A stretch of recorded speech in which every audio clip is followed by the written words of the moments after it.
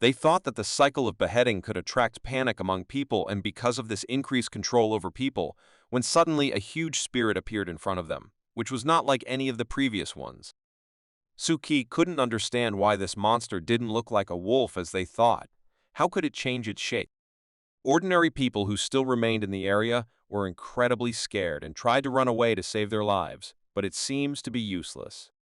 Some of the people in a hurry even tried to film on their phones how the monster was advancing on the city. This gave it even more power, for which these people ultimately paid a strong blow, and dozens of peaceful people simply ended their lives in this place.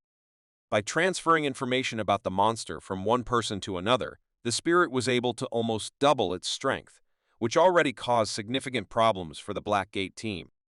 Mr. Anderson could not understand the fact that this spirit managed to get out of the Ali Baba blockade, from which no spirit had ever escaped before, but worse than that now peaceful people are in this blockade. The man turned to the young masters and asked them to find a safe place and stay there until he allowed them to leave. And in the meantime, they, Mr. Green and Suki, would try to disperse all the people away so that at least they would not stay here forever. It seems the girl was sure that they came here for a reason, and they would do everything possible to help the Blackgate complete this mission. The monster did not wait for them to come up with a good plan that would help them defeat him. He went on the offensive. More and more civilians began to see this monster that was sweeping them out of the way. It was real horror. The little girl tried to hide behind a tree so that the spirit would not destroy her the same way he did with others, but it seems that he noticed her and will now strike. And so it happened. She miraculously dodged the first blow. She was very lucky because Mr. Anderson noticed this and arrived in time to help. He took her away from the scene of the impact. But the monster was too fast, so I had to use one of his relics to take a little breath and rest. Now a lot depends on the other team members. Suddenly, an explosion occurred, which threw the monster back and caused irreparable damage to it. It seems that after this, it will be difficult to recover. But in order to defeat the spirit, this was not enough, and he became even more evil, so he was going to do everything to destroy this world and people along with it. As it turned out, it was the tricks of Tomoya who tried to stop him with such explosions. Of course it didn't work out, but the guy did everything in his power. Lailu praised the guy because even she didn't expect that he was capable of this. It was quite a strong blow, but now it's her turn. She took out her magic sword, which she tried to enchant and deal a crushing blow to the monster. But will she succeed?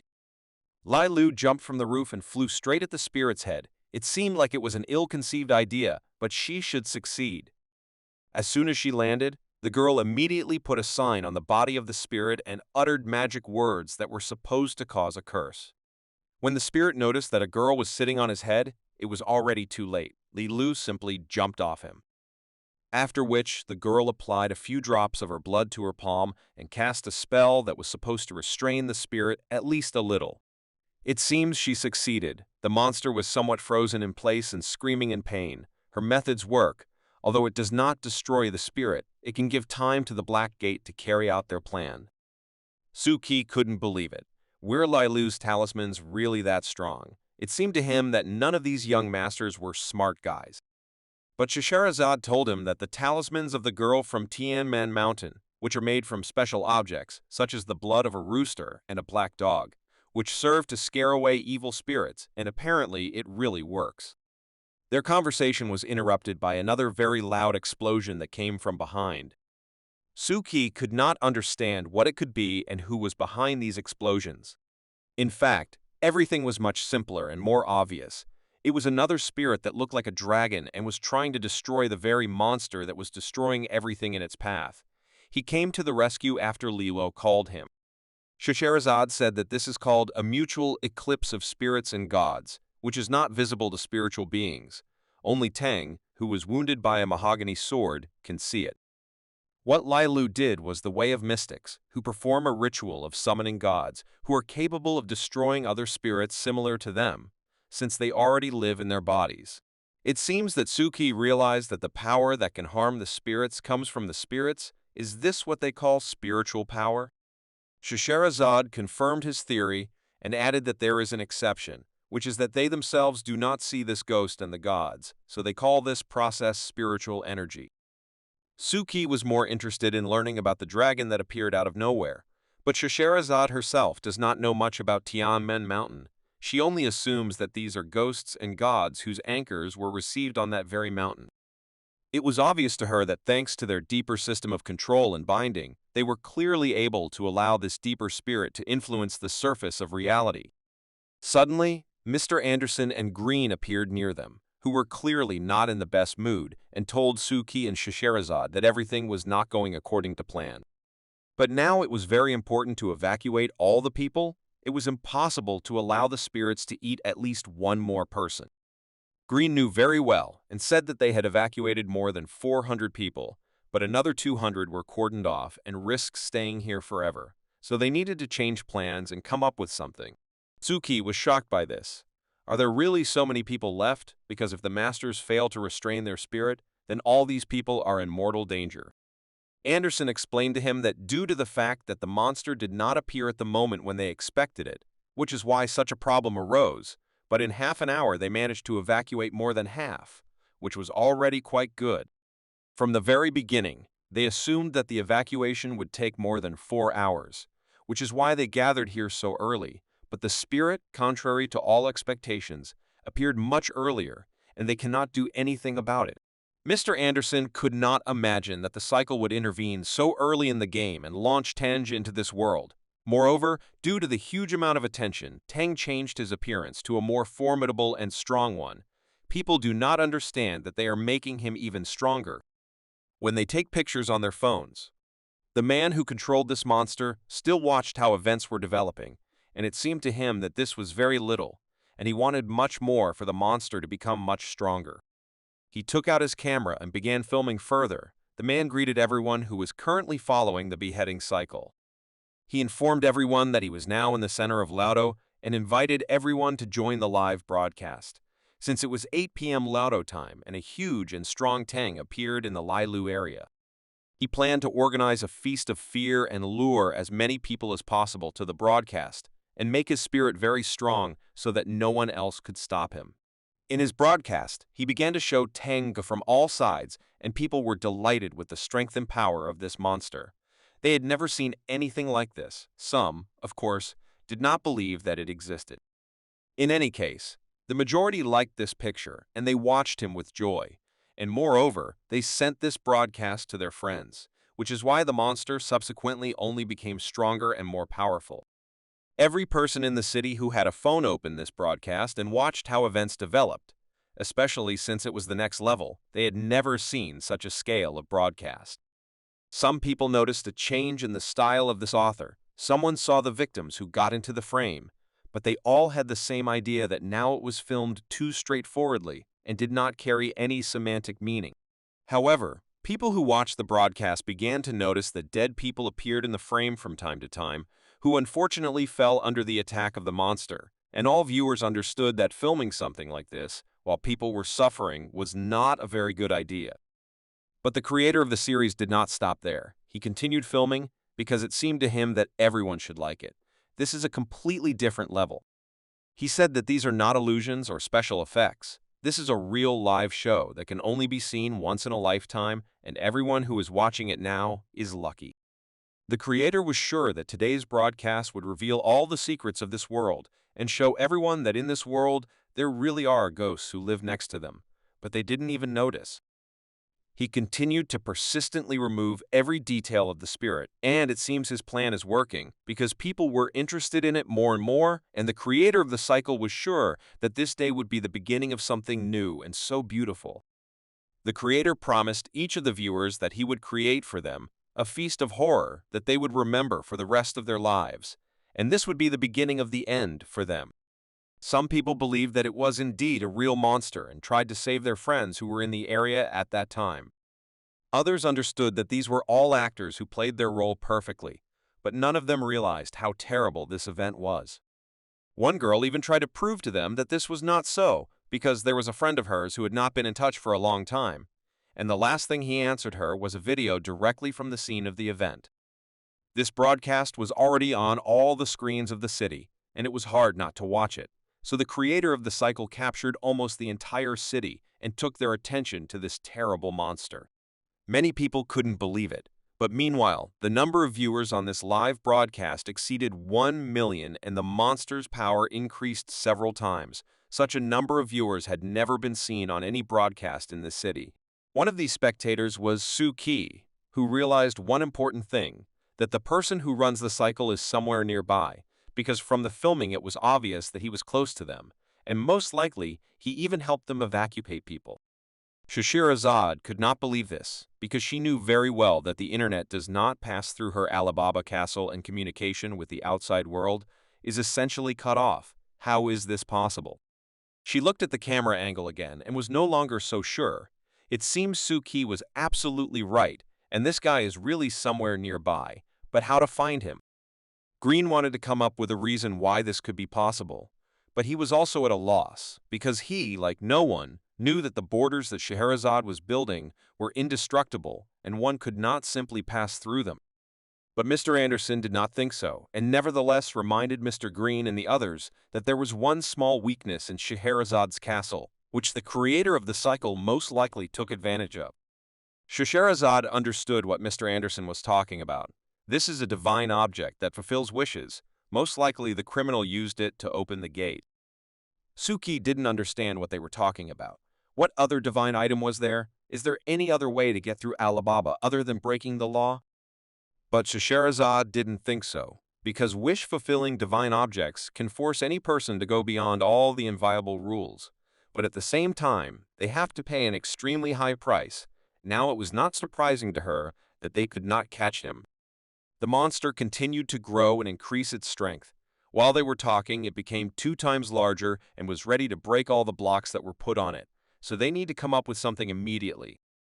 Suki realized that it was also in the story of Faust, in which the devil Mephisto made an agreement with Faust that Mephisto would be his faithful servant and would, as it were, fulfill his wishes, after which the devil would take his soul after Faust was satisfied.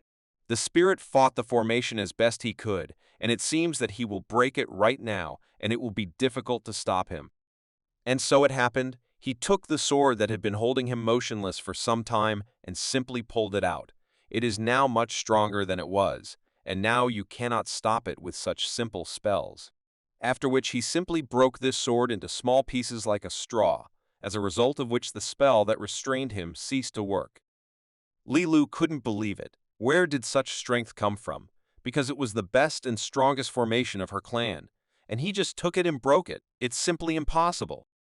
The Black Gate could not yet figure out what to do, but it was very difficult to watch, because nothing good was happening. They began to believe in Teng more and more, and he began to gain a foothold in this world. With every second, it would be harder and harder to fight him. The monster has so mastered the power that every viewer of the broadcast brings to him that he began to change his appearance and becomes even uglier.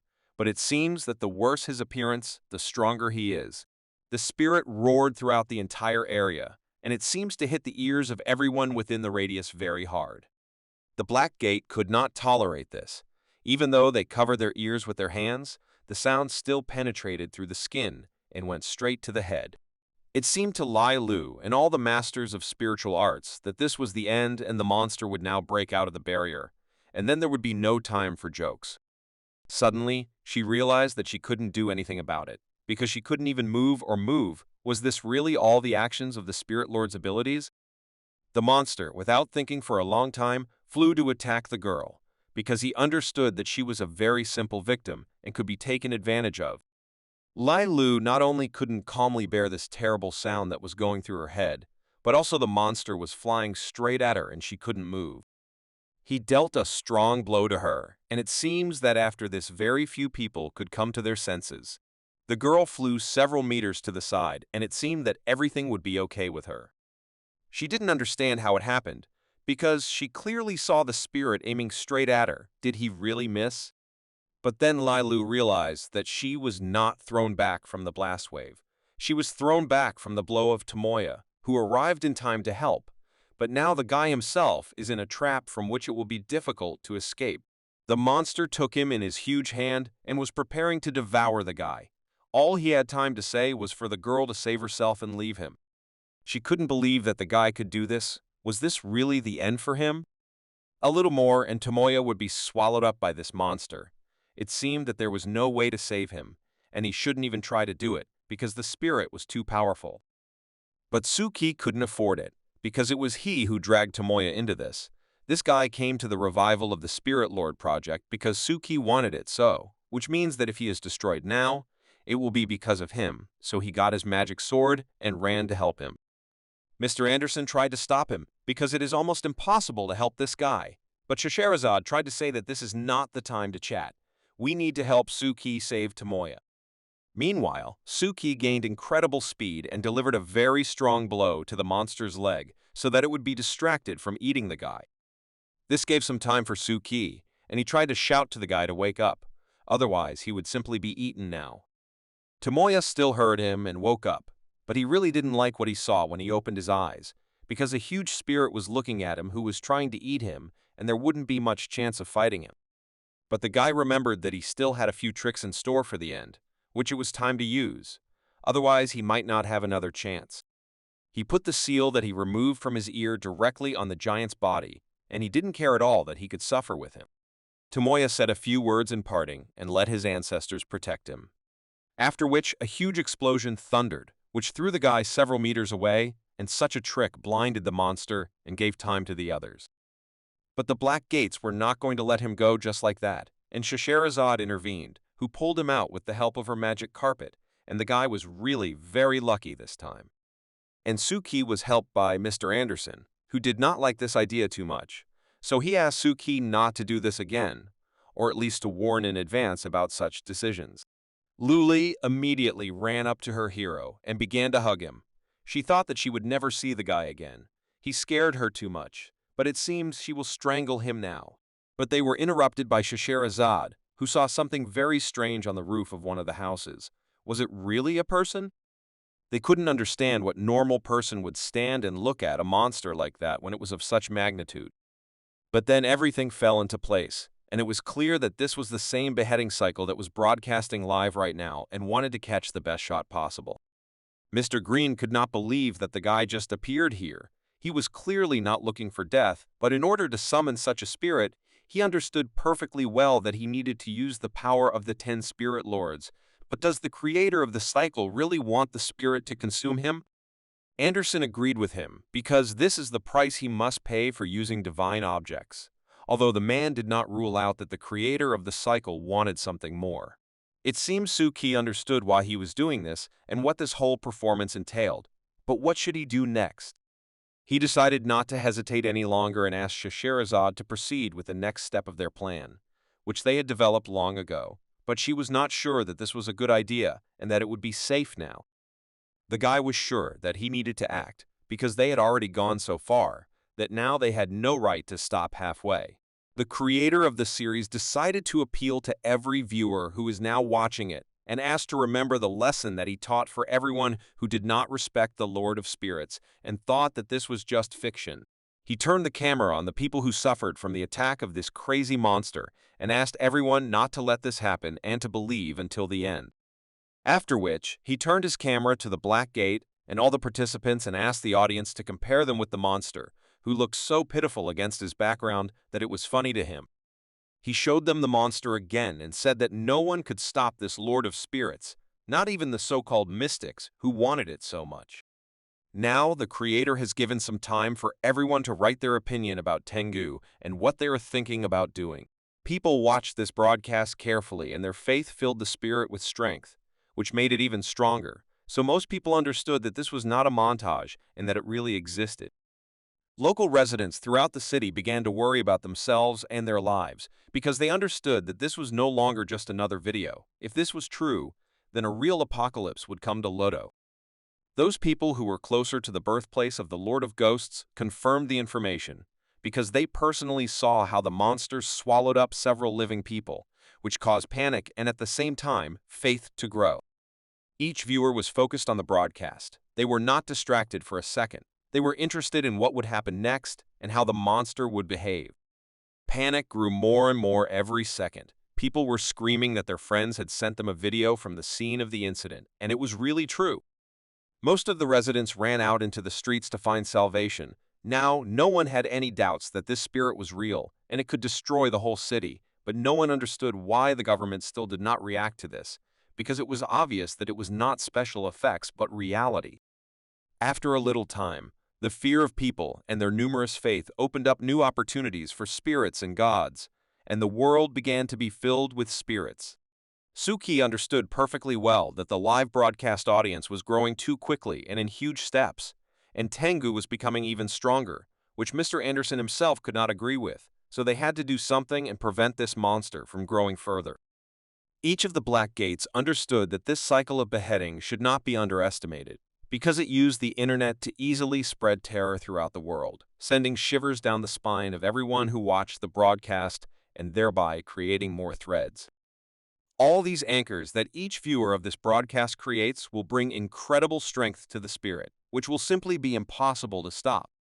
The creator of the series told every viewer that he gave his life in order to make this broadcast and start a new story. He understood that some of the people might not believe in this and think that it was nonsense, but it didn't matter to him at all. Teng was reborn, and all of Laudo would soon be captured and then destroyed. The creator of the cycle promised everyone that they would all encounter Lord Teng and learn what the real world of spirits is, and after which they would see its power. After such a long speech, the Lord of the Spirits nevertheless struck a blow, which could have ended very sadly for the creator of the cycle. But still, he was lucky because some guy stood in front of him, who essentially saved him from this blow. And it was Su Qi who, after such a blow, felt too bad. He could barely stand on his feet, and his insides were simply bursting with pain. A little more, and he would simply fall to the ground. But before that, there is something to be done. Even after this, the creator did not stop filming his broadcast, which made Su Qi even more angry. Therefore, without thinking for a long time, he hit the guy on his hands, from which the camera flew out, and after this, the filming would obviously stop. The spectators who watched this whole miracle could not understand, because it could not be a special effect.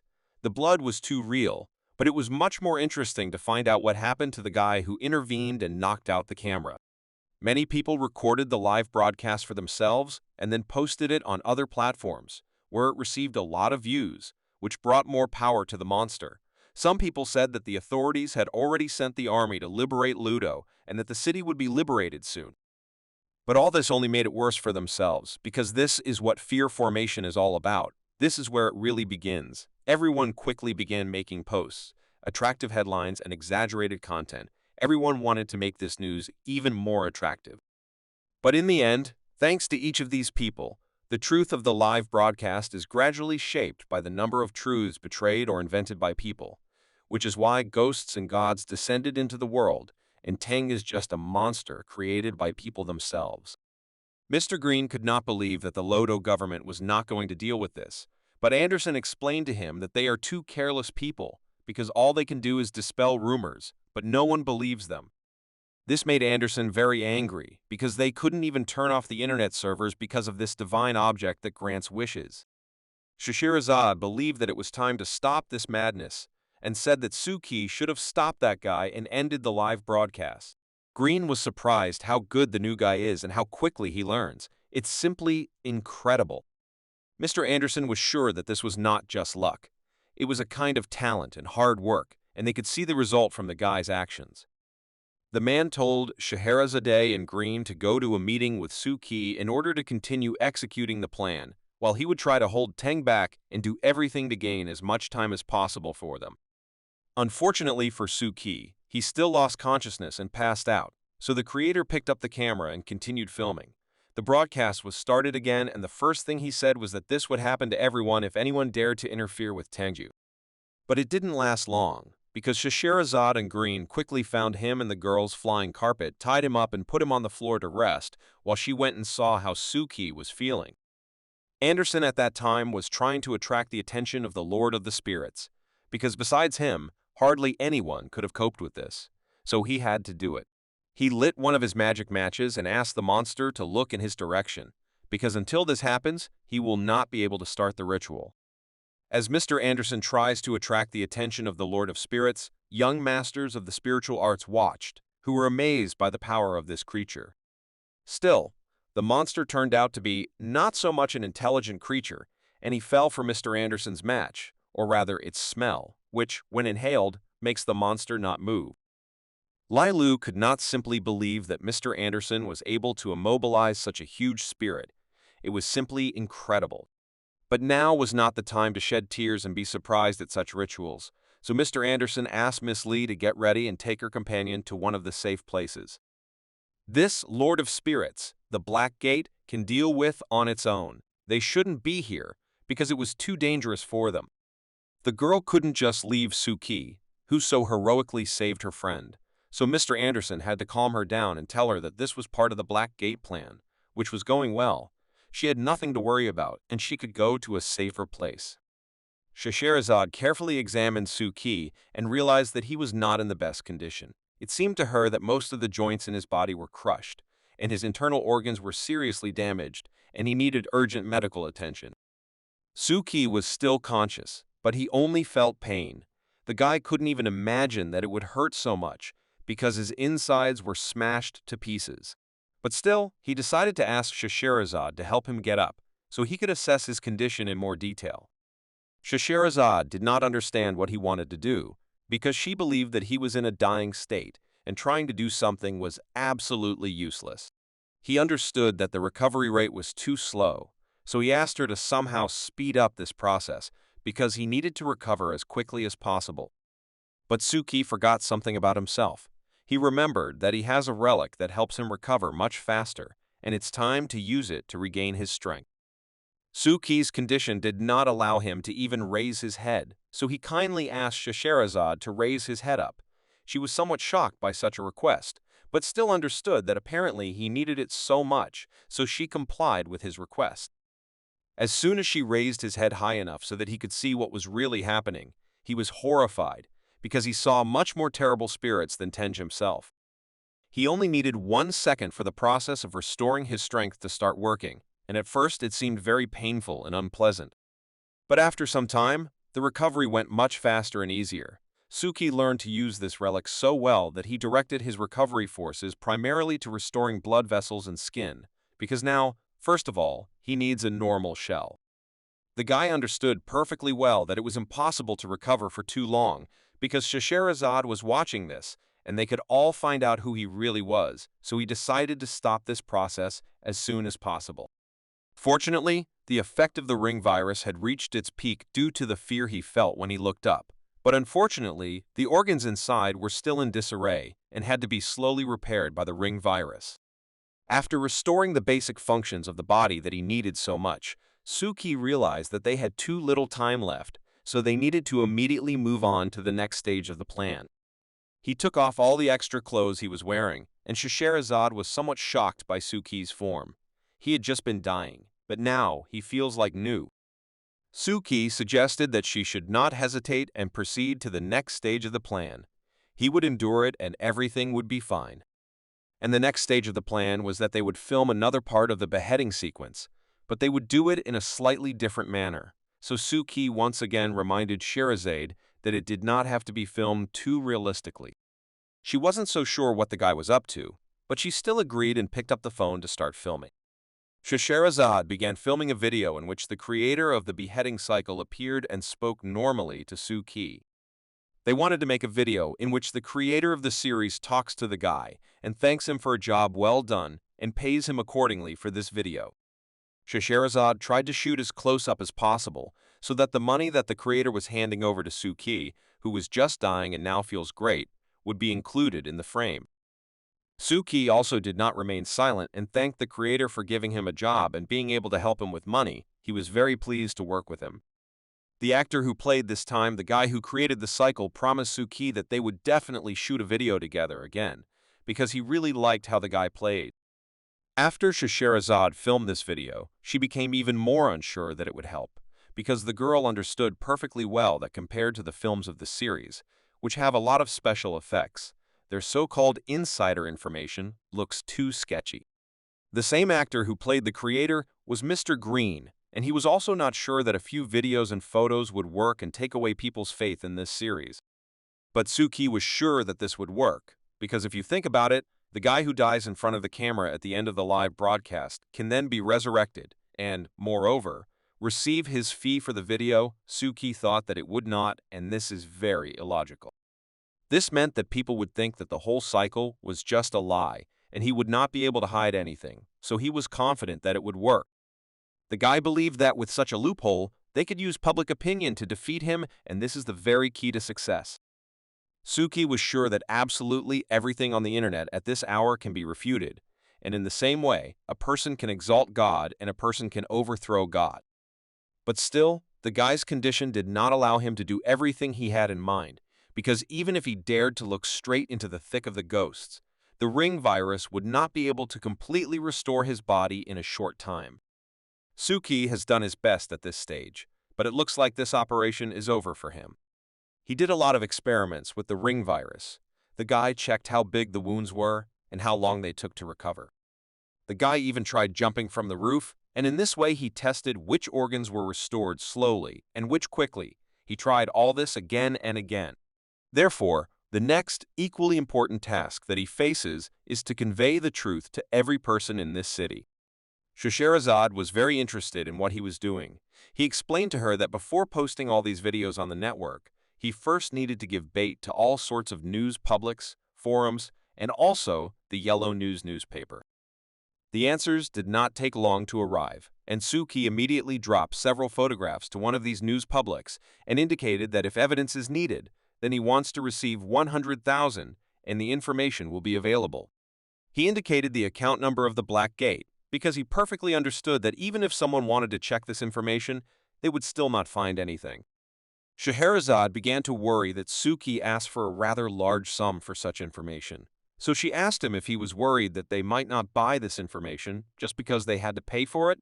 But in fact, Suki believed that they would be embarrassed that the information is paid, and when it is paid, it carries some kind of secret, and the majority will believe that the informant only needs money and will not talk about other goals.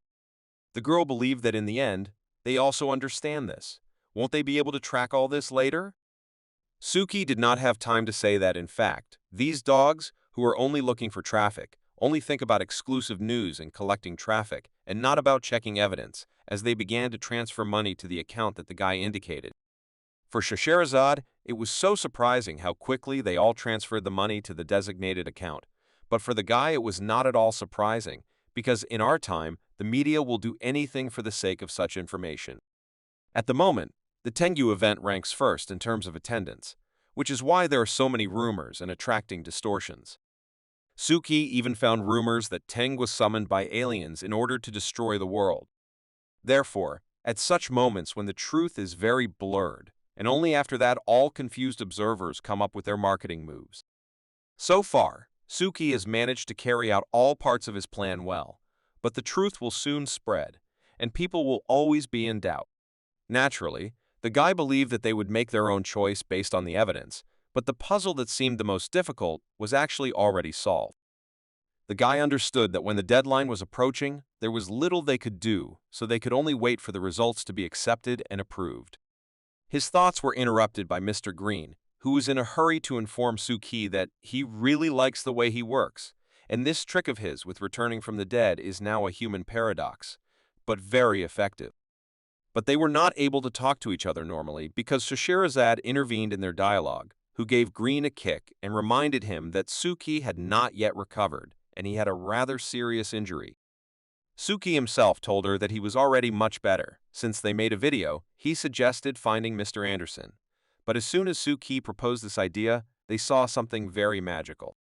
Everything was flying around Mr. Anderson. It looked as if he were the Lord of the Spirits, and he controlled the whole world. The man, meanwhile, was busy restoring the streets and objects that had suffered from the blows of the Great Spirit. Suki couldn't believe his eyes how this was even possible, but once again he was convinced that the Blackgate organization was made up exclusively of people who had professional abilities. But as it turned out, for Mr. Anderson, there was nothing surprising, because this is just a ritual of restoring the pristine layer of low light, which is useful for hiding ghostly traces. He promised the guy that he could teach him a little later if he was really that interested. Suki was very happy, but he was also worried about the fact that the Spirit Lord was still in the real world, and how long could Mr. Anderson's religion hold him back? Everything was quite simple. As the man explained, he had 3 matches, each of which could hold the monster for about 10 minutes, and all this time, the spirit would look like a statue. Green was not sure that 10 minutes would be enough for them to spread their false truth throughout the internet, and thereby cut off all the anchors of this monster. There was a feeling that Scheherazade was unhappy every time she heard a single word from Green, so she told him that he was the only one who couldn't work. You won't know until you try. Mr. Green's patience was not eternal, and he rather rudely answered her that he was just worried, although it was only a matter of time before this monster drowned, but still in 10 minutes they would have to come up with something new. Of course, after that they began to quarrel and argue with each other about who had done more work and who would still have to work harder. Mr. Anderson couldn't watch it. They act like 2 children, and he was absolutely right. But they were interrupted by a voice that came from behind, after which they turned around and were quite surprised. This was the same squad of young masters who tried to offer their help, because they also want to contribute to the destruction of this monster. Mr. Anderson and Scheherazade unanimously said that they appreciate the contribution and efforts of each of their young masters, but it is better for them to go to a safer place now. But still, one of them did not give up and said that he had listened to the abbot's lectures a lot and knew a little about the sacraments and understood perfectly well that Tang had not yet been completely overcome. The man confirmed this information, but now they have no other choice. The master was scared because he didn't understand what they were going to do now, but Anderson reassured him, because the solution is actually very simple. They just need to wait. They also noticed that the streets that were destroyed by the spirit were miraculously restored, and this is the first time they see such a strong mystic. Green explained to them that the Black Gate had done everything possible to minimize the influence of the spirits, but Suki was more worried about why Tomoya was looking at him like that. What did he see? The guy actually wanted to confirm several theories for himself, because he was sure that he saw Suki dead, and now he sees how more or less everything is fine with him, and after a while he will fully recover. Suki assured him that he was fine. In fact, he was more worried about Tomoya because it's hard to leave after something like this. But Tomoya was in his repertoire and reminded Suki that he is a genius and is not so easily hurt. But he was still very grateful to Suki for his help. He came to the rescue just in time. Now Suki changed his opinion about Tomoya. This guy now seemed to him still stupid, but not bad at all, and even a little heroic. Unexpectedly, Li Lu handed Suki some small jar and said that this gift was for him. As it turned out, it was their unique secret medicine of Tianmen Mountain, which can restore wounds in a short time. She believed that he really needed it now. The guy was very pleased to receive such a valuable gift. Now he will be able to restore his strength much faster than it would have been with his virus inside him. At first glance, it seemed to him that these were ordinary rice beans, but as it turned out, this was not an ordinary thing. Perhaps it was also connected with perfume. Lai Lu recommended that he try it because it is very tasty and so healthy, and he will be able to recover much faster. But Suki understood that he couldn't just eat it, and who could even eat this disgusting worm? It's just terrible. So he had to say with a smile that he couldn't eat now. The girl insisted on this because she still had a lot of them, so she didn't feel sorry, and besides, she was sure that he would ask her for more. Although she decided not to wait and gave him a few more jars, which, according to her, should have helped her a lot and brought her strength.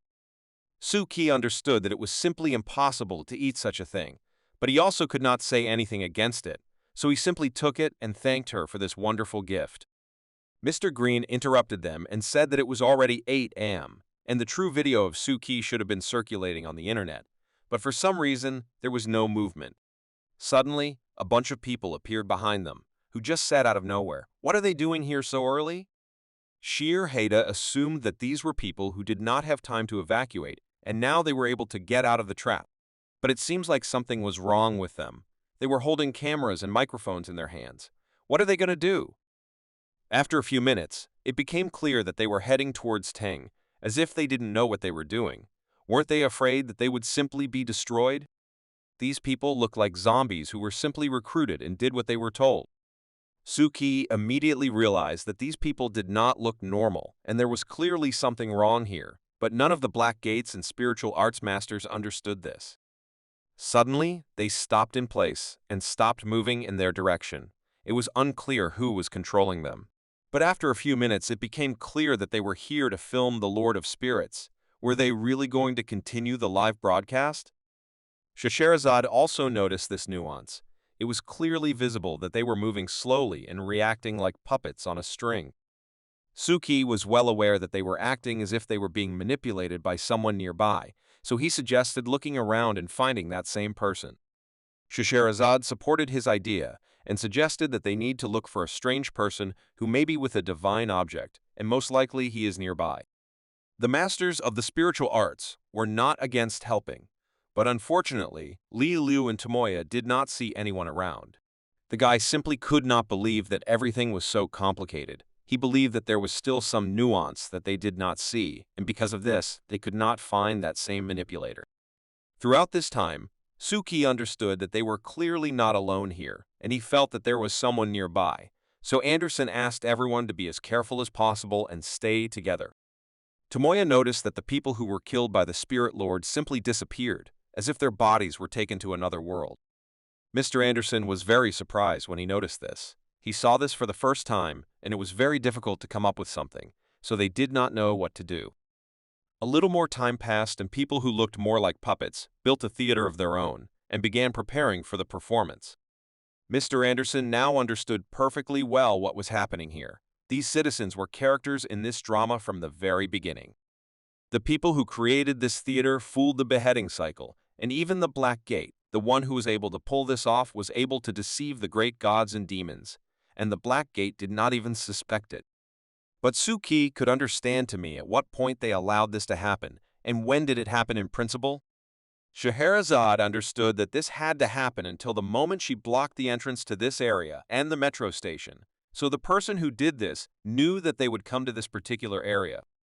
But together they realized that from the very beginning, they placed these puppet people among ordinary passers-by and were thus invisible to the ordinary human eye, but even the mystics could not notice this. Scheherazade added that the beheading cycle thinks that he has become the director of a horror show, but without knowing it, he has already become the center of the drama that others, without realizing it, have prepared for him. How confusing everything turned out.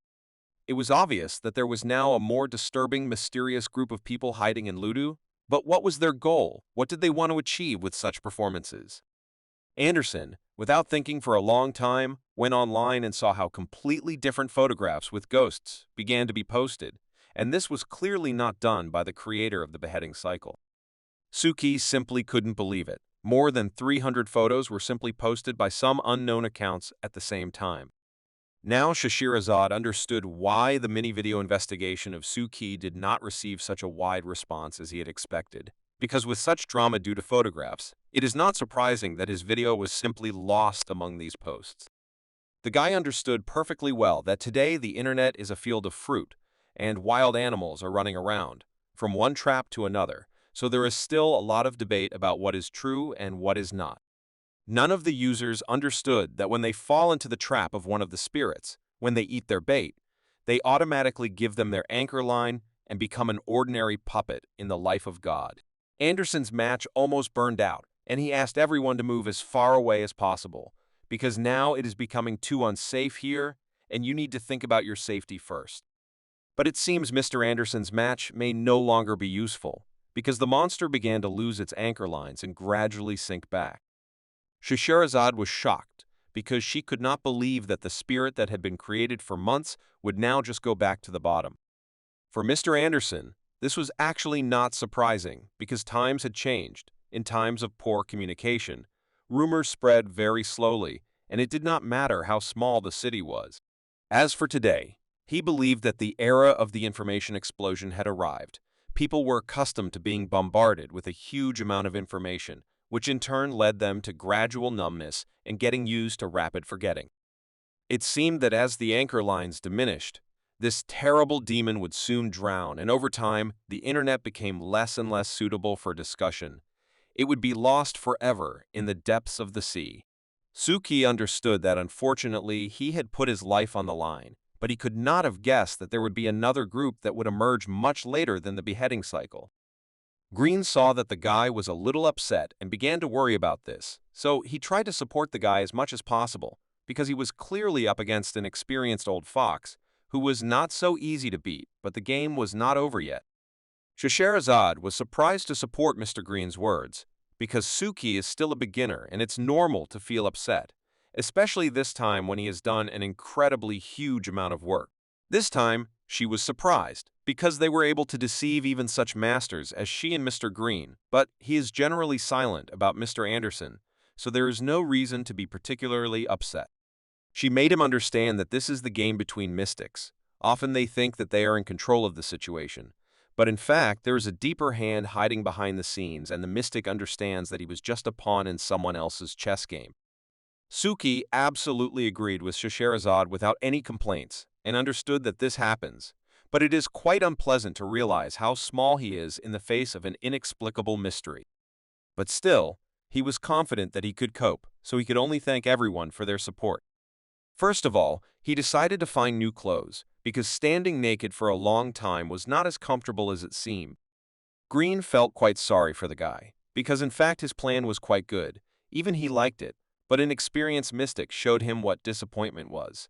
Anderson asked to give this guy a little personal space. He needs to grow up, after which he will definitely show yourself at your best. Anderson understood perfectly well that the plot of the cycle was a failure, because it was proven that Tengu is a special drama of one person, and he will soon simply drown. While Anderson was assuming this, Tomoya stated the fact that these people began to disappear, and it looked very terrible. A moment later, everyone disappeared as if these people had never existed. It looked very strange, but apparently this was the plan of the person who came up with it. Green admitted that this is a rather strange tactic, but every second it becomes more and more interesting for him to watch it, and he is especially curious to find out what is behind it. Suki was gone for literally a few minutes, but when he returned, his clothes suited him. At least he thought so. He was immediately very upset, because while he was walking around and choosing new clothes for himself, the team of people who were here with video cameras simply disappeared. Perhaps this was the move of a person behind the curtain. But suddenly they were interrupted by a very strong and loud sound that came from behind one of the high-rise buildings. When they turned their heads, they could not believe their eyes that they were seeing it. Was this huge spider a demon, which was even larger in size than Tenj? But Tomoya immediately recognized him, because he knew perfectly well that this was one of the great spirits of the 89 community that Suki showed him. Lilu did not understand what he was saying, but she believed him. The guy could not calm down when he saw this spirit, because now he understood that the real Lord of the Spirits had indeed been reborn, and now they do not separate so easily. Suki pretended that he was amazed and at a loss for words, but inside, he perfectly understood what was happening, because after the night spent against Teng, he finally waited for his organization's turn. Now it was time for him to enter the game. Green had absolutely no time for jokes, because this organization is the same one that left coordinates to promote the revival of spirits, and Anderson recalled that this organization is directly related to ancient times. Scheherazade noticed that the spirit appeared at the right time, because now, when the Tengu is almost destroyed, there's an excellent chance to take away absolutely all of its anchors and gain a foothold at the depth at which this monster is located. What a good plan after all. Suki still pretended that he was horrified and offered to come up with something so that they could stop this spirit together. But again, he was very pleased to hear such words from Scheherazade, because he really tried very hard when he planned this plan. But Mr. Anderson stopped them, because undermining the secrets of a mysterious organization is tantamount to the beginning of a hostile relationship with it. The guy could not believe his ears that he was hearing such things from him. The man explained that in the case of the beheading cycle, which threatened the lives of ordinary people and violated their rights, and also endangered the participants of the Black Gate, they were therefore obliged to intervene and use force. But in front of this creature stands a completely different organization, which is unknown to them, and doing something against it would be thoughtless and wrong, because then it's worth thinking about the consequences. Suki could not believe that Anderson just wanted to give them all the anchor lines, but he told him that his plan was to observe, and the main thing was not to let go. Then everything would be fine. On the one hand, the guy certainly understood what he was talking about. After all, this is an unknown organization, and it is not clear how this could turn out for the Black Gate, but on the other hand, it was not clear what the attack of this spirit could turn out to be. Anderson added that it is very important that they do not cross the line, because so far they are helping everyone a lot. Remember at least the case when they reported the Angel of Death. It was enough in time. Therefore, he believed that the best solution would be to observe and not interfere in the affairs of this organization, unless, of course, there is an urgent need to do so. Suki did not even imagine that the letter that the nine-headed one wrote to the police station would turn out so well for his organization, because now the Black Gate is positive towards the 89 organization. The guy understood that in any case, his people are not on the dangerous lists of the Black Gate, such as the beheading cycle, so this is already very good. Tomoya, of course, heard what the Black Gates were saying, but he was still frightened by the fact that the Lord of Spirits continued to advance and had already come close enough. It seems that Suki himself did not expect this. Did something go wrong? The monster came even closer and roared at the top of his voice. It seemed that he was far from positive. This voice made everyone close their ears because it was impossible to just listen to it. Lilu was no longer sure of Tomoya's words when he said that the guy fought with this monster on equal terms. But Tomoya stood his ground to the end and proved that it was he who fought with him and almost won. As it turned out, the spirit was not as friendly as they thought, and it seems that the plan to observe would not be appropriate here, because the monster began to evolve and double the number of its paws. Now they urgently need to come up with something. The Black Gate understood perfectly well that this would not lead to anything good, but they could not understand where the spirit got so many anchors, because Tengu had all the faith. Where could he get them? This huge spider has grown arms, which he can certainly use against the Black Gate, but it seems that he is primarily opposed to Tengu. Although Suki could not pretend that he liked it, he felt good inside, because all this fuss around the spirit was to his advantage. It brought him more and more anchors. The monster did not wait long, and immediately after its evolution struck the first blow at Teng, who stood motionless. It was a very strong blow, which with just one finger could wound and cut off the hand of the huge Teng. Is this really the real power of the Lord of Spirits? Suki believed that everything was going according to his plan, and this battle would be more useful than ever. But then he suddenly saw Mr. Anderson laughing at this, and the guy could not understand what was going on, because it seemed like two huge spirits were fighting in the center of the city. The man explained to Suki and everyone else that it was funny to him because of the well-thought-out plan of the organization behind the spirit, because he noticed that someone was controlling the so-called Spirit Lord and timing the strike. Now it was obvious to each of them that the Lord of the Spirits attacked only at the moment when the anchor line broke and the body of the Teng was about to disappear, and just at that moment, the Lord of the Spirits pretended to strike the spirit. Anderson also added that he had already seen such a trick. It was used to mislead mediums of very shallow depths, but now he is doing it even more thoughtfully, and Teng will soon have to dive underwater. What a surprise the guys were when, after these words, Scheherazade said that Teng really goes underwater and begins to plunge into the depths of the sea, so he will gradually become invisible even to mystic. It turned out that everything that the Black Gate guessed about turned out to be just a show, which was used by the ancient organization 89 to take a huge number of anchor lines for themselves, and it seems that they are doing well. The only problem was that even if Tenji's anchor was destroyed, he would sink to a depth of most the Moho level, so Suki would still be able to see him.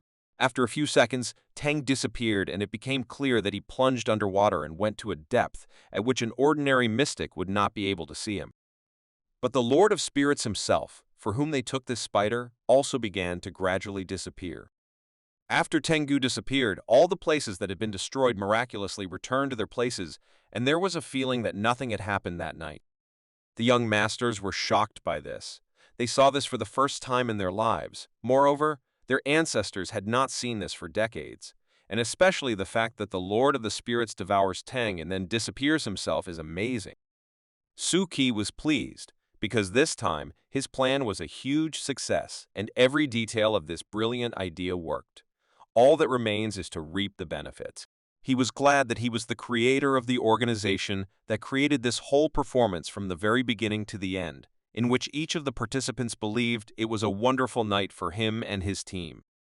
From the very beginning, turning the decapitation cycle setup was part of their plan, and they also carefully planned the blockade of the Black Gate, which helped them buy some time. Bringing Suki back from the dead was also part of the plan that saved the guy from suspicion of collaborating with Organization 89. Everything was thought out to the smallest detail.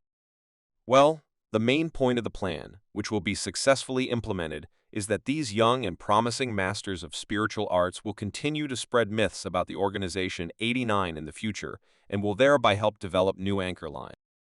The guy was 100% pleased, because all the actors, the stage, the props, every aspect of the scenery, all this is a big secret that was created by his organization and will forever remain a secret. After such success, Organization 89, led by Suki, entered the next level of development plan, and it was wonderful. 5 hours before Tengu appeared, it was about 3 o'clock in the afternoon, and one of the popular gamer bloggers was sitting in the apartment, who was going to try out a new game that the Spider had released. As soon as he went to its official page, he saw how a new version of the game was released, which was called Ghosts of Lodo 3.0.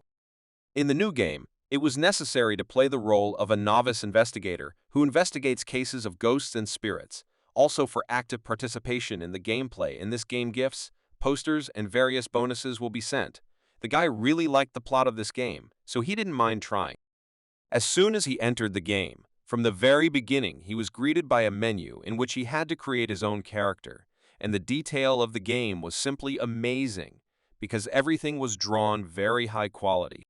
After the guy creates his character, the gameplay will be available to him, and at this stage he really liked everything and immediately wanted to start the game itself.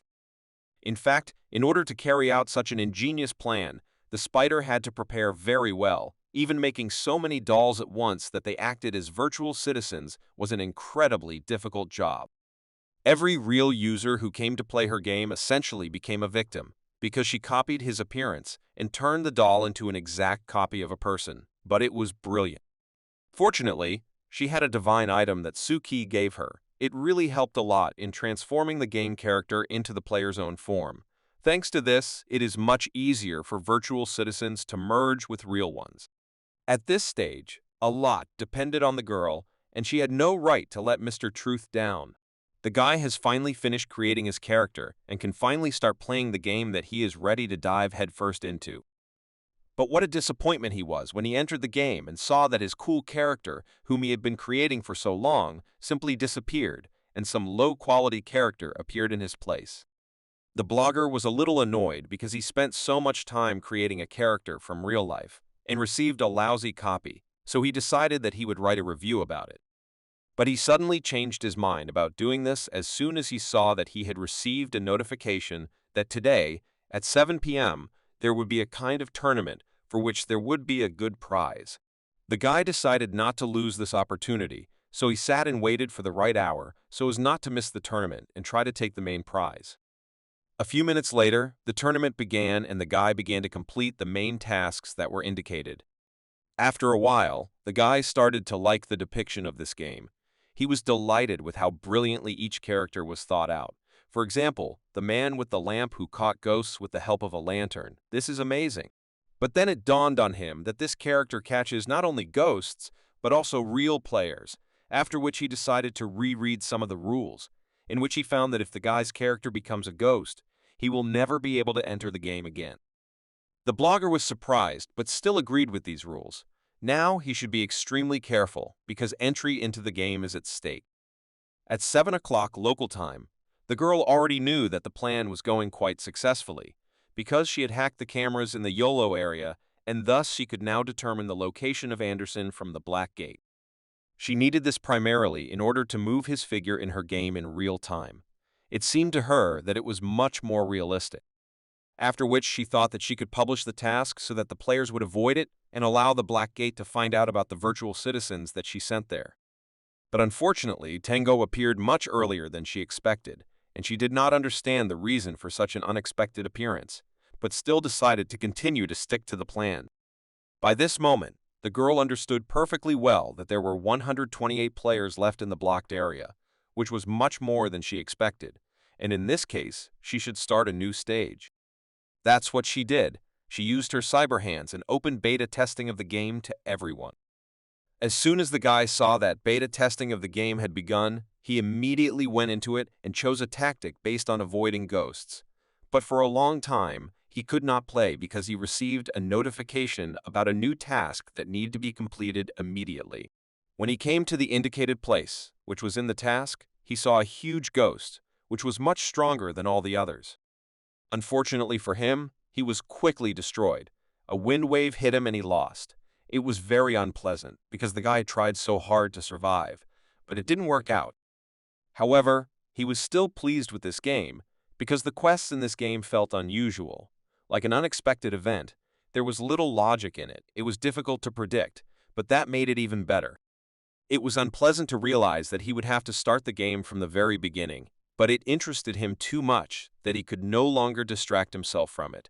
Version 3.0 became the best game of his life. Meanwhile, the girl decided that it was time for the photographers who had been hiding all this time in the YOLO zone. Therefore, she sent all the players a task in which she asked each player to get together and move to the square where Tenj was and withstand his attacks. It seemed to the players that this task was much easier than the previous one, and they happily went to complete it. Of course, the girl paid for gifts for successfully completing the task, but it was to her benefit, because in return she received her photos and video evidence, and thus everyone around was happy. The girl was going to take about 300 photographs, which she later wanted to distribute throughout the wisdom system, and this would give them the opportunity to quickly get on the internet and become popular, which is what Mr. Truth needed. She tried to do this in such a way that these photographs would only reach those people who were interested in the beheading cycle, which should have done a huge amount of mistrust in this group. Everything would have been simple, but there was one drawback. She had to pay the money again, and this upset her very much. Currently, the incident with Tang Yu is in all the public news. The video against Tang has no shortage of hype and attention, so she decided that there was no point money. A few minutes later, Tang began to lose absolutely all his anchors due to the fact that the girl published as many as 300 photographs, which clearly showed that this was all staged and it was filmed by a huge team of people, so people stopped believing in him and little by little began to sink back. This was successfully used by the so-called Lord of Spirits, who, as the young masters of spiritual art said, pierced Tang right through with just one finger. Now, Gaiyu Guo was incredibly pleased, because she had completed absolutely all of Mr. Truth's tasks, and now she was ready to tell everything at the next training camp. Meanwhile, the young masters thanked the Black Gate for their help, but now they need to return to the temple and be sure to write a report about what they saw. Finally, Li Lu invited Suki to Tianmen Mountain for joint training. She would be waiting for him very much. Suki pretended that he was very interested in this proposal and would definitely try to come. Mr. Anderson was not in the best mood, because today all the mystical and spiritual organizations in Ludo are destined to spend a sleepless night due to the revival of the Lord of Spirits. Blackgate also needed to report to the main office about what happened here, so they decided to do this after Tang finally drowned. But Suki said that he would not go with them, because Miss Mary would come to him soon, so as soon as he finished with her, he would join them. Mr. Anderson didn't mind leaving the guy alone, so he told him that they would be waiting for him at headquarters. As soon as he finished his business, he could come. But Suki actually stayed here not only because of Miss Mary. Now his plan was to deal with Tenj for real, but for this, he needed to do it when no one would see it. It was already exactly 9 o'clock in the evening, and Miss Mary was already waiting for the guy, and at that moment, Tenj tried to attack Suki. But his blow was stopped, and what's more, it seems he was very badly wounded, which does not give him the opportunity to continue the fight. Suki decided not to waste the opportunity and again used Miss Mary as a weapon to destroy the monsters, so while he was using the mask relic, she attacked Tenj. But this huge spirit did not give up and went on the next attack, trying to take revenge on the guy. Tenj used his strongest blow with the wind. Miss Mary, unfortunately for him, did not feel this blow and simply waved her sword and repelled this blow, while Suki calmly watched this. The monster was tired of these games, so he attacked Miss Mary with a forceful move, and it seemed that this was the end for her, because he simply crushed her with his hand. Suki began to get a little nervous, because this had never happened before. Usually Miss Mary deals with everyone from the first blows, and it is absolutely not difficult for her to do this. Although it was only at first glance and she cut the monster's hand into pieces and escaped from this trap, now Tenge is worth defending. But he didn't have time to do anything when Miss Mary just pounced on him and cut him into small pieces. Her sword could do it with such ease. This still scared Suki a little, but still, this is only a plus for him. Suki thought that the Tengu incident, caused by the beheading cycle, ended badly, but his mission was slowly moving forward. He also understood that it would not be as fast as he expected.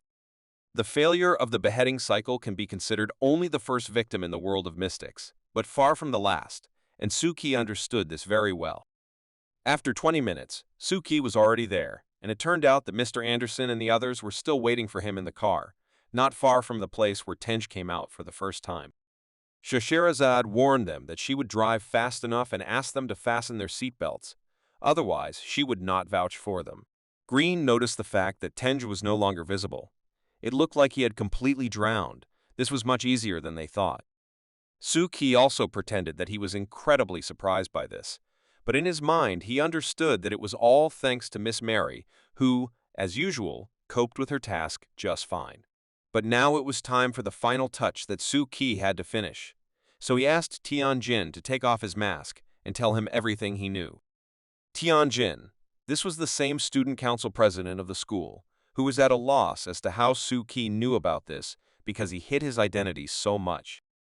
Suki told him that he met with photographer Chong, who told the guy about a video with a transfer student who had her uniform changed, after which Suki immediately remembered that Tianjin had a sister. He immediately decided to check and found what he wanted. She also graduated from school and studied in the same class with the same girl, who, according to legend, was nicknamed the transferred student, who in fact was a nice woman who he met in a cafe.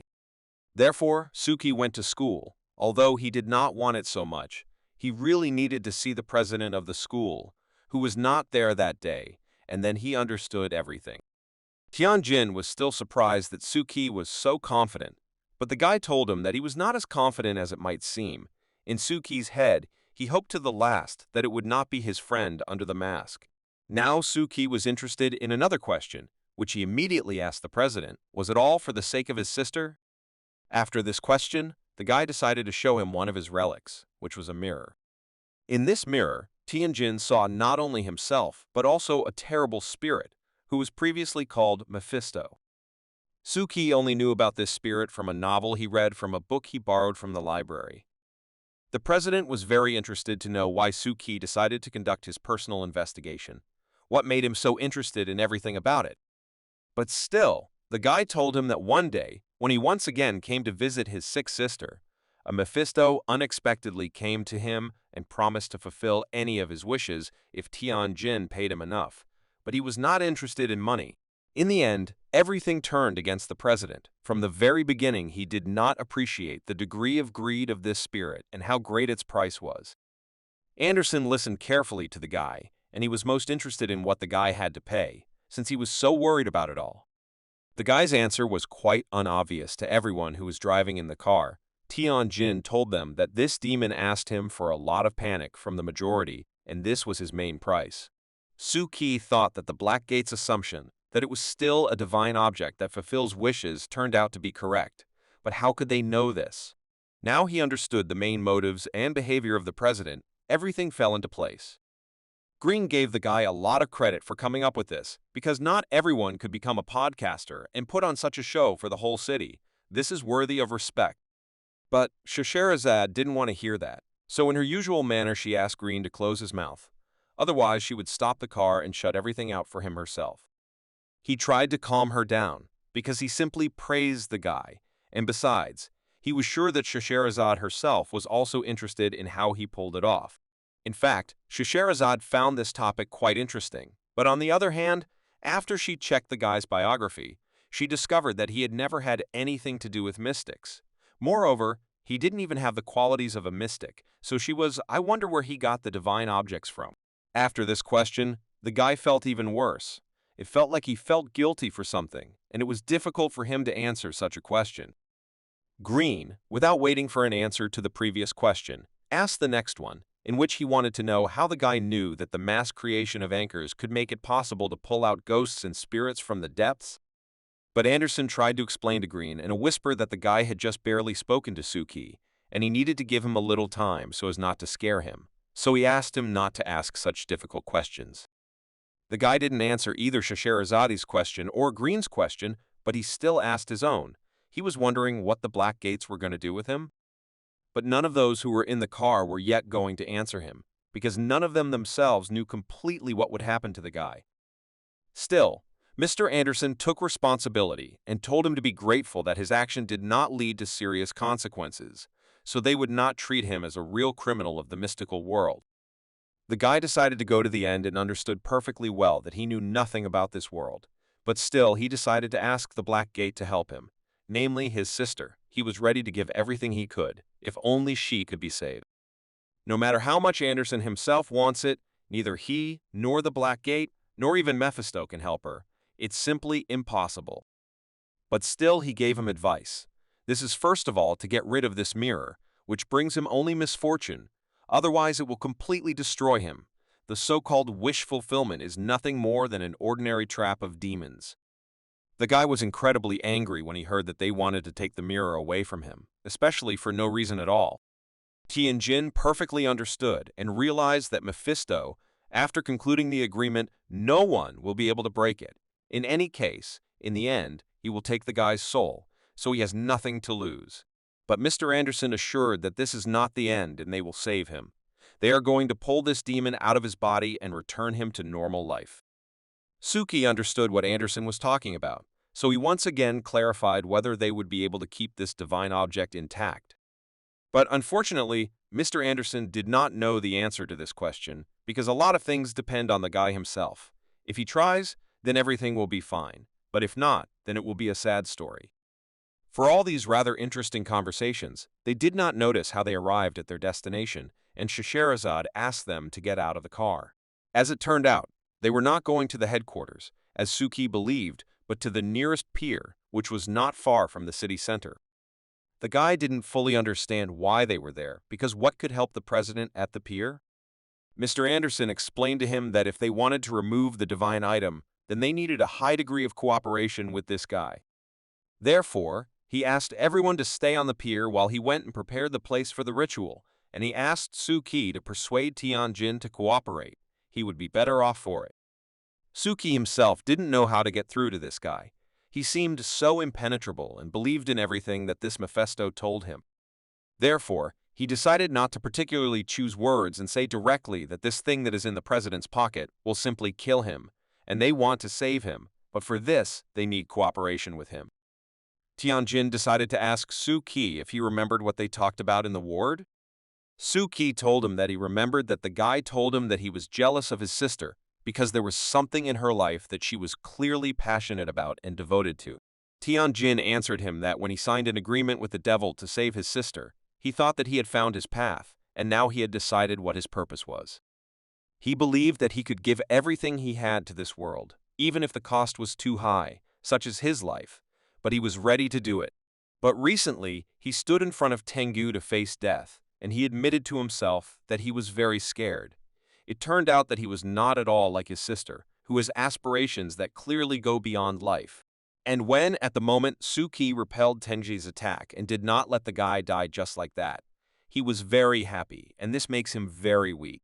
He was so ashamed that what he thought was a saving pursuit actually turned out to be an ordinary demon's trap, into which he lures almost everyone who comes across him. Suki told him that he always believed that it is important what a person wants to give his life for. Even if it is a goal, in any case, you need to think about everything and not act on the situation. The guy believed that in life you need to pay for it yourself and not attract other people to help. The president didn't know how to respond to all these words from Suki, so he just stood and looked at the sea, which could calm him down a little. Suki decided to continue convincing the guy that he needed to pay for his own problems and not involve other people, but the guy continued to remain silent and did not answer anything. The guy himself couldn't believe that he said something so pretentious, but still, it should have convinced the president to change his mind. And Tianjin finally spoke and said that Suki was absolutely right. He believed that he was never like his sister, and it was time to answer for his actions. So he began to wonder if it was true that they could actually destroy this demon if he cooperated. But Suki recommended that he not rush, but think about it carefully, so that later he would not regret this decision. The president understood perfectly well that playing with one's life is very stupid and should not be done. He believed that he had to stay alive, and only by staying alive could he continue to wait for his sister to wake up. Their dialogue was interrupted by Mr. Anderson, who was already ready to begin the ritual that would help remove the demons from the guy's body, so he came to call them, if, of course, they were ready. Suki made the man happy, saying that the president agreed to cooperate. He decided that his life was more important to him, so he didn't mind.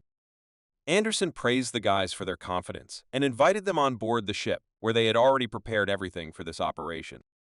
But they were not ready for Anderson to lead them onto a small boat on which they would go on a sea voyage. From the moment they set sail, everything became much clearer, because a huge sign was painted on the floor of the ship, which could only mean one thing, so Anderson asked Su-Q to untie the president so that he could feel calm. Tianjin said that he agreed to work with them, but he was frightened by the situation in which they were now, so he asked to tell him what the essence of their plan was. Anderson calmed the guy down and said that all he needed to do now was lie down and close his eyes, but he warned him that no matter what happened, they couldn't be opened and he couldn't get up, otherwise there would be trouble. Suki was surprised by such a strange plan, so he decided to ask himself what Mr. Anderson was going to do and how dangerous it was. The man told them that there may be sounds, inexplicable things may happen. In this ritual, it is difficult even for him to predict what could happen, so he cannot say for sure what awaits them. But if he follows the instructions that Anderson gave him, then everything will be okay. And he also added a very important point. As long as the guy does nothing and just lies with his eyes closed, then everything will be fine. Otherwise, there is a high probability that he will never return. At this stage, the president understood everything. This man will force him to answer various questions. He will do everything to confuse him, but he needs to endure it. Anderson asked him not to ask him any more questions, but to just lie down and let them do the rest. Here he should trust them. And finally, he reminded him that he was forbidden to move and open his eyes until they pulled out the divine object from him, and if he was ready, then they could begin. The president listened to him carefully, and at this stage he understood everything perfectly. He himself wanted help as soon as possible. Suki was very surprised that all he had to do was lie down. Wouldn't there be any other protective measures? Anderson said that it was useless. The only person who could protect him was himself. After which Scheherazade called them to get off the boat so that she could carry out her part of the plan. As soon as they got off the boat, she sent the president on a little sea voyage. Apparently this ritual is somewhat dangerous for everyone present, so he was sent as far away as possible. Suki was very interested to know the purpose of the pentagram on the engine that he saw when he got off the boat. Anderson explained to him that this pentagram was needed so that after a while, the engine would stop and the boat could sail alone on the waves. Well, when the ceremony itself is completed, Scheherazade will kindly pull the boat back, and then they will be able to see whether the guy succeeded or not. Suki was very worried about the president, so he hoped to the end that everything would be fine with him and the guy would return safe and sound. The boat with Tianjin has already sailed quite far from the pier, and it seems the ritual has begun to take effect. After some time of observation, the boat stopped and Suki noticed this, but it did not bother him because Anderson warned that this was possible. But still, he was worried about the guy and decided to say that the boat was gradually starting to disappear from sight. Suddenly, Suki himself was overcome by some very strange feeling that he had never felt before. What is it? It didn't last long, and the guy couldn't help but ask Mr. Anderson what was going on, and he, in turn, walked for a while in silence. But still, he said a few words that shocked the guy. As it turned out, the president swam to the Court of Secrets. Suki remembered very well that the Court of Secrets is a demonic god with enormous computing power, which was once turned into a special ghost by some stronger mystic. The guy was actually not sure that this Court of Secrets could help Tianjin retrieve the divine item. Green explained to him that everything is possible in reality, and theoretically a lot of things will depend on the power of a person. If it turns out to be large enough, then the Court of Secrets will certainly help. He also added that there is no riddle in this world that cannot be solved by, except for lack of ability. Suki didn't quite understand what Mr. Green was talking about, because in this case, wouldn't it make him a god if a person were omniscient and omnipotent? Mr. Green explained to him that therefore the person who mastered the Court of Secrets and set a limit for such cases, and in the world of mystics, this is called a maritime agreement. This is the first time the guy has heard this, so he asked me to explain what it all means. Anderson didn't mind telling the guy that the Court of Secrets could never touch the ground, even if there was a good reason for it. The guy was surprised that the Court of Secrets was denied access to the Earth due to fears that he might cause some harm to this world. Therefore, Mr. Anderson explained to him that the Court of Secrets is too powerful a computing machine, and the mystic who created it was very worried that it would learn to master the world thanks to sufficient influence. Therefore, their mystic predecessor established a maritime agreement in the logic of the secret court, which meant that the Court of Secrets could never touch land. The mystic created an artificial blind spot of knowledge as restrictions. Now Suki understood why this Thai court could not go ashore and why she was constantly at sea. This explained a lot to him. The guy didn't fully understand, so he decided to check with Mr. Anderson because a ritual of this magnitude would require a lot of effort to raise it to such a depth where it could influence the world. Anderson would be glad to answer the guy, but he himself did not fully understand how it works. But at the headquarters of the Black Gate, there are special executors who maintain the depth of the Court of Secrets. Green added that it is said that it is now anchored between the levels of Moho and the Abyss, but its reach is so wide that it reaches the surface of the world. Although the processing power it carries has been greatly reduced, it is also much more advanced than modern human computers, making it very difficult to predict how it will behave. The guy is already completely confused, because in the world of mystics, there is so much different information and different things that even the mystics themselves are confused in it all.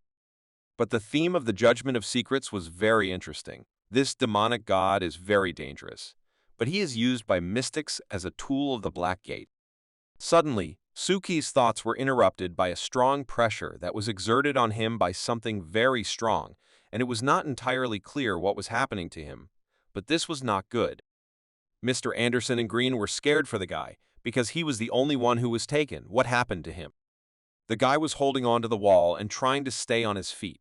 Something knocked him down very badly. Suki himself did not understand what was happening.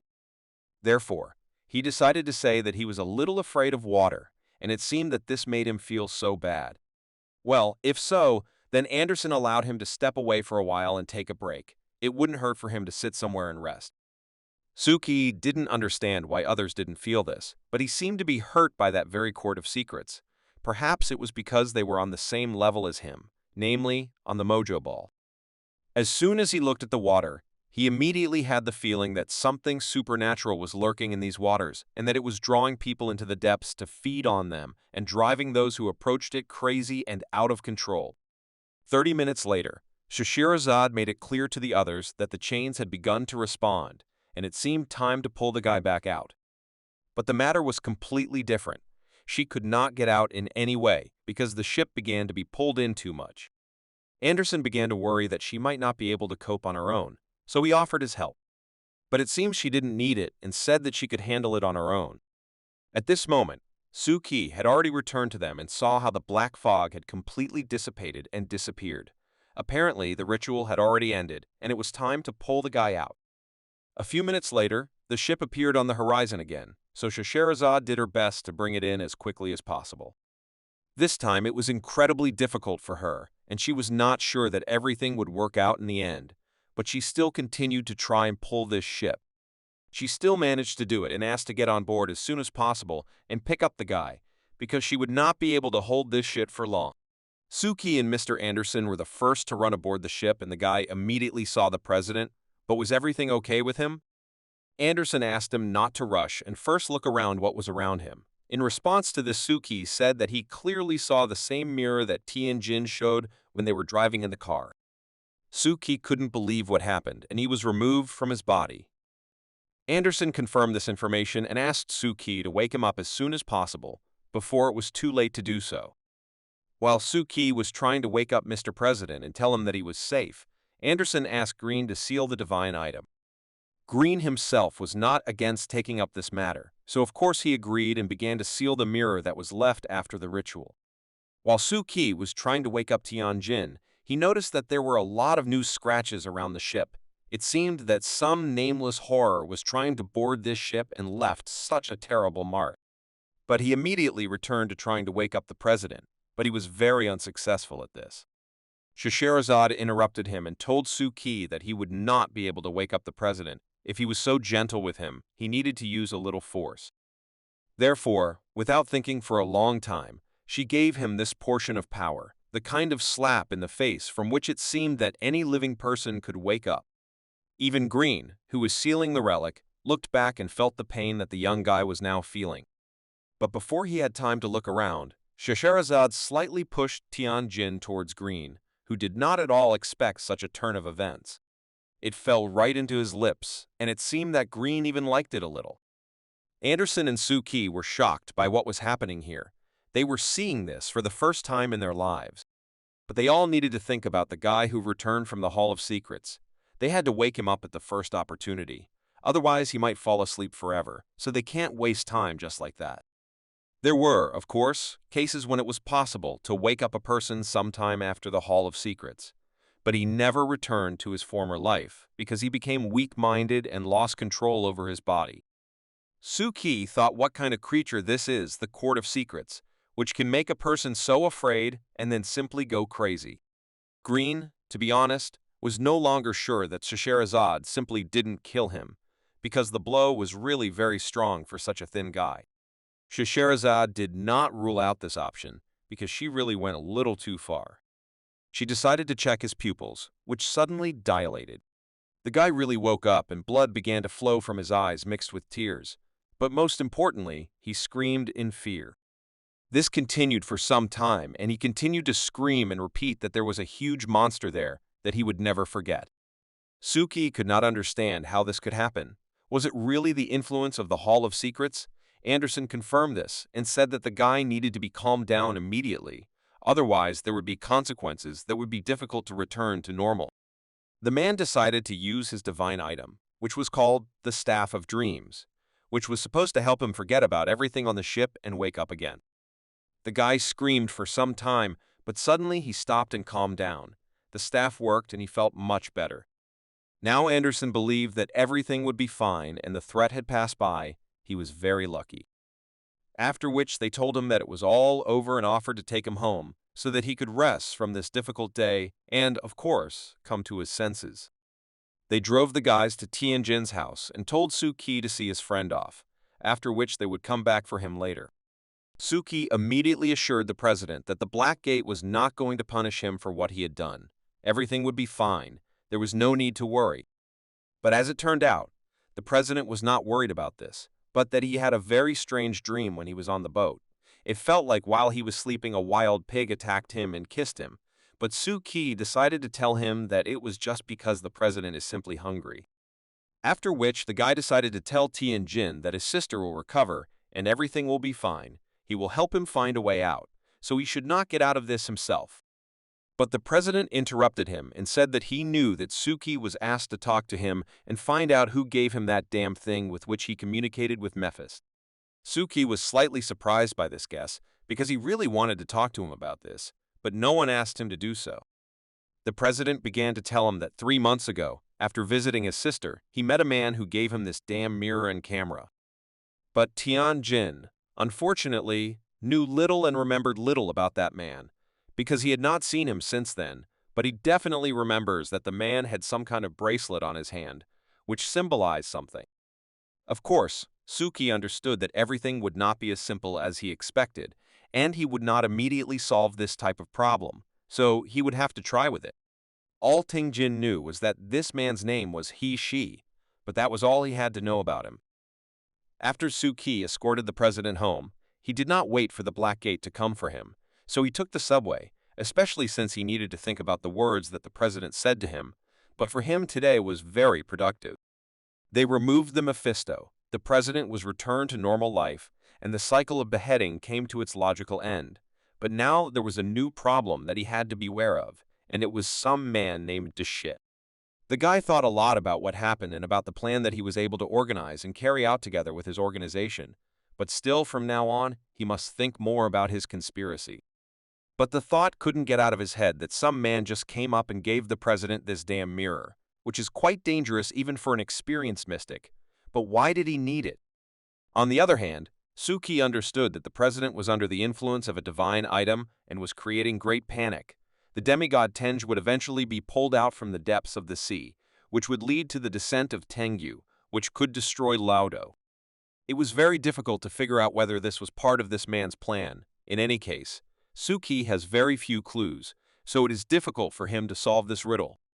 Suddenly, he realized that he was traveling on a tram, which was too quiet. There weren't even monsters that usually run around here among a small number of people. He realized that some kind of bad aura began to appear here, which did not allow Suki to get home calmly.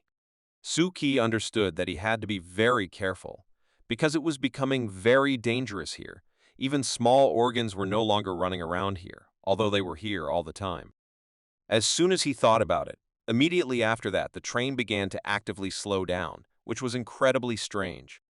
Suki prepared for the worst, and at that moment began to hear some very strange whispering coming from the end of the carriage. But even from the outside, he noticed that he was in some unknown place, where he had not been before. Everything looked too strange. It felt like the train had brought him to some kind of cemetery, but someone had obviously set it up. But Suki couldn't calm down because of the sound he heard. It was like a round of slow ringing that could often be heard in an ancient ritual. It seemed to the guy as if something buried in an ancient tomb was about to burst out. This was not an ordinary whisper. Suki even felt that he had horror and fear when he started to hear this. He needed to come up with something immediately, otherwise there would be trouble. He understood that when he saw ghosts and gods, as well as ancient tombs and funeral masks, all this did not frighten him. But what was he really afraid of then? The guy's legs began to shake with horror, and it seems the source of this fear was a strange and terrible funeral ritual from the ancient world.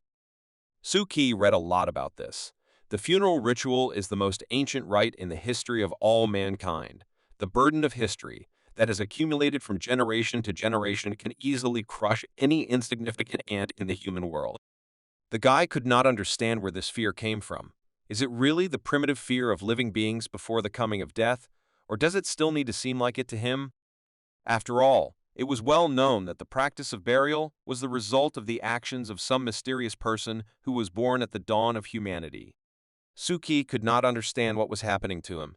His head began to hurt so much that it was very difficult to endure, and his body was shaking with fear.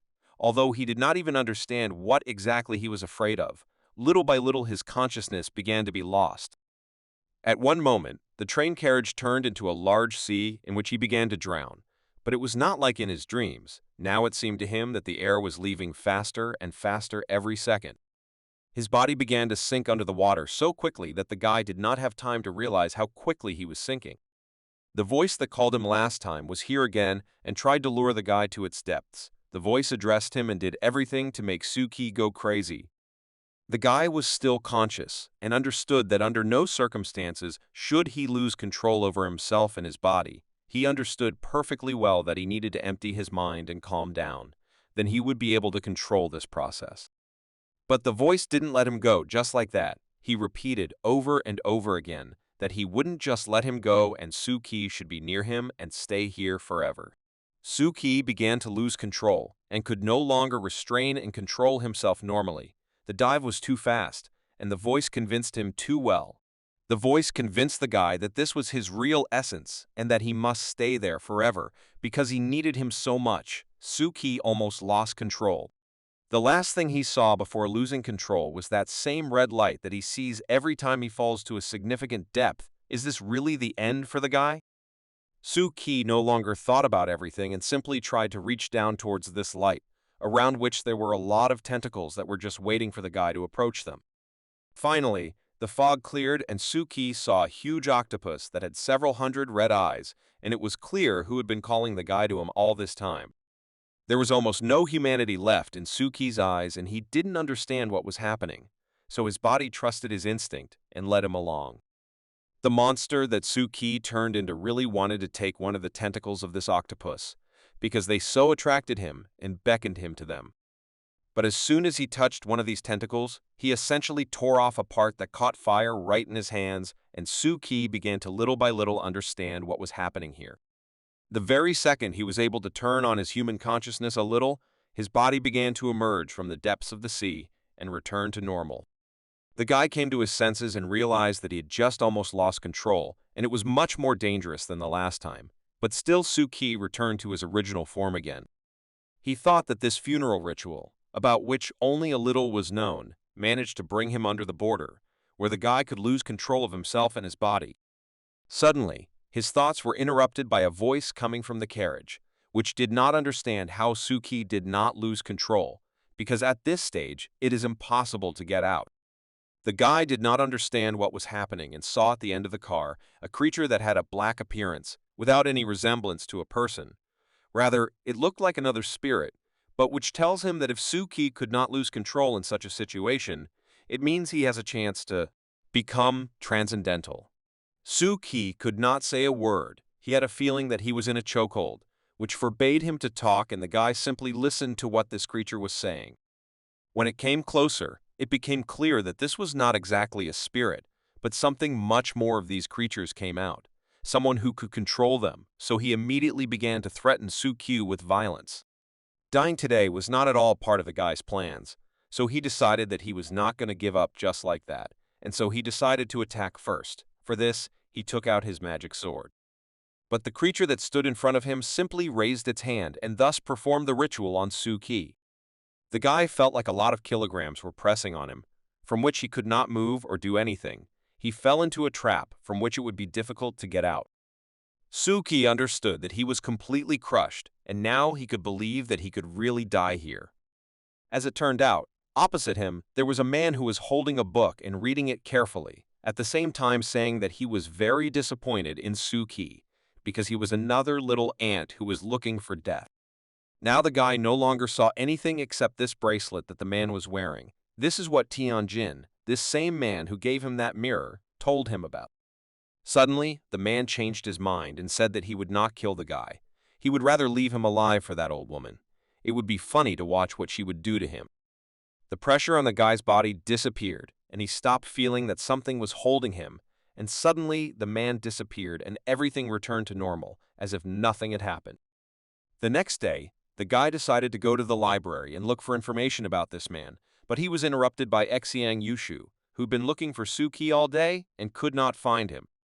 His friend was incredibly unhappy with what Suki did to his hair when he decided to give him the same medicine that Lai Lu gave him, which was supposedly from Tianmen Mountain, but Suki told him that he just wanted to help. Xiang Yushu yelled at him because of this medicine, his hair was now falling out and he started to look like he had just had his head blown off, and it was all because of Suki. But the guy calmed him down and said that it was his own fault because he drank too much at once, and that's why it had such an effect.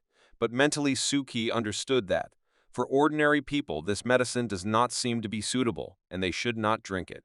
After which, he asked Xiang Yushu not to disturb him, and if he had nothing better to do, then he'd better go and feed Suki's cat, who was probably already very hungry. Suki himself did not have time to see the cat, because he needed to immediately find new information about the very man from the train who almost killed him, but he could not say that to Xiang Yushu. But his friend was not particularly eager to feed the cat. But everything changed when Suki said that he had already asked Shay Zi and she would soon be there. After this, Xiang Yushu suddenly wanted to feed the kitten. He didn't waste a single second and ran to feed the cat. Suki was pleased, because he got rid of meeting two people at once, one of whom was a terrible spirit. The guy is already a little tired. Today has been a very difficult day for him, but still, he needs to continue searching for the necessary information. His life may depend on it. Suki reread the entire history, starting from the period of seclusion, after which came the period of the birth of capitalism, and then the period of dawn, but absolutely nothing was what he needed. He didn't understand why there was nothing in the textbooks. Suki began to wonder where else he could get the information. After all, until he can find at least some trivial clues that will help lead him to the truth, there's no point in leaving the library, so he reached for the next book. Suki remembered how mysterious that man was, and he admitted to himself that he almost lost control of himself and his body, Next time, he might not be so lucky. He needs to be extremely careful. Now he began to think that if it weren't for the strange statue that he had seen for the second time, then perhaps he had lost control. In a sense, it was helping him. This was the second time she had saved him. Suki realized one very important pattern, that every time he breaks the tentacle of this huge octopus, it helps him not to lose control and break out back into the real world. But he quickly decided to forget about it, because now is not the time to think about it. Now his main goal is to find as much information as possible about Hishin. As soon as he began to remember the details of that meeting, he realized that he saw on that very talisman on his hand the word Himiko, which could interestingly mean. Suki decided to summarize what he knew about this man and what clues he had, and there were only two of them, a large ancient tomb and a jade talisman with an inscription that he needed to cling to. After some time of searching, Suki finally found a book that may contain a clue that will give him a shift in his research. He found that Himiko is the legendary ruler who founded the ancient Ondu religion. Suki carefully read this book and realized that perhaps he had found another clue. Now he knows who Himiko is. As it was told in the books, one day Himiko turned to the Japanese with a tempting offer. But Suki understood that all this was just a story that would not help him much. He needed something more significant, something that would give him the opportunity to get closer to a man, but what should he read then? The idea came on its own. He remembered that Han Xin was reading a book during their conversation, and it seems Suki knows what kind of book it is. He got up from his seat and ran to look for the book that he saw in his hands. It should contain everything he needed. The guy didn't waste much time searching and found a book in which Himiko was the founder of a demonic sect, which once sent an envoy to the state of Wei named Nan Shami. He did not fully understand whether this ancient religion existed at all or whether it was all fiction, but in any case, it was worth checking out. Suki began to read more and tried to learn as much as possible about this sect, so he could understand where this man came from and why he was so strong. The book talked about how, at that time, the East often paid tribute to the Jin dynasty, which gave them the opportunity to make their presence known. Due to such frequent exchanges between the two countries, more and more Chinese cultures and customs began to move to the East, which at that time belonged to the burial rites. Suki wrote everything down very carefully and understood that such a ritual was not so popular, but was widespread in the country, and therefore it was necessary to study this issue better. After a while, the guy realized that this man used this ritual to create his own secret based on this ritual and used ancient tombs, which were so popular at that time, for this. He came to the conclusion that his secret was based on the crowd. He needed the faith of many people, and in a long time it was popular to get together and create a crowd, although, however, nothing has changed in our time. Suki didn't understand why it all looked so strange. The name Sheng Mi seemed especially strange to him. Where did it come from? In the book he was reading, it was stated that this man was Himiko's ambassador during the time when the era of the ancient tombs began. The guy realized that all the contradictions pointed to this name, and it was clear that he needed to look further for everything connected with it. But this was the only thing that didn't add up. It was time. Too many years had passed since that time. Suki understood that 1,500 years had already passed, and purely theoretically, he understood that no one lives that long. But he remembered that the longest living person he knows is advisor Alice, whom he can easily ask anything that interests him. As soon as Suki wrote to her, she answered him almost instantly, and it was very pleasant for him, because when an advisor answers him so quickly, it's good. He decided to ask her directly whether, in theory, a person from history could live for about 1,500 years, to which she immediately answered him that this was not possible.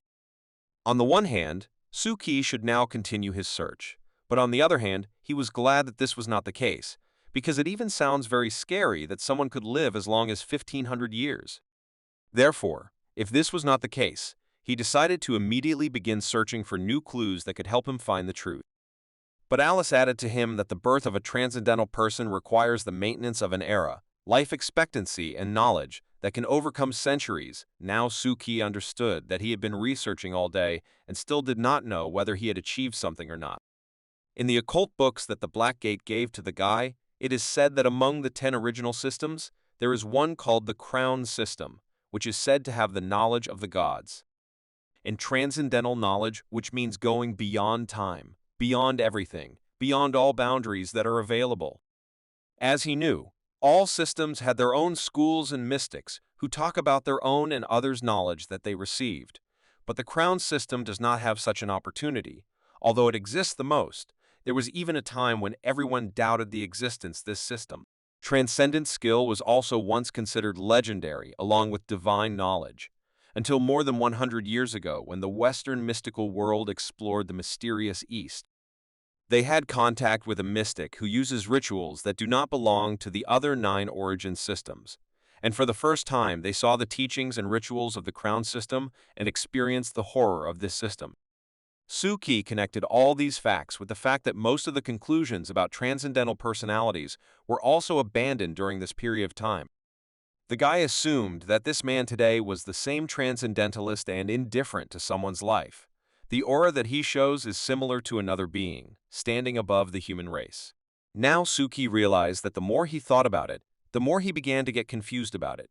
He thought that it would be better for him to return to the Black Gate now and discuss all this with the council, because they could really help in this matter.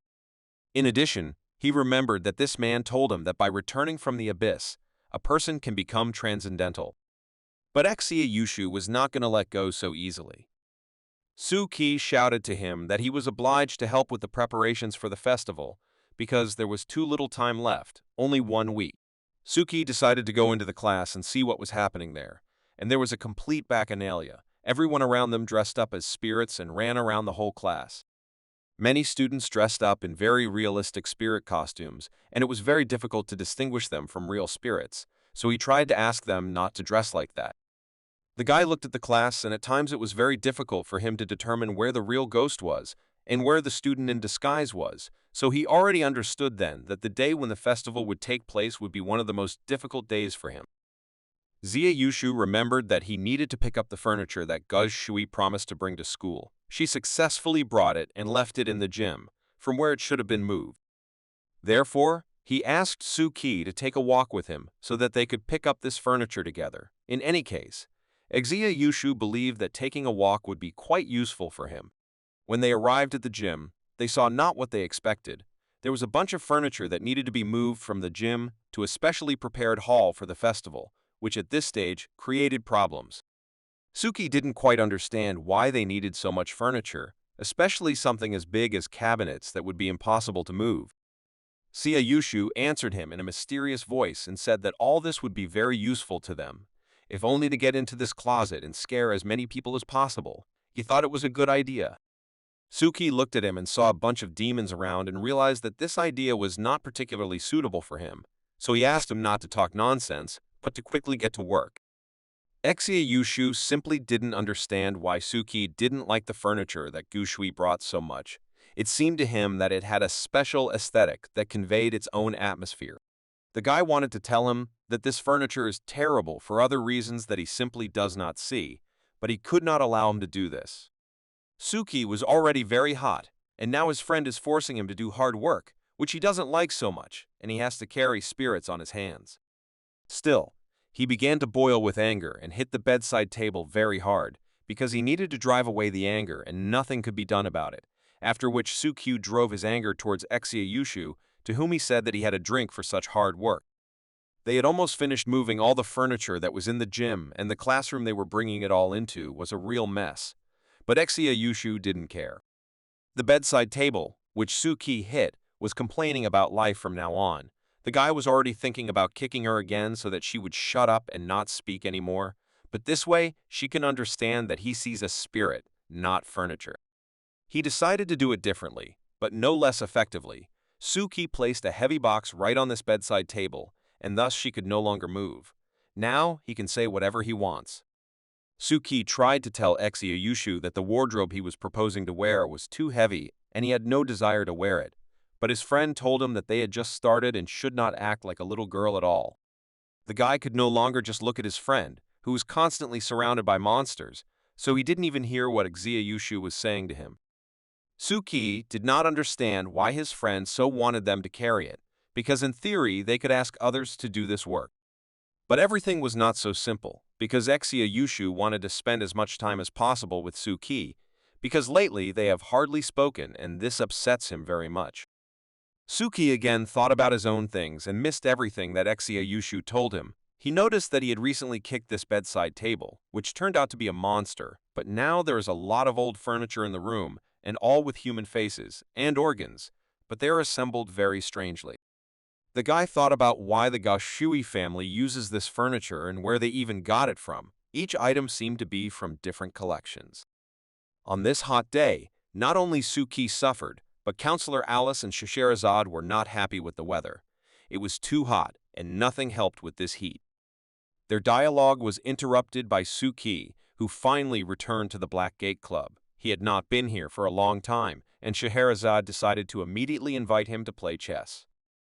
But the guy was not ready to play chess now and asked her to play later because he had a more interesting topic to talk about. By the way, regarding chess, Suki realized that Mr. Green and Anderson were not here. Where did they go? Advisor Alice told him that they went together to search for the session. Since they had caught the cycle of decapitation in Tenge, they needed to continue the investigation, which is what they did. Suki knew that it had only been 3 or 4 days since they last saw them. Would they be able to track them down? Scheherazade told him that there were no traces of them in the western military port yet, but there was some information about the nine-tailed fox in the city of Haidong, which could help find them.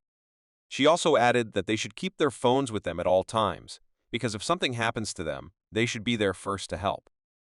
Suki sat down opposite Counselor Alice and said that he came here on one very important issue. He said that the school was holding a school festival and his class received a bunch of old furniture, but among them there were a lot of monsters. So that they could more accurately understand what the guy was talking about, he took out one of the plates that he found there, and it was a terrible spirit. Advisor Alice and Scheherazade did not expect to see this, and it feels like they are seeing this for the first time. Alice immediately realized that these were things that spirits and ghosts were attached to, which is why they look like that.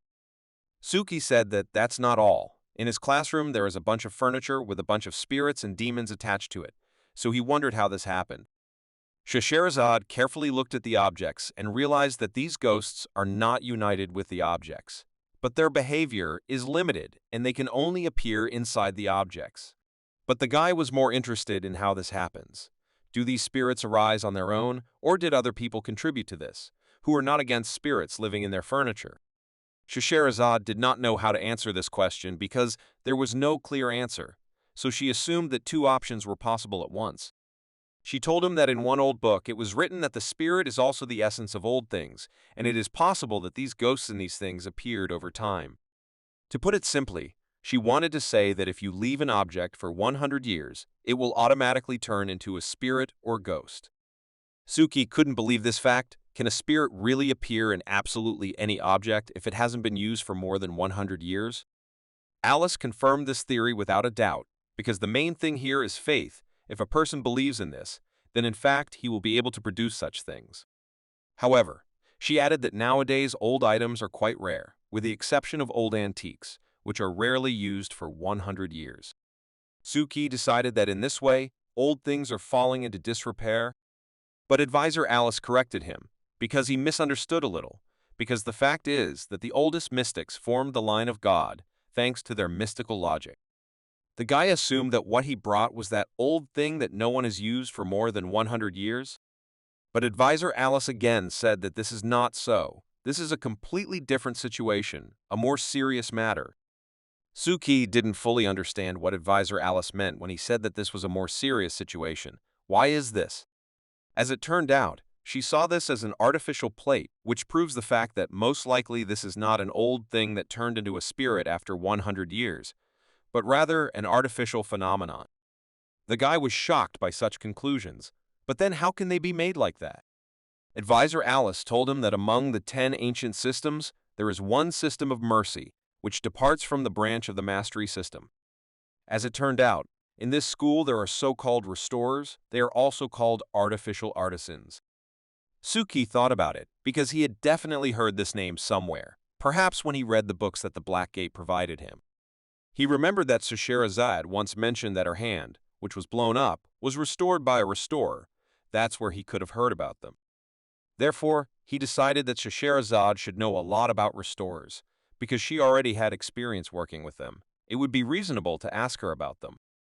But there was one very unpleasant problem. This is her most severe injury, which she does not like to remember, so it can happen if she says something wrong, and this stops Suki a little.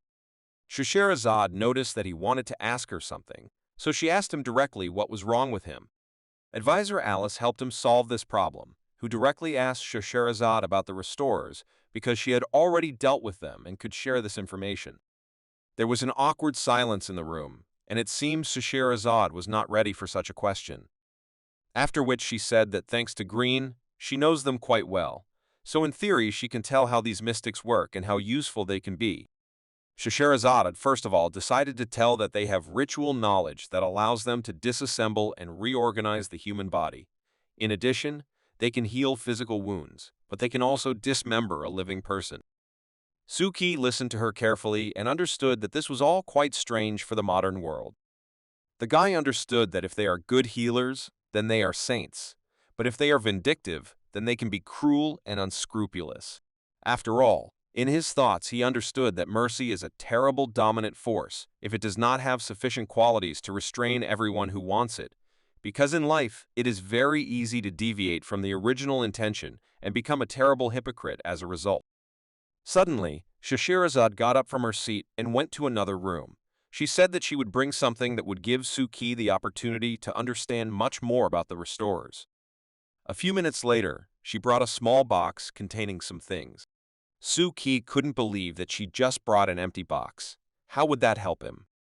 But Scheherazade calmed him down, saying that he needed to be patient a little, and in a few minutes he would find out everything, after which she carefully put down one of the things that Suki brought and told him to wait a little.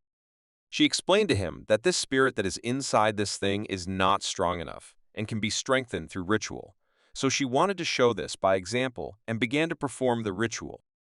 Scheherazade saw that this spirit was undoubtedly locked inside this object with a special lock, so she decided to open it and see what was really going on there.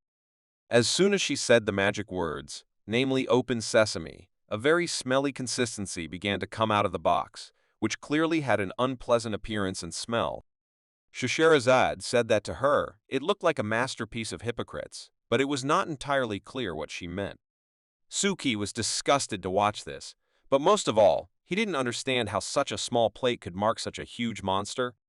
She explained to him that it was the hypocrites, the restorers, who used the ritual of mutilation, dismembering the victim and stuffing it into a plate.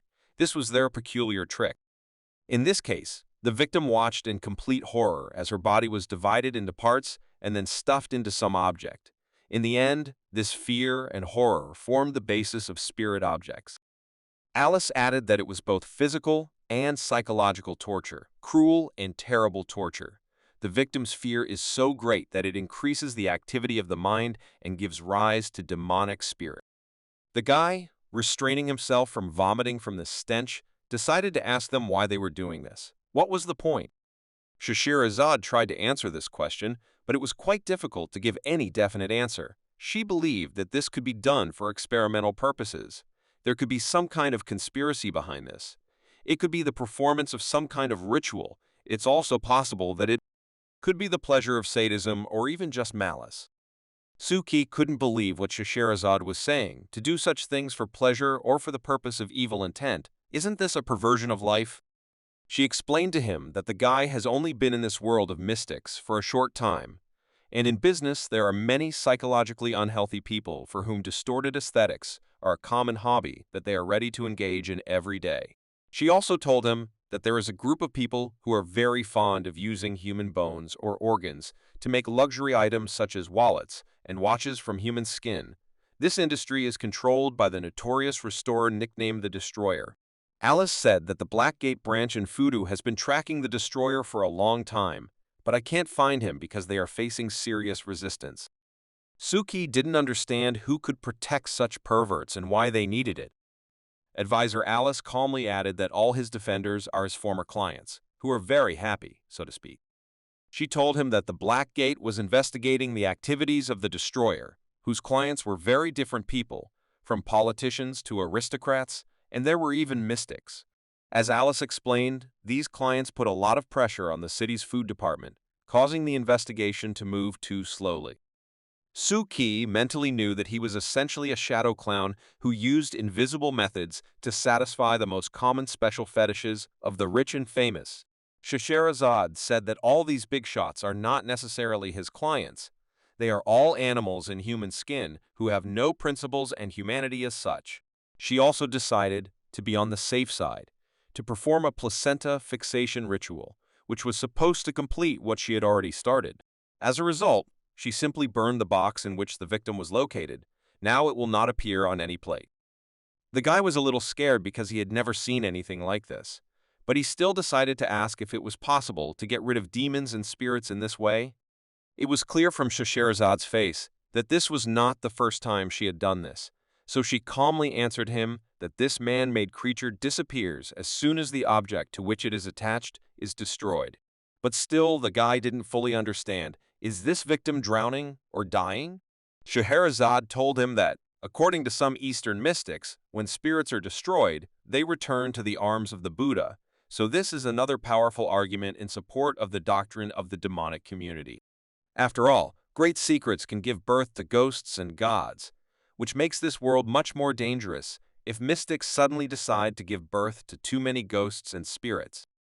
The ritual that Scheherazade performed suddenly ended, and not a single trace remained of the spirit. It completely disappeared. This really amazed Suki. Scheherazade finished her story and decided to find out how many of these things Suki still has, and whether he still needs her help.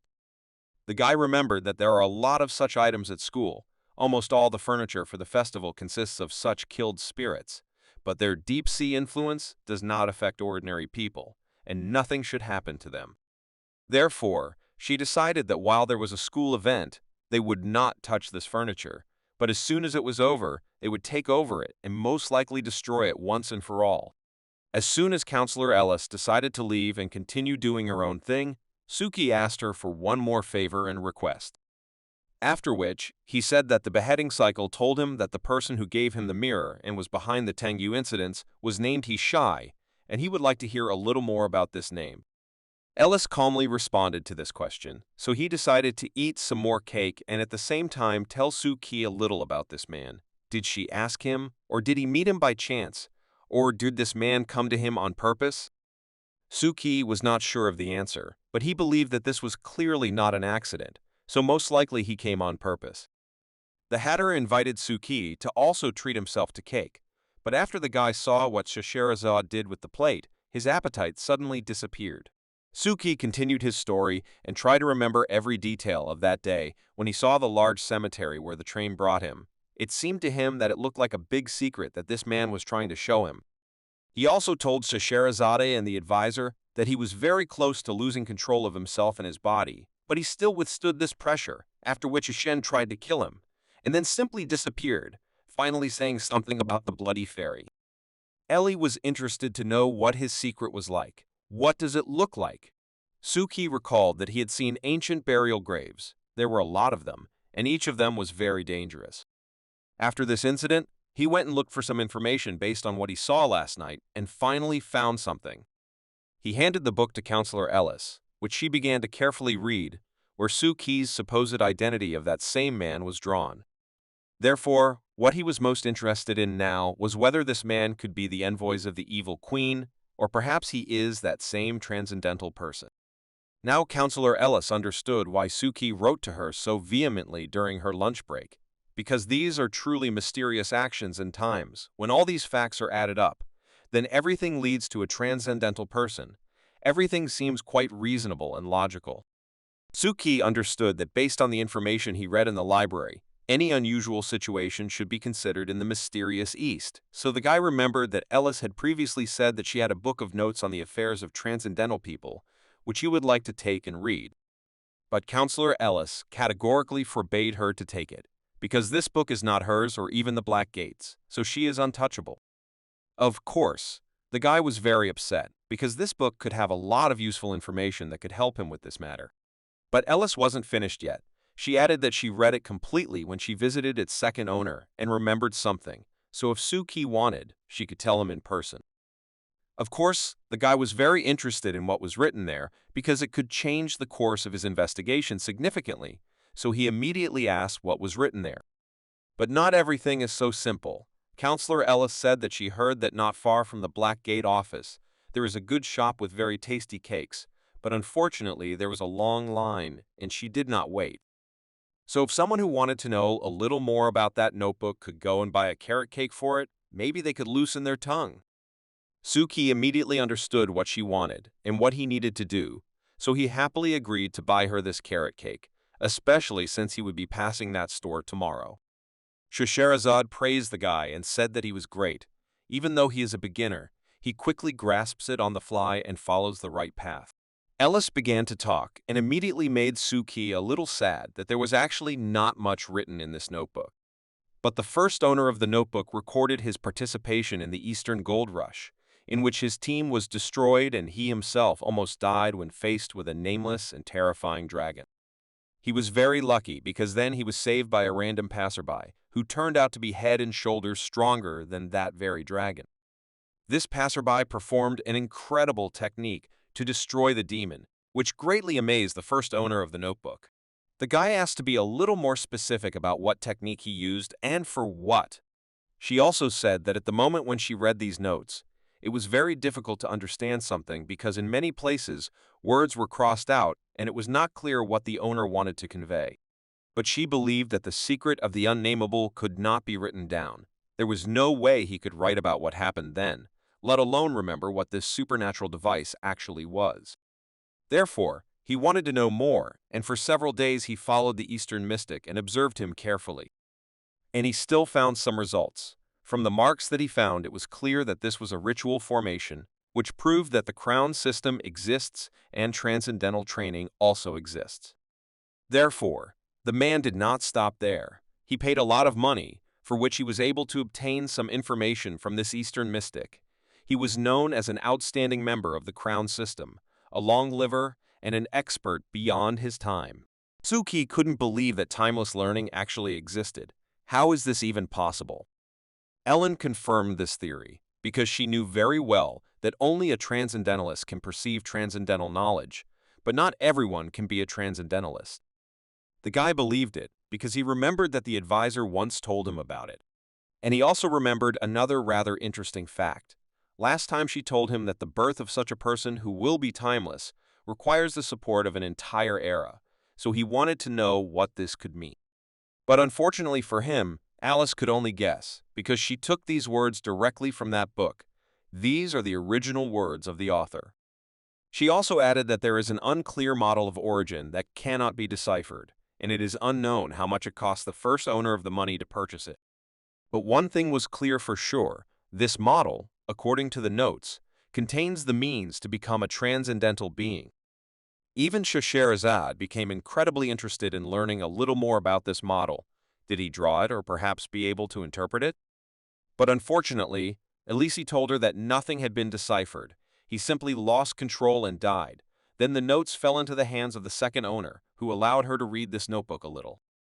After the first owner, the second one was left with notes to study, turning the mystery of the unnameable into a simple and clear experimental theory, with the help of which they can now understand and learn. The guy was interested to know what kind of experiment he was conducting. She didn't have time to finish her sentence about the fact that the second owner of this book is called Skinner, when Suki interrupted her, who cried out when he heard a very familiar name. Is this the same Skinner who invented the Skinner box? Scheherazade was at a loss, because this was the first time she had heard about the Skinner box, and asked to explain what they were talking about here.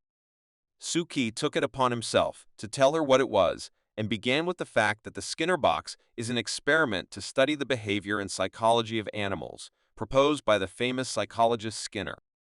The essence of this experiment is that a hungry mouse is put in a box with a lever, and when it presses the lever, it gets food, and after several repetitions it learns to get food. In layman's language, this is called operant conditioning. For example, puppies are taught to bow to their owners for food. Mentally, Suki gave another example, which Scheherazade did not tell, that lazy cats and squirrels visit the shrine from time to time and get food. They gradually form the idea that worshipping the shrine is the same as a method of obtaining food. He also added that this is especially useful for the mystic who builds secrets in order to gain a foothold in the method of idolization, because if the Skinner box experiment is based on a notebook model, which goes beyond the scope of academic knowledge, then it was a real discovery for humanity. The guy believed that if the world were a Skinner box, people would be rats, and those who were outside its boundaries would be called experimenters. The mystery created by the Transcendental Man will stimulate the so-called rats in the box, that is, people, so they essentially study behavior in order to subsequently develop a habit. Well, when every person forms habits, over time it becomes the secret of the era. Indeed, in fact, this theory explains a lot of things. For example, how the first people learned about what would happen if you planted seeds in a field, then you could grow food, or that you could weave clothes from silkworms. All this was told to us by people who lived before us. After such thoughts, Suki went further and began to think about who was the first to suggest that people should run and hunt with a sharpened stick, or should they have an instinct of hunger from birth that led them to hunting. But what surprised him most was that people were accustomed to burying each other after death. Why do people perform these funeral rituals? He thought that nowadays it seems normal that people die and are buried. But what about the beginning? Wouldn't it be strange to bury a body in the ground? He was incredibly interested to know what the first person who performed such a funeral ritual thought about this. What did God tell him that he could save his life this way? Suki understood that it was not that he was thinking too much about it, but that he was in a world where he had to analyze the current situation with the help of a suspicious conspiracy theory. He learned that in Marxist materialism, chance is an indefinite tendency in the connection and development of things. But in the initial course of history, the burial of a person could take place by cremation. Advisor Ellis said that Suki is absolutely right. This is exactly what the Skinner box experiment is about. The notes said that this is a way to become a person of transcendence. The guy came to the understanding that a transcendental person is conducting an experiment in which time is a box, and people are rats, so this is what the phrase meant. It takes a whole era to create a transcendental person. As soon as he finished this thought in his head, he heard another voice, which usually appears at the moment when he begins to lose control. Will it really start again? The guy really began to lose control, because the voice was pulling him along, forcing him to come to him, where he could get absolutely all the knowledge he needed. Scheherazade did not understand what happened to him, why he suddenly lost consciousness and simply leaned back on the sofa, but he did not react at all to her words. It's good that Advisor Ellis was there, who understood what was going on, so she immediately shouted that now he could lose control and everything would be over, so he needed to come up with something immediately. Meanwhile, Suki continued to drown and go further and further under the water. It felt like this was really the end for him. Suddenly, a children's song entered his head, which captured him all, and now he heard it everywhere, but did not understand where it came from and who was singing it. As it turned out, Suki sank to great depths, at which he saw a huge toy man, who was humming the melody of this song. But the point here was not at all in depth. It was Scheherazade who put a phone with a song to him, so that he would be distracted from the voice that makes him sink, and he would come to his senses. Suki this time could not recover from the immersion for a long time, but he was incredibly grateful that they turned on this music, which was, of course, terrible, but still, it did its job and distracted him. Scheherazade tried to calm him down and tell him that everything was over and everything was fine with him. He could breathe out. After this incident, Advisor Ellis ordered him to increase his anchorage, because he must be located near the abyssal layer without appropriate anchor support, and this is too dangerous for such an inexperienced mystic as Suki.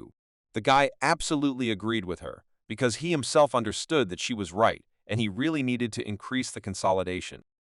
But he also understood perfectly well that he was far from being on the ball of the abyssal layer, although he would really like to get there, but unfortunately, for him, it is much deeper. Scheherazade offered him some chocolate so that he would regain his strength and come to his senses, after which they would continue the conversation, as it turned out. Anderson bought it, who ordered it to be given to Suki every time he was weak. After Suki woke up, he immediately asked what was that children's song he heard. Scheherazade didn't know what to turn on because she urgently needed what to choose, so she chose a random song, but in fact, she couldn't tell anyone that she liked listening to children's songs most of all. Now, when Suki had walked away a little, Counselor Ellis suggested getting down to business. She continued the story and said that after she and Skinner read the notes, they gave them the names the secret of time. She said that the phrase about sustenance is interpreted so that a mystic who is able to construct the secret of the era can comprehend beyond training and become a transcendental person. Therefore, according to the information found, the period of ancient burials also has a certain identity, which makes it a Skinner box, or a mystery of time. She also added that she agrees with Suki that the Manhwa can indeed be a transcendental person, and the funeral customs of the ancient funeral period are his secret time. Scheherazade decided to draw a small conclusion in which she decided to call this man a transcendental person, because even Counselor Ellis agrees with this. But she wanted much more. Since this man had offended her beloved newcomer, she wanted the Black Gate to consider this man as especially dangerous to their clan. Moreover, she would gladly give him a good kick for what he did. Suki asked her to calm down, because nothing terrible happened as a result, so he believed that it was not worth doing this. Advisor Ellis absolutely agreed with him, who explained her choice by the fact that now the world has changed and has become very dangerous, and the results of the work of the fortune-telling house will soon appear, and until then, their main task is to protect themselves at all costs, especially for Suki, to whom, for unknown reasons, he shy came. The guy understood her perfectly. But what is the purpose of this man who lived for 1,500 years and is now trying to cause chaos in Laodu? She gave a fairly short answer in which she said only one word, and that was time. First of all, she believed that the purpose for which he creates chaos in Ludo is the time that he is gradually running out of. Suki didn't fully understand what she meant when she talked about time. Ellis explained to him that there is a limit to a person's life, and it does not matter who this person is, transcendental or mystic. In any case, there is an end. Even ghosts and gods plunge into oblivion and disappear. No one lives forever. Sooner or later, the time comes to leave. The guy understood what she was getting at, and that such people are most likely also running out of time, and in this way they want to extend their lives. She said that in fact they are driven by the same fear as others, but in their case it is the fear of death, which is inevitable for everyone. Suki didn't fully understand why he was so obsessed. If he lived for 1,500 years, did he really need more? Ellis explained to him that no one would understand this, only those who also lived exactly that number of years. Only they could understand the obsession to live forever. After all, it is known that the longer you live, the more knowledge you gain, the more you fear, and then you no longer want to die. Scheherazade was actually very funny to hear this. Can a person really have fear because he is afraid of not living forever? Ellis clarified a very important point, that they have a fear of not living forever and not finding that very legendary gate. Suki realized that this was the best time to ask, is it true that the gate only exists in legends and that no one has ever seen it? She answered him that even if the mystic can live to a ripe old age and not lose control, then his chance of finding the gate that will free him is practically zero, so no one is trying very hard. Instead, they worry that their time is running out and they won't be able to find the gate. On the one hand, everything is very illogical, but on the other, everything is clear. But suddenly she stopped and told Suki that he had only recently entered the mystical world and could not yet understand the mystic's desire to find the gate, and what he had was just an instinctive desire that could not be restrained. The guy absolutely agreed with the advisor that he did not fully understand this, but he understood the meaning of the expression to seek but not to receive. This is actually the usual mentality of a gambler, a red-eyed gambler who wants to win again and again. But over time, the person becomes worse and worse. His life changes along with his character. In response to this, she said that she and Skinner suggested that the secret of time may lie at the basis of increasing the life expectancy of the transcendental, in order to still find this gate and be freed after such a long life. She also added that if he created the era of ancient tombs of the Eastern world, then today, with the decline of burial and the popularity of Buddhist cremation, the culture of ancient tombs has ceased to exist. Suki understood that, in other words, this meant that his secret was simply destroyed, but is this the natural course of history, or is this the man's deliberate goal? He felt that replacing the ancient burial culture with Buddhist cremation, which supposedly destroys the mystery of the He-She era, was simply like a typical game of secrets. The guy understood that this could be a kind of battle to create anchors, just like Suki did with the beheading cycle, using his own secret to step to the other side and get to the top. Scheherazade suggested that in the He-She era everything was very mysterious, and there were a lot of problems that no one was going to solve. Ellis wasn't entirely sure of this. It's hard to understand what the consequences are, and perhaps it has something to do with his entry into the path of transcendence. She suspects that the age of ancient graves is becoming less and less useful to him, and that he may have to create a new age of mysteries in order to continue doing his business. In this way, they can create a motif that can be attributed to a she in the events that are associated with the revival of the Spirit Lord. The guy had a question about the revival of the Lord of Spirits. Suki understood perfectly well that in modern society, it is difficult to spread the secret of superstition, except perhaps in psychic circles. Scheherazade agreed with him. This is not a very good means of promoting a secret, and it is unlikely to develop into a secret of time. She was already a little tired of thinking about it. It was even a little strange to think that a transcendental person would choose such an unlikely and mysterious investment. But Ellis believed it was a matter of casting a wide net. For those with long life expectancies, time is an advantage, and they can try as many things as they want. There was a chance that he was putting his energy into other similar mysteries, hoping that one of them would become the secret of time that he needed. Now Ellis asked the Hatter to bring him the file, and it seemed that he understood what file she was talking about, even without explanation. Suki watched them carefully and didn't understand how they could communicate like that. But in the meantime, Alice said that this was a case that she had already investigated before, and it should somehow help them. She said that she had suspicions that someone was trying to create a secret of time. However, the current period of time was very short, just over 100 years, and the results are still unclear. Dr. Beers, Ellis said, was the world's largest supplier of diamonds, supplying 90% of the diamonds on the market. She believed that this is a shadow monopoly. It is essentially a marriage and the creation of a diamond scam, because it is an artificial custom of proposing a diamond ring, which associates the ring with love and romance. Scheherazade understood perfectly well that this was nothing more than an ordinary marketing ploy that forces men all over the world to buy such rings in order to propose to women. Suki, of course, knew and realized that these diamonds were a marketing ploy, but he could not even imagine that the mystical world was involved in this.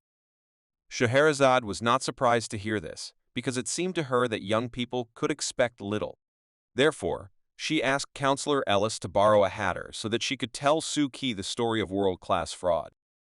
Ellis didn't mind and agreed to lend her friend without any problems, but the hatter himself didn't mind helping in this matter. After which the hatter did a rather unexpected thing. He took off his hand, which turned out to be some kind of prosthesis. Instead of a hand, he installed a kind of projector, which was supposed to help Scheherazade, which is why she asked him to help. Suki was really surprised that the Hatter's hand actually hides a mechanism that allows you to put anything there. It's incredible. The Hatter has finished preparing to turn on the projector, and now everything is ready to begin the story from Scheherazade. She started with the fact that all the people in the world think that diamonds are much more expensive than gold, which is the main currency, but in fact, this is not the case. Scheherazade revealed to Suki a secret that many people hide. In fact, if all the natural diamond mines of the world were mined and divided equally among everyone, each person could have several hundred carats. But then the guy did not understand why they are still so expensive. But this question, as Scheherazade explained, needs to be asked of De Beers, because it was he who practiced the monopoly on the sale of diamonds while walking on thin ice in accordance with the antitrust law of the White Eagle Kingdom of that time. This was done in order to control the production of diamonds so that arbitrary prices could be set for them. There are even exaggerated stories about where new diamond mines were discovered in the morning, and in the afternoon De Beers sat down at the negotiating table on the other side. The guy couldn't believe that there wasn't a single person in the world who could break this monopoly. Scheherazade answered him that, of course, there were such people, and one of the most striking examples is Meo Ixionguo, who shook the position of natural diamonds at the very beginning, and the cost of synthetic and natural diamonds was very low. But Suki noticed that at present, buying synthetic diamonds is still popular. This is what makes De Beers so great, because they have implemented science to differentiate between fake diamonds and real diamonds, leading to a resurgence in popularity. Suki now clearly saw that although the essence is the same, the value is still given by man. Artificial ones are cheaper and less valuable. Natural ones are rarer and accordingly much more valuable. They symbolize the status of a person. Scheherazade praised him for understanding quickly enough. But there was a second method that would help ensure the sale of De Beers diamonds, and that was marketing advertising. They came up with an idea for world-class success that could not be repeated. They connected diamonds and love that could not be separated and replaced. The guy realized that this idea had been played out for centuries and yielded incredible results. The one who came up with it was simply a genius. Scheherazade agreed with the guy how great this idea was, but not only did it satisfy the vanity of both parties to the marriage, this was essentially a marketing ploy, and on the basis of this, a big secret was built. Scheherazade finished there and thanked the Hatter for a job well done. The Hatter was grateful in return, so he made a small bow, which symbolizes respect. The guy thought about the fact that the secret of time is an ordinary improved secret, which is essentially a fraudulent scheme with the help of which it was created. After all, if the diamond scam is a God-created method of creating anchors, then it is a very carefully thought-out secret. Ellis told him that De Beers came under the radar of the Black Gate 50 years ago, when the advisor personally took on the matter. But unfortunately, the mystery was discovered too late to find a clue to who originally created it. Suki was surprised by this, because only 100 years had passed since diamonds appeared in the world. Is it really impossible to do? But the thing was that all the clues were received at the moment when the diamond scam entered a stable phase, and the people who were behind it no longer needed to take risks, so they could not find anything. Since then, the file that Suki is currently reviewing has been in the frozen state, and it is far from certain that it will ever come out of this state. The guy reread this book and wondered whether the De Beers diamond scam could be considered a mystery of time. She pointed out to him that he should have seen that while investigating the Ashen Island, the Black Gate faced indescribable horror and, as a result, lost 2 of its people. This is also a remote place where mystery reigns and spirits operate. At that time, there was no branch of the Black Gate, and the investigation of this case cost a lot more money. Suki found that Moshali's name was involved in the case, and Ellis told him that this was their main suspect, a diamond merchant from the last century who was suspected of involvement in the creation of De Beers. The guy understood that if she says that this person is from the last century, then he must be transcendental. Scheherazade answered him that it is not completely known who he is, because one day he disappeared without a trace, and no one even knows where he might be, as if he had disappeared from the face of the earth. Suki thought that perhaps the diamonds had become the secret of time, and this nightmare jumped out of the Skinner box and became transcendental. The guy suggested that this Michelai had become a transcendental person, but Ellis explained to him that being a transcendental person is not so simple, and it is not necessarily connected with the mystery of time. Moreover, Scheherazade added that people who did not depend on time and otherworldly forces should have died long ago. Back then, Suki didn't fully understand, is the sphere with diamonds something transcendental, but still, it is still not mysterious enough for the mystery of time? Ellis answered him without any doubt, of course, because even given the fact that they are quite common, they are still less unique and replaceable after all. Diamonds are not completely created behind the scenes by people. Therefore, the Black Gate is still skeptical that the diamond sphere ever became the secret of time and that the people behind it ever transcended the boundaries of knowledge. Moreover, not every time mystery succeeds. Even if the time, place, and people are in complete harmony, it also requires a certain amount of luck. The conditions for creating the mystery of time must be much more complex than they are led to believe. Otherwise, transcendence would not exist only in rumors. Suki understood that what the council taught him brought his understanding of the construction of secrets one step closer. No matter what the secret is, even the secrets of time have their limits. The guy had the idea that no secret lasts forever, and any secret that flourishes for some time gradually disappears under the influence of the greatest enemy, which is called time. Suddenly, Ellis called Suki and told him that she would like to warn him about this man he shy, about whom it was known that his secrets were not always constructed in such a way that they were necessarily successful. Therefore, in order not to spoil his secret, she would like Suki to protect himself first, because a long life can weaken the fear of the law and disregard for the life of another person, so now he is very dangerous. The guy understood perfectly well what the advisor was telling him, so he agreed with her and said that he would do everything that depended on him. As soon as Suki finished speaking, the landline phone suddenly rang and Scheherazade didn't understand who could be calling at such a late time unless it was scammers. She picked up the phone and from her conversation it was clear that someone was in danger because Scheherazade couldn't understand why they were doing this. Was she really tired of living? After which she said that she would definitely hand over everything and asked to stay safe. Ellis asked what was the matter and who called. As it turned out, it was a call from Green, who was talking some kind of nonsense. But then she still said that the demonic stone, which contains the nine-tailed demon fox in the land of the Green Ridge, was transferred to Daegu Park in Shimomori. The guy was surprised when he heard this, but he was confused by the fact that Mr. Anderson and Green were heading to the country of the Green Ridge. Ellis confirmed this information and was pleased that they completed these tasks quite quickly. But still, she decided to send a couple more people to help them, and it was Scheherazade, who would take Suki as her assistant. She asked them to be careful, because the rule that they should think first of all about their safety, and only then about the task, still works. As soon as they left the office, Scheherazade decided not to wait for regular transport.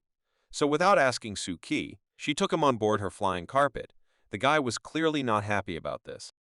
She still asked him to calm down, because they were flying quite high, and if he didn't want to fall, then he needed to get himself in order.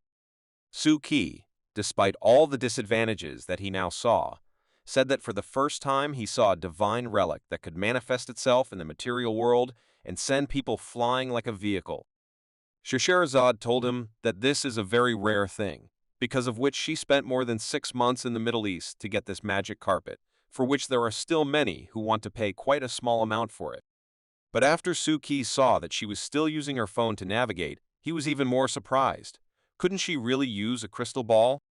She was sure that nowadays navigation using a mobile phone is much more accurate than using a crystal ball, so she now uses her phone more often.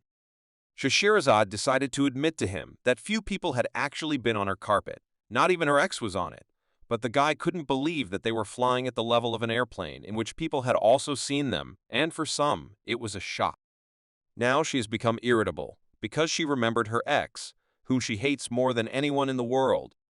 Suki knew that she usually behaves normally, but not when she thinks about her ex. Then she becomes irritable and starts to get nervous. His thoughts were suddenly interrupted by Scheherazade herself, who told him to hold on as tightly as possible because they would immediately go down because the park was already close. After such a sharp landing, Suki needed time to move away a little, but Scheherazade asked him to hurry up. Anderson and Green were inside and were already waiting for them. Suddenly, Mr. Anderson and one of the young masters appeared. The man offered him a napkin so that he could wipe himself, because no one understood what it was like to be on the carpet for the first time. The guy didn't understand what Master Issue was doing here, so he decided to ask him about it directly. But before the young master had time to answer, Green ran out from around the corner, shouting that they had problems, and they urgently needed to come to him. As soon as they ran inside the park, they saw a huge statue that appeared out of nowhere, but no one knew what it could be. Suki looked at this creature for a long time and concluded that apart from the fact that it was just a huge stone, he did nothing else. Mr. Anderson explained to them that they were following the traces of the scenes, and it led them here, and this is what they stumbled upon. The guy now understood what Master Issue was doing here. He was most likely also following in the footsteps of a seance. The young master told Suki that what the seance was doing had attracted their attention for a long time, and they wanted to cooperate with the Black Gate to get rid of this illegal organization together. The huge statue began to split into pieces, and a huge number of eyes began to fall from it, and it looked very strange. No one could understand what it was, but it was obvious that under no circumstances should you touch it or even look into these eyeballs, because they can only bring suffering. Mr. Anderson decided not to hesitate and give Suki that same scarf so that he could cover his mouth and nose, because it could be fox fur, which is very poisonous and can easily kill. The man explained to him that these long hairs are similar to fox fur. This behavior triggers the logic of the stone demon's feeding, so you need to be very careful not to inhale these hairs. The guy decided to clarify what could happen if you inhale this aroma, How critical could it be? But before Anderson had time to answer him, a bird flew by and inhaled this aroma, after which it fell near several of these eyes. Therefore, the man suggested watching what would happen to her, after which all questions about what could happen would disappear. Suki was shocked when he saw this terrible picture. Several eyes simply devoured the body of the bird and did not leave it a single chance. He could not believe that these creatures could interfere with the reality of those beings who did not see them. Shahrazad noticed that it seems that the behavior of this demonic god is interfering in their world, their sea depths, and his proximity to them. Most likely, they will interfere with reality itself. If anyone influences them even a little, a terrible death awaits him. She was sure that these eyeballs needed to be quickly isolated to prevent them from getting out and wreaking havoc in the real world. Suki remembered that one of the books that the Black Gate gave him said that the ability of ghosts and spirits to move strictly corresponds to their behavior, which is more regular than the natural daily routine of a person. He even gave an example that this is how the essence of her friend Miss Mary works, which is determined that he will call at 9 p.m. and then appear. But still, given all this knowledge and facts, the guy did not understand how the session could deliver this thing to Lodo if it was so heavy and was so far away in the city of Hayden. Mr. Anderson explained to him that these are the things of spiritual masters, so it would be better to tell one of them about this, and therefore he gave the floor to Master ICU. The young master noticed that Suki is absolutely right. Ghosts and spirits have their own rules of behavior, and they are not so easy to change. But this is only if there are no special things that can control these spirits. He also touched on a very unpleasant example called the displacement of the gods, which was owned by the Reverend Master, but they say that this method was lost long ago and no one else had such an ability. Green decided to shorten this monologue of the young master and added that, in other words, this means that this is a new tactic for the spiritual child. Young Master Ishu added that slander is a side path, and they could only hear about it, that the spiritual child eliminated the 3 Dharma temple masters and staged a seance, but did not yet have the opportunity to study this matter in detail. Mr. Green added that slanderers do nothing but harm others and benefit themselves, not to mention the whole seance as a whole. Therefore, he proposed to get rid of this cancerous tumor, which was created in the circle of mystics and spiritual masters, because they only harm everyone.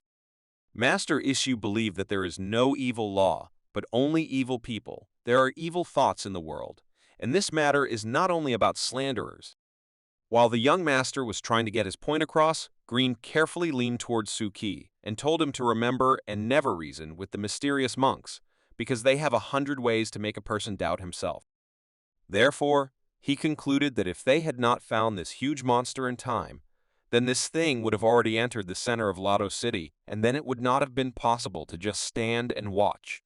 But suddenly, he disappeared, and the young master no longer understood what Green was talking about and what he was pointing at. The thing was that while they were talking about this, Shahrazad sealed the fox's hair and ghostly eyes, so now they can breathe freely and be afraid to inhale this muck. Shahrazad leaned towards Anderson and wanted to laugh with him, since the little monk didn't even see that huge stone spirit, and Green tried to blame him for this.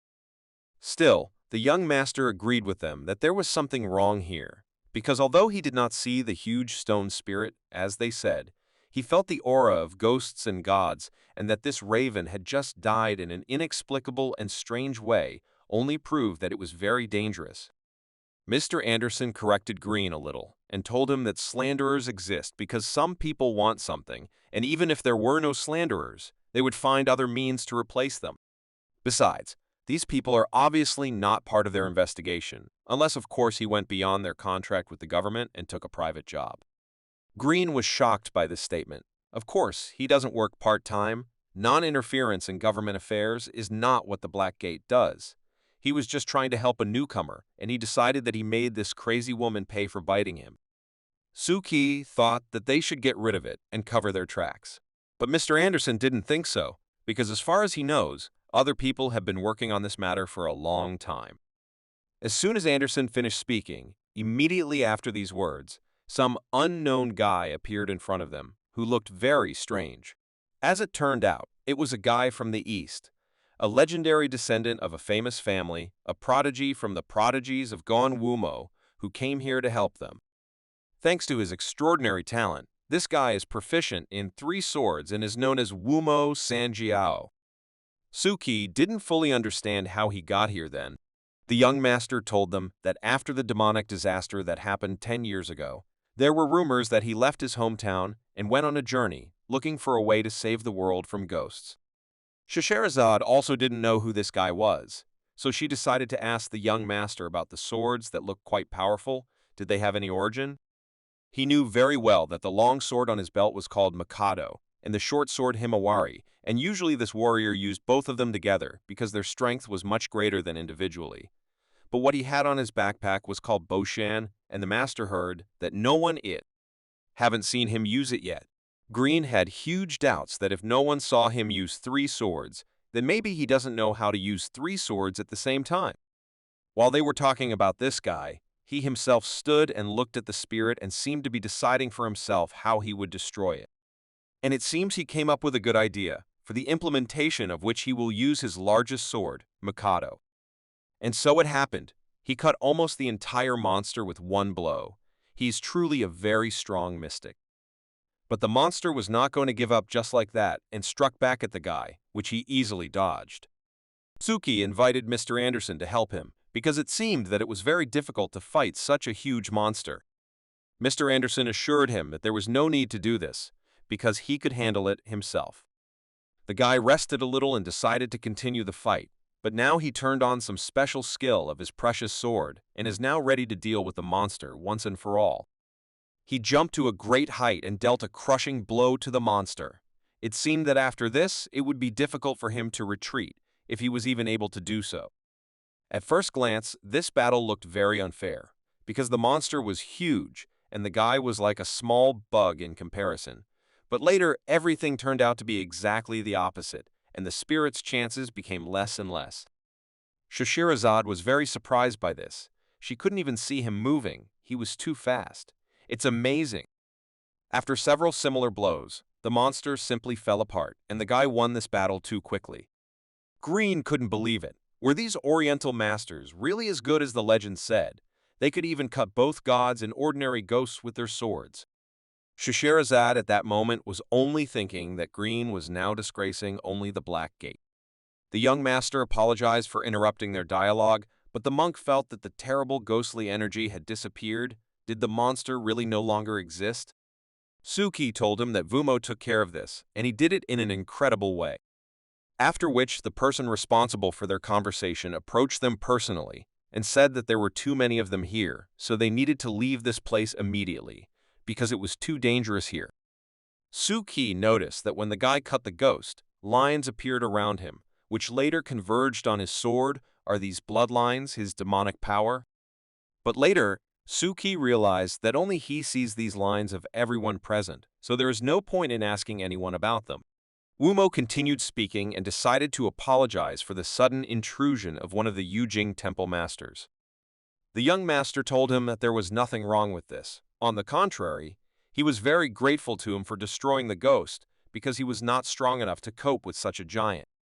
The guy was not against doing this, because this is his main job, to destroy ghosts and punish them for disturbing ordinary people. But he understood that these people were not entirely ordinary, so he decided to check with them themselves. The young master answered him that this is a Black Gate organization, the mystics who were assigned by the government to help them deal with the unnatural events in Ludo, to which the guy replied that he knows this organization and he heard that they are outsiders. Therefore, he began to take off his mask and at the same time asked them not to stay in Ludo, but to immediately go to a safe place. It seems in vain that he said so in the presence of Scheherazade, who was very angry when she heard all these words. She told him that he was telling this to the wrong people. They should not be afraid of him, just because he is the destroyer of ghosts. The guy immediately asked for forgiveness, because he did not want to offend them, but was simply worried about them to some extent. He simply took into account their inability to directly fight the demons and the heavy losses that the Radiant Sovereign had inflicted on the Black Gate several years ago, so he believed that Ludo was not the safest place for them. Mr. Anderson tried to smooth out the corners and explain that this was just a contact between the government and the Black Gate. They are professionals, so there is no need to worry. Suki silently watched this dialogue, and he got the impression that they were both praised and offended, because everything Mr. Anderson said was more like a slap in the face. But judging by the words of this guy, he has an idea about the organization of the Black Gate, but he decided not to get hung up and decided to change the topic and said that some time ago he saw how one person manipulated ghosts and then ran away. He was wondering who it was. Green told him that it was a big bald guy from a Science Society who abandoned the ghost and ran away. Suki understood perfectly well who Mr. Green was talking about, because Mishalov at their last meeting showed the entire Science group at the moment. The young master added that these were slanderers from the Science Society who were suspected of using the method of moving gods to instill evil spirits in Lodo. The guy listened to them carefully and said that this information was enough for him to take care of it. Suki was a little surprised that Wumo wanted to solve this problem himself. He seems to be the kind of person who has a strong sense of responsibility. After which, he also added that he heard that in Ludu there is a harbinger of the revival of the Lord of Spirits, and he would like to visit the abbot of the Yujing Temple, so now he needs the recommendations of the young master. The master, without further conversation, invited him to follow him. He would take him to the place where he needed it. The guy said goodbye to everyone and calmly left, as if nothing had happened. Suki thought that this guy and his swords are mysterious bloodlines. It's essentially like a spirit behind his back. Wumo is very much not just a person. Shashirazad did not have the best feeling about him. He is so arrogant. She believed that he was so filled with complacency only because he has some kind of power. But Mr. Anderson suggested that perhaps the experience of beheading ghosts led him to arrogance. In the end, this guy was right in some ways. The Black Gate cannot fight directly using mental energy like him. So Shashirazad wondered if they could find that same escaped slanderer. But Mr. Anderson believed that this was almost impossible to do because it seems that he had planned everything and his escape was also part of the plan, which worked perfectly. Suddenly, their conversation was interrupted by a message that came to absolutely everyone without exception. Green stated that this was a message from Advisor Alice, who ordered the Black Gate team to immediately return to the second meeting room of their organization. This was the first time Suki heard about the second meeting hall of the Black Gate. What is it even, and why are they in such a hurry to go there? Mr. Anderson told him that this is their reserve meeting place. As soon as it is put into operation, it will only mean one thing: something happened to the Black Gate. After the Black Gate team left the site of the battle with a huge monster, some strange creatures appeared at this place and began to collect the remains of the eyes from the stone spirit. They picked up these eyes, which gave them the opportunity to see people, but they themselves were invisible, so the couple could calmly discuss that. Now they would go to the pub on the street in front of their house and sit there for a while. The monster began his ritual, which was possible with the help of this eyeball. As it turned out, this ritual turned monsters into beautiful girls who were ready to begin their mission. After some time, this monster, disguised as a girl, came to the nearest pub, which she found, in which a young girl was sitting and talking on the phone. She snuck up from behind and overheard the girl telling her boyfriend not to take her because she could get there just fine and everything would be fine. The monster came even closer and said that he really liked the girl's clothes and would like to take them from her. The girl, not understanding who was talking to her, turned back, where she saw a huge monster, was horrified. After which, she stole her clothes and did not leave the girl even a chance to live. Now the monster looked like an attractive girl, who was approached by many guys to get acquainted, and one of them invited her to drink something stronger. But he was lucky that he took a closer look and realized that he didn't like this type of woman, neither the figure nor any kind of drive, so he simply moved on and did not continue the dialogue with her. She decided to fix this problem in order to attract more men. Now it's another thing. A lot more guys started pestering her, with whom she didn't mind going to some secluded place. These men didn't look as good as they wanted, but still, even they were surprised that she was so understanding. She really liked it. 2 more victims to add to her piggy bank. She became inspired and will now continue her hunt. Now the monster's gaze fell on a girl who was walking down the street alone, and on her bag was a drawing of one of her favorite actors of our time. The monster called the girl and asked her to stop for a minute because he had something for her. She couldn't believe that she was seeing superstar Wong in front of her now. What could he be doing here? This fake superstar pretends to be a normal person and offered the girl a little drink, after which he took her to the first corner and destroyed her. Finally, the Black Gate team reached that second reserve interview hall. Suki could not believe his eyes that the reserve headquarters could be so luxurious. As it turned out, not only Suki was visiting this reserve hall for the first time, but Scheherazade and Green were also surprised that there was such a reserve hall at the Black Gate. They all approached the doors of the hall together, where each of the participants was identified, after which entry was allowed. Mr. Anderson greeted them in the second meeting room of the Black Gate and invited them to enter inside. Inside was already Counselor Ellis, who was ready to begin what she had gathered them all here for. She invited them all to sit down and take comfortable places for themselves, because the conversation would be serious, because she had only recently returned from a meeting of the Chief's Cabinet. Counselor Alice said that the reason for such emergency meetings of the Cabinet of Chiefs was that the meeting room of the Blackgate Council in the new capital district was invaded. Suki realized that at that moment, absolutely the entire team was in Otani Park at that time. Did they deliberately distract them with that ghost in order to quietly burst into the meeting room? Alice believed that, apparently, this was revenge for the fact that not so long ago, they investigated and arrested a group of members of the session. She showed them photographs that were hard to look at because everything was destroyed. After which she warned them that the council meeting room had been opened, and they would be closing it completely, so all subsequent matters would be discussed in this reserve place. The guy was surprised that the advisor was not angry that the Black Gate was demolished by the session. But Scheherazade, like all the more experienced mystics, knew that the calmer the advisor behaved, the more it spoke of her indignation. The last time she looked like that was when Su-Q was cursed.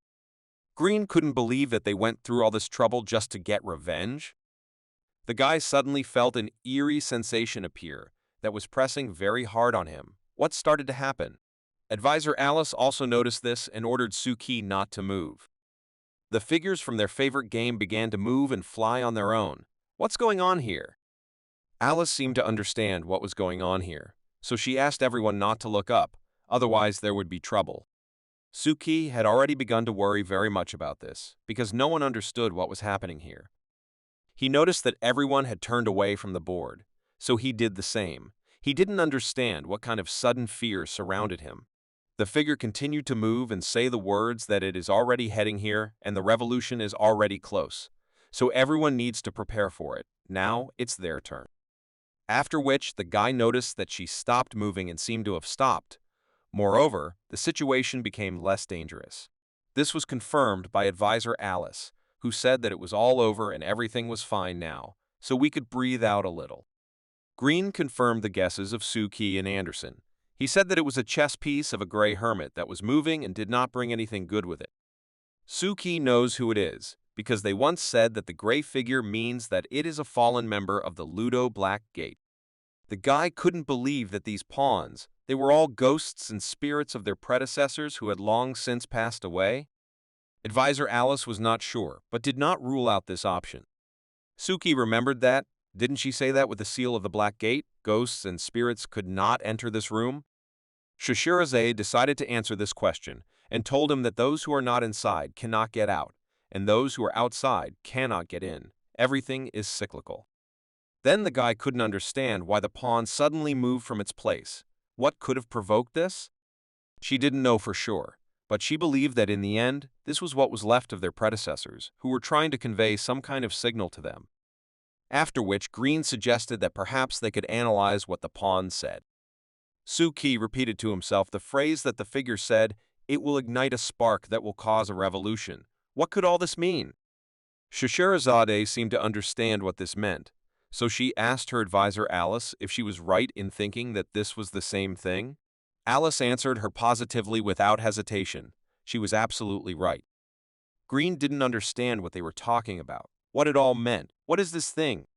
Scheherazade had no particular desire to explain anything to him, but still, she told him that while he was getting to Ludo, she and Suki were on Tianshui Street and found one thing. The guy understood that now they were talking about the very artifact of burnt fabric that the old grandmother gave them when she told them all about the session. After which, Alice added that after the raid on the first headquarters, she asked the Hatter to count all the things that were stolen, and among them was that same burnt sleeve. It seems they came for it. Suki remembered very well that old woman from Tianshui Street told them that this sleeve was of great importance in the fight against the spiritual child, so she gave it to the Black Gate. Inugami's attack on Suki is also associated with this sleeve, so you need to be extremely careful. Mr. Anderson understood that they were using the displaced ghost to lure them out and steal the sleeve. This plan was well planned and equally well executed. But for Scheherazade, this was yet another proof that no one had the courage to face them. Green also noted what it means. These cowardly slanderers are those who are called exterminators. And what does this word inflame, which was said in the message, even mean? Alice believed that this was literally the case. On the way here, the fortune-telling house sent her a prophecy, which she sealed for safety. But now was the time to look at it, so she politely asked the Hatter to bring it to her. The Hatter opened his shirt, behind which was hidden a crow in a cage made from the Hatter's skin. Suki never tired of being surprised at how the Hatter was an incomprehensible creature. He didn't even have organs inside, which helped him keep the three-eyed raven inside him. Alice didn't wait long, so she cast her spell, which helped open and read the prophecy. After this spell, the raven began to say that when the fire starts, all ranking orders and rules will be burned to the ground and there will be equality in the world. Suki listened carefully to what the raven was saying, because this was the first time he had heard a prophecy from the fortune-telling house. Suki walked with Green on their new mission and thought about the ghosts that fly in the sky. Will it be like the fairy tales that the advisor was talking about? He wondered that they would continue to go back to the past from the future and continue to eat people. But the main question that bothered him was whether the gates actually exist and has anyone seen them? Green noticed that Suki was too busy with some thoughts, so he decided to ask him what happened. Suki asked him a rather unexpected question, the essence of which was that he was wondering if Mr. Green would like to dive as deep as possible.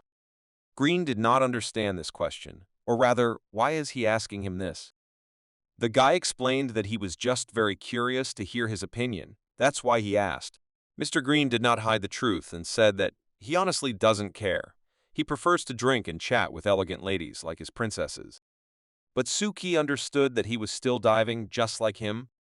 Green did not hide this and told him that the guy was absolutely right, because most mystics strive for deeper secrets. All the mystics in the world are obsessed with deep knowledge, thirst for the unearthly, and do not know what they are talking about. They think that maybe if they go deeper, they will find the gate and something will change. But Suki knew that many of them were unable to break through the layer of moho and learn much more. Green did not deny that few people were able to overcome the moho layer, but not many even know what is beyond it. It is very rare to meet such a mystic and especially to talk to him. But the guy believed that the moho layer was like a sinking road blocked by something. Suki even compared diving into the depths with a one-way street, perhaps blocked by those who plunged into this ball first, and now they do not allow those who will come after them to come. Green found it more and more interesting to talk with the newcomer every day. He is quite an unusual person. So he explained to him that the greater the depth, the cooler the secrets, the more that an ordinary person will not be able to understand in his entire life. So there is no need for the secrets to be incredibly cool. It does not make much sense. Suki agreed with him, because it is very difficult to guess human nature. Everyone thinks and acts as they see fit. At this turn, they will diverge, and Mr. Green asked Suki to be as careful as possible, and if he had problems with the scenes, the first thing he advised was to call Scheherazade. He knows a lot about fights. Suki listened to him carefully and said that he would be extremely careful and also wished him good luck.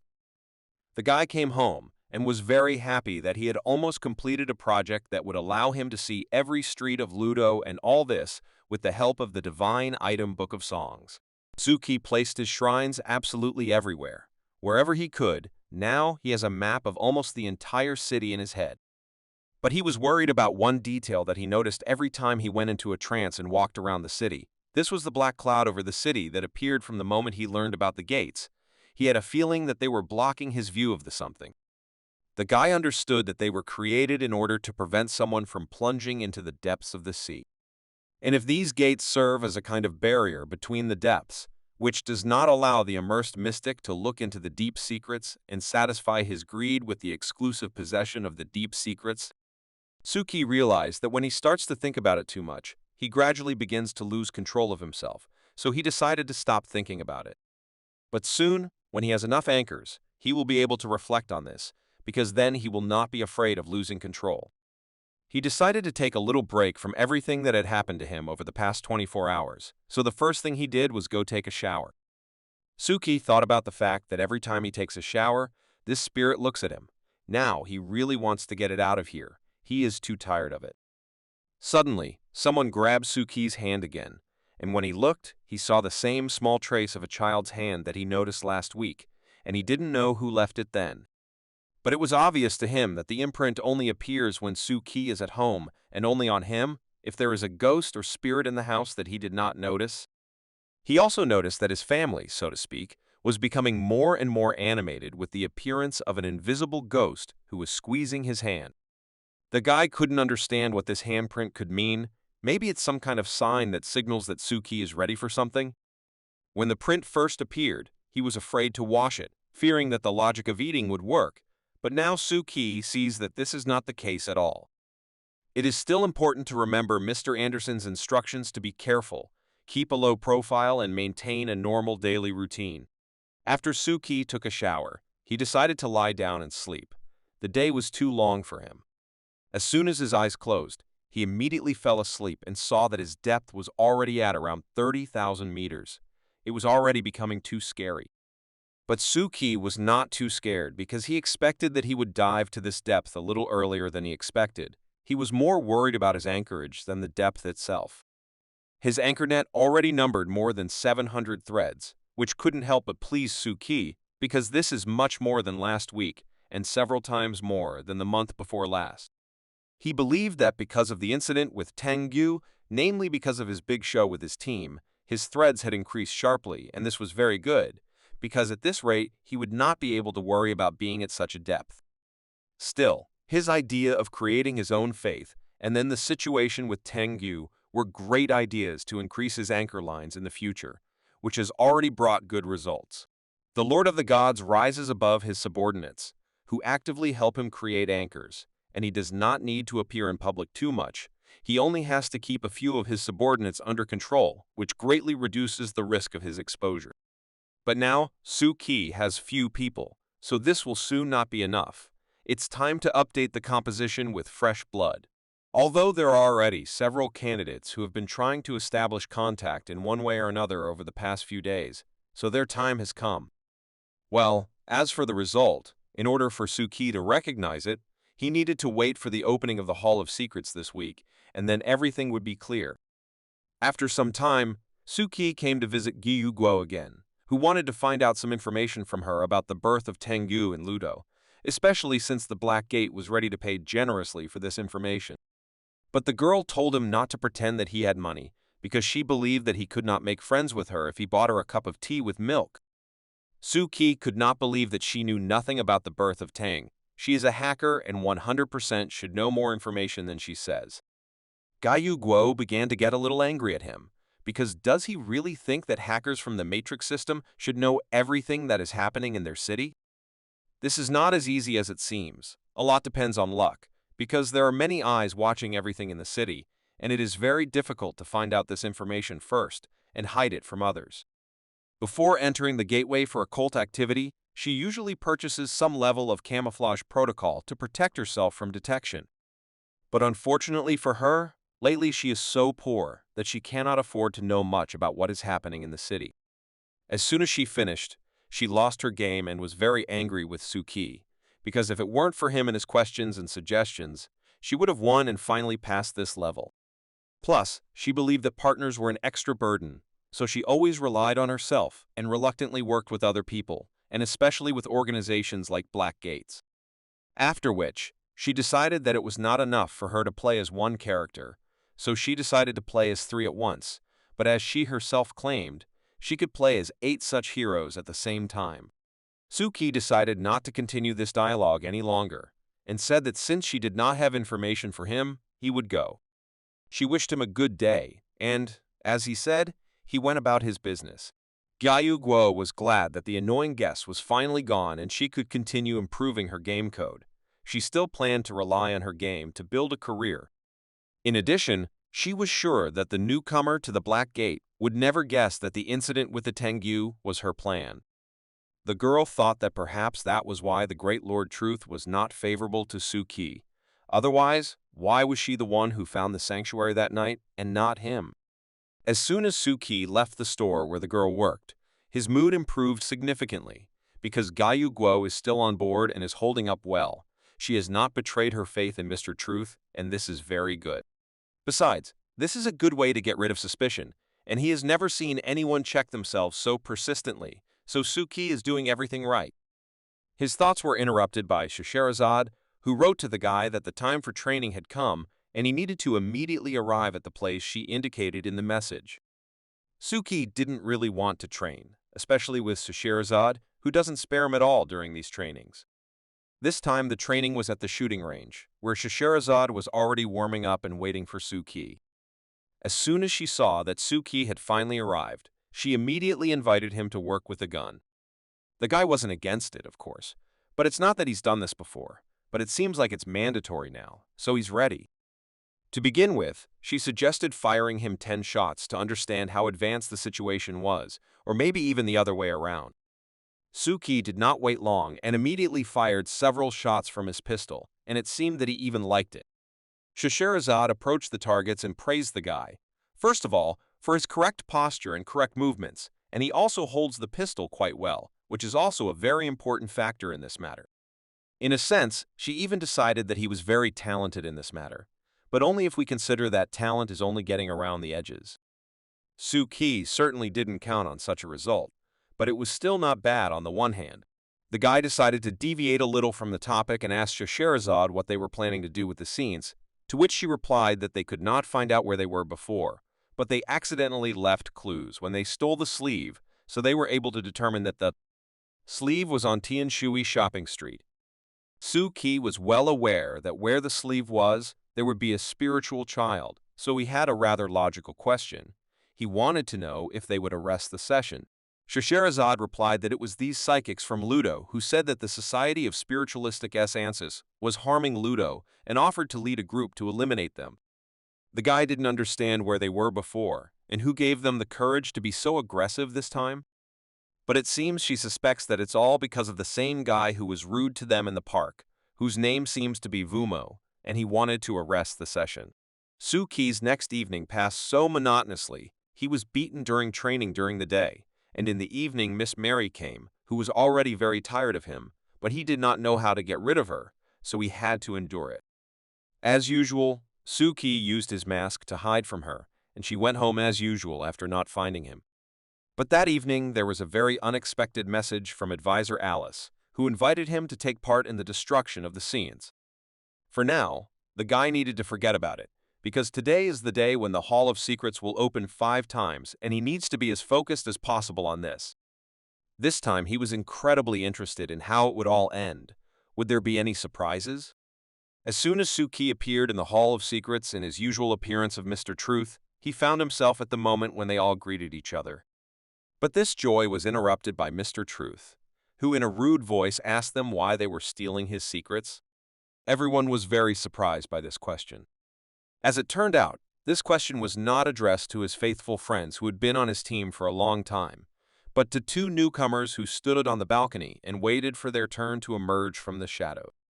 2 days ago, during lunch break, a school photographer, who was also a spirit, was photographing a cat and noticed an incredible light that lured him. When he came closer, he noticed the same small house that he had rented before, but it was so beautiful to him that the guy decided to take another photo. But as soon as he touched this small temple, a vision appeared before his eyes, in which a mysterious voice told him to pray and accept his faith, and Lord Ludo would show him the true path. After which, according to the classics, a small statue of Mr. Truth appeared near the small temple, which could only mean one thing. Now the photographer is honored to join the Hall of Secrets and become one of its 12 participants. The guy immediately reached for the figurine, which lured him to it. It seemed to him that it was not just a toy, but something much more. Suki carefully watched this from the side and thought that the guy would not be able to discover his faith, but apparently everything was turning out completely differently. Now it was necessary to proceed to the next step of his plan. He understood that everyone else needed to study the rituals of the god Laudo in order to join, but this photographer is too slow. He's just like a sloth who does everything at minimal speed. Suki didn't know for sure whether he would participate in all this after this. Of course, it's up to him to decide. But in any case, he's just trying other options that, in theory, could work. He's done with this guy. Now he needs to move on to the next character, which was accordingly the next part of the plan. Suki headed to Ludo District Hospital, where he planned to carry out the next part of his plan. So he brought a small pouch that was inspired by a Shen, who used similar pouches to strengthen faith. In addition, it seemed to the guy that this was an excellent disguise for his objects, which was needed to avoid unnecessary contacts with ordinary people. Inside that same bag, there was a small figurine that Suki carefully placed there, and it was quite ingenious at first glance. The next step that Suki had to take was to understand whether he was really destined to cooperate with the person he was currently heading to. Well, what about monsters? And in the hospital, they were especially terrible and unpleasant to the eye, but still Suki will have to survive it. The guy entered the elevator, and this spirit became even nastier, as if it couldn't be worse, but Suki was already a professional and simply did not pay attention to him. As soon as he left the elevator, he realized to himself that in fact the monster was not so scary, but his breath almost killed him. Can anyone tell the ghosts about basic hygiene? Suki installed a shrine on the 3rd floor of the hospital and placed his small figurine inside, which was supposed to attract the attention of the very person whom the guy planned to recruit to work. After which, he decided to go to the ward of the Sisters of Tianjin, where the president himself was at that time, and promised his sister that he would never give up and they would get out of this swamp together. The school president did not notice how the door opened, and Suki slightly scared him when he was already standing next to him and greeted him. Tianjin was at first slightly surprised that Suki came, and later greeted him and was even glad to see him. The guy told him that he noticed the fact that the people who work with Suki were already watching him. Suki thought that despite the fact that last time there were no casualties, the Black Gate continues to monitor him, observing his mysterious activities throughout the year, and this was a fairly correct decision. Tianjin told him that Anderson said that this is a special ritual of observation, that if he gets close to something mystical, it will glow, and at the same time the Black Gate will know about it.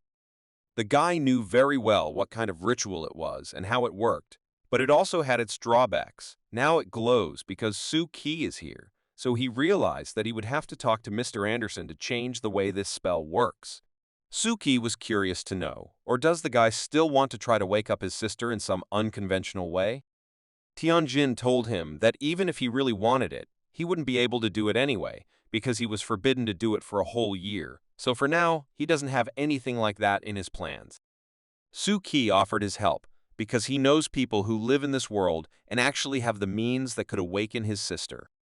The president was not ready for such a proposal, because he always believed that this would be a gross violation of the Black Gate policy. At least this will not allow him to fall into the occult and be used as it was before. Now everything will be different. The president was very grateful to him for his help and offered to eat tangerines and discuss this a little later. And now he was very interested to learn more about the preparation of Suki's class for the cultural festival, to which the guy answered him that they had prepared a horror theme, which they would present in the form of spirits. They chatted long enough for Suki to leave, so he thanked the president for the fruit and said goodbye to him. The president decided to see him off before leaving and wanted to ask him something else. But Suki left the hospital too quickly and told him that he did not need to be seen off. The guy believed that it was better for him to go home himself and take a break from all this. Suki knew very well that he didn't need to appear if he was just setting up a shrine, but the reason why he met Tianjin today was more to confuse the ritual of observing the Black Gate. All that remains now is to hope that everything will go well and the plan that the guy has in mind will go smoothly. Now the president's head was occupied with only one thought, which Suki told him he incredibly hoped that his sister had a chance to wake up, if Suki himself was so sure of it. The president got out of the elevator and said in his head that everything would be fine and he could handle everything, and suddenly his thoughts were interrupted by a voice that wanted him to tell him about his feelings and pray to him. Tianjin saw at the end of the corridor a small temple that was glowing, and it seemed that the same voice was coming from there, which continued to tell him that if he had problems, he could help him. The voice called himself Lord Ludo and promised to reveal to him all the secrets of this world. For this, he only needs to look inside this temple, but the guy did not understand where this temple even came from and who put it here. But the guy decided that now was not the time to think, because it seemed like a good chance for him to fix everything and give his sister the opportunity to continue a normal life, so he ran to this house to grab it. The observation ritual that was left by the black gate began to glow incredibly and even seemed to bring pain for the guy, but he no longer cared at all. The thought in his head was that he could help his sister. One hand stopped hurting, and in the other, he had a small bag. Tianjin understood that if the observation ritual reacted like this, then he was clearly connected with something mystical. He returned to his sister and thought about every word that the so-called Lord of Ludo said to him and tried to understand how it could be connected with his sister. He was in such a state that he was ready to believe in anything. Mr. Truth kept asking why they were spying on his secrets. The two new characters turned out to be a sick girl, namely the president's sister, whose name was Tian Feng, and a cameraman, who in real life was a school photographer. Suki was happy about these two. It seems that Tianjin still managed to get the doll and give it to his sister. Tian Feng's invitation was his attempt to experiment with the functions of the Cthulhu, and since she appeared here, it means that people can manipulate dolls even while in a coma. But still, it was worth continuing the ritual, and Mr. Truth continued to ask why they were spying on his secrets. The nine-headed woman helped them, saying that this question was addressed specifically to them. Instead of giving an answer, the girl began to run towards the table where all the participants in this meeting were sitting. What was she going to do? Tian Feng climbed onto the table and, now sitting on it, watched Mr. Truth. He interested her most of all. The nine-headed woman warned her not to come closer, because then Mr. Truth would be very angry, and it would turn out very badly for her. The new girl began to say that once she tried to die, and it was an amazing feeling that she was on the edge, surpassing everything he had ever done. She suspected that Mr. Truth didn't know how wonderful it was. Well, since he gave her this body, then he should try to experience it with her. It was the highest jump she had ever made without a safety harness, and she even saw birds. After which, she began to show that she was flying like a bird and saying "car, car, car" from this picture. The other participants were shocked. What was wrong with her? Why was she behaving like this? She continued to run around the table for some time and shout that she was a bird and how wonderful it was to fly. The spider didn't really like this girl.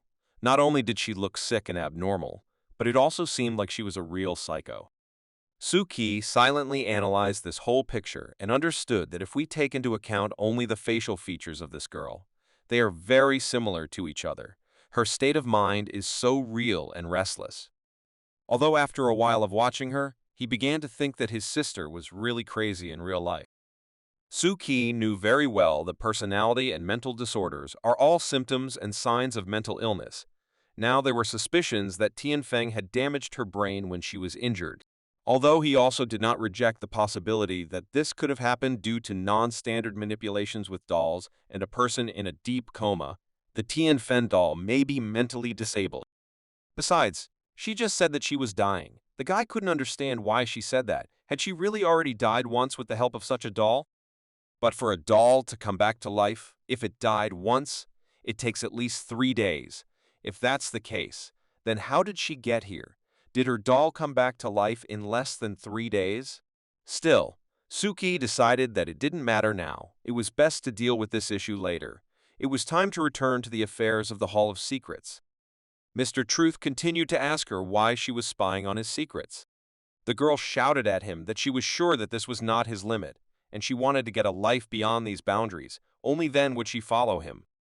After these words, according to tradition, one of the chairs was pushed back, and now there was room for a new participant in the Hall of Secrets. The spider was slightly surprised that Mr. Truth gave her a seat so quickly, but the nine-headed woman was sure that he simply did not want to listen to her nonsense anymore, so he pushed back his chair. But the girl did not calm down after that. But without waiting for an answer, she said that this is the most extreme type of weightlessness. She always wanted to experience it. This is a jump beyond the atmosphere. This time, Spider decided to contact Mr. Truth directly and ask him why they need such a crazy woman on their team. What good can she bring to them? Mr. Truth himself seemed not to be delighted with such words, so he used a little magic and put this girl in a transparent cube, which closed her inside and did not allow her to move. After which he broke it, and she fell straight into her chair, which Mr. Truth had allocated especially for her. Suddenly, she stopped running away and started asking the others who they were and why she was here. The nine-headed woman did not understand why Mr. Truth would bring a person with such an unconventional character here. But the fact that Mr. Truth gave her a chance means that she acted in accordance with the rules. Suki at that moment understood that this was a rather bold experiment, but unfortunately it turned out to be very unsuccessful, but still he could not just kick her out after giving her the doll. The girl sat on her chair and asked too many questions. What is this place? Does it give her pleasure? What is that big thing in the center? Who is that big man in the middle? But still, Mr. Truth did not cease to lose hope, because there was another candidate to whom he also began to ask the same question about secrets. Everyone around also forgot about his existence while they looked at this crazy girl. The guy thought for a long time that he could answer this question, so he simply said that he ended up here by chance and did not know what he needed to do. Now Suki was really upset because he understood that the appearance of these two new characters was truly an accident. At that moment, the spider called the camera head to them and offered to sit down at one of the chairs. Now, when everyone was sitting at the table, the nine-headed woman said that in the list of items, you can register or select items or needs that need to be exchanged. The funeral home has 2 orders for delivery next week, which means that next week they will have 2 physical operations. Now the guy's mood has improved a little because this was what he needed, a good employee who understands what the boss is saying.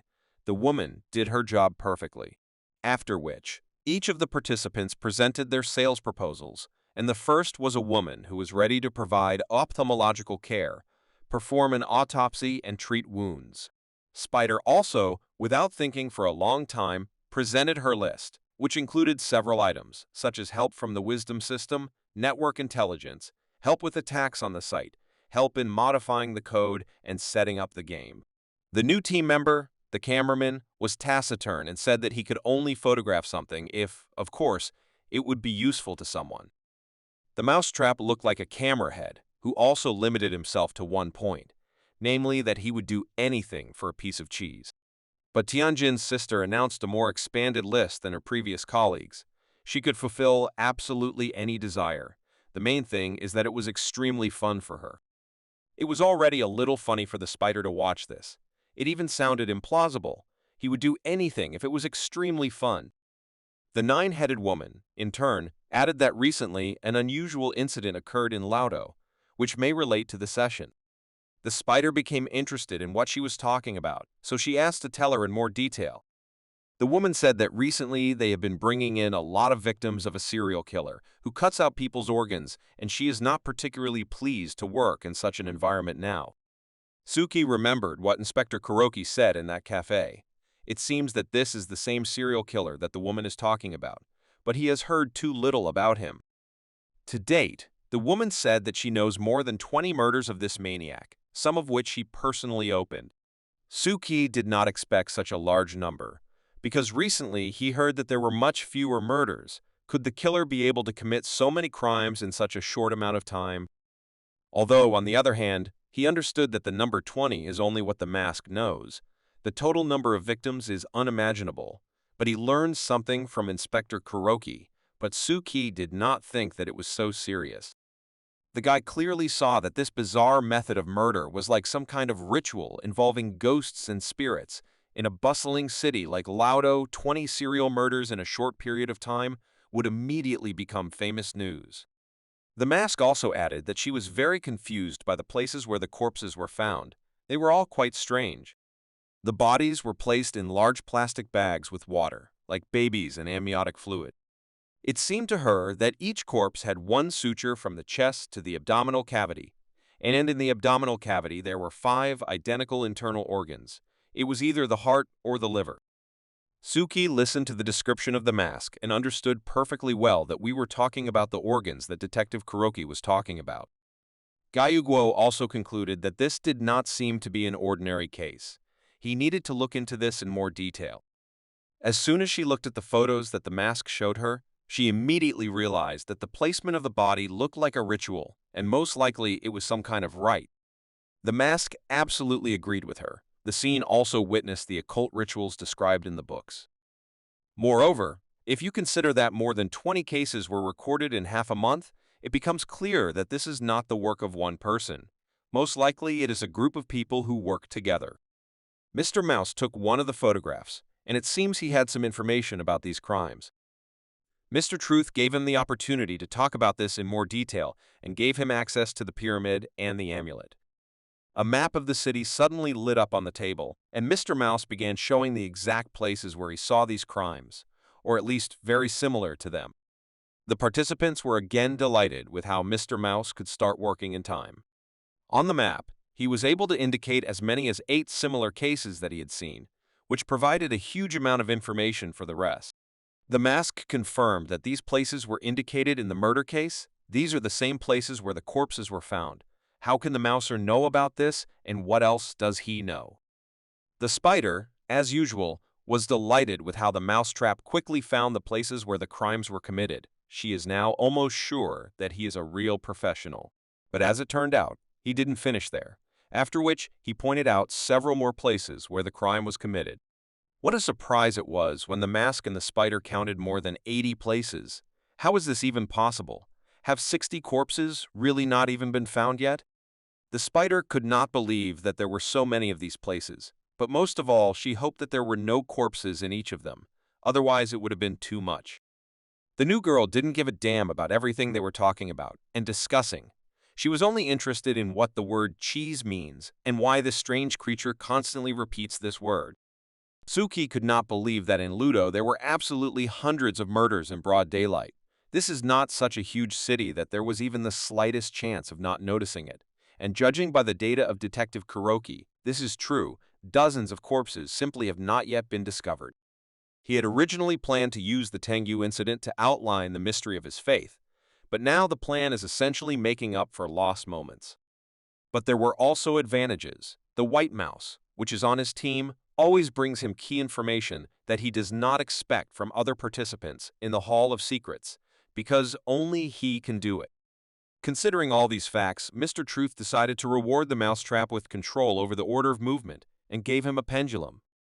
The spider was very happy for him and said that now they will definitely work together because he is a very strong player. After all these awards, Mr. Truth hinted that the organ of chaos was causing confusion and violating the purity of truth. Guo immediately realized that this was their new task, so she was sure that there was no need to worry and that they would do everything in their power to make Mr. Truth proud of them. After these words, he awarded her a pyramid. She, in turn, thanked him very much, because for her, it was fantastic. She believed that Mr. Truth had great wisdom and insight. The 9-headed woman didn't quite understand why she received the pyramid, so she decided to clarify what happened that she was given this pyramid. The spider answered her that later she would definitely tell her about her glorious deed and how she helped Mr. Truth. In the meantime, Mr. Truth said that the greatness of the 3 orders was in place and order reigned in the Hall of Secrets, and this could only mean one thing. Mr. Truth decided to give his subordinates a choice and decide where they were going next. The new girl didn't understand what we were talking about. Is it a talent show? If so, then she knows and can do a lot of things, so she can easily please him. Spider couldn't believe that Mr. Truth would give them the right to choose, and they could decide for themselves. Suki was mentally thinking about how Guo is a chatterbox. She's always trying to get her word in. Even the pyramid can't hold her long tongue. As it turned out, it was the choice of the order in which they would serve, and since there are 3 first participants, there are accordingly 3 orders that newcomers can choose. The spider tried to attract the attention of the camera head and asked him to choose her order. She promised him that it would be a lot of fun. At this moment, the 9-headed woman was not sure that new members could choose which body they would rather work in, but she was also not sure that recruiting people without knowing who they really were was a mistake. Spider thought that, in any case, the 3 of them had the authority to recruit, expel, and transfer members, so they could change their places again if suddenly they did not suit one or another order. Therefore, she advised the nine-headed woman not to hesitate and to choose quickly, otherwise she would lose, but she did not quite understand what Yu Guo was trying to convey to her. While they were thinking, the spider finally decided and began to act on her own. She took the camera-headed guy's hand and pulled it towards her figure, namely the pyramid, and thus he would choose her order. He himself didn't understand how it happened, but now he had a pyramid drawn on his t-shirt, and this only meant that he was now a full-fledged member of the Gyaigyu Go order. And she, in turn, was very happy about this addition. Now she has a colleague in the shop, and they can do things together. Gyaigyu Guo understood very well that there were not enough mysterious people, so she would have died from overwork if she relied only on herself. And now that she had such an opportunity, he does not look very smart, so he can be used. Then, she immediately decided to talk to the mask and advised her to create a team with that new girl. But the woman herself was not sure that she was normal and whether she was even worth choosing to join her order. We must not forget that the mask had a medical education, and she perfectly understood that this girl has neurotic hyperactivity syndrome, which means that she can be anywhere and everywhere whenever she wants. For her, everything around is just another game. And the mask itself believed that she was a rather strict person and was not sure that she could tolerate such behavior. But the spider continued to convince her that it was time to take off her mask of severity and let the girl into her order. While the two girls were busy talking about who would take this crazy girl for themselves, she meanwhile pestered Mr. Mouse and repeated the word cheese after him. He slightly did not understand what was happening and what this girl wanted from him, but in a sense, he even understood her. The girl was delighted with how beautiful Mr. Mouse's head was. It was shaped so that it should offer very little resistance to the wind. She also told him that she also loves cheese very much, because it provides so many calories, it makes her move faster, and she does not feel hungry. Mr. Truth watched this carefully, and it was quite surprising for him that these two people could talk to each other without even understanding what they were talking about.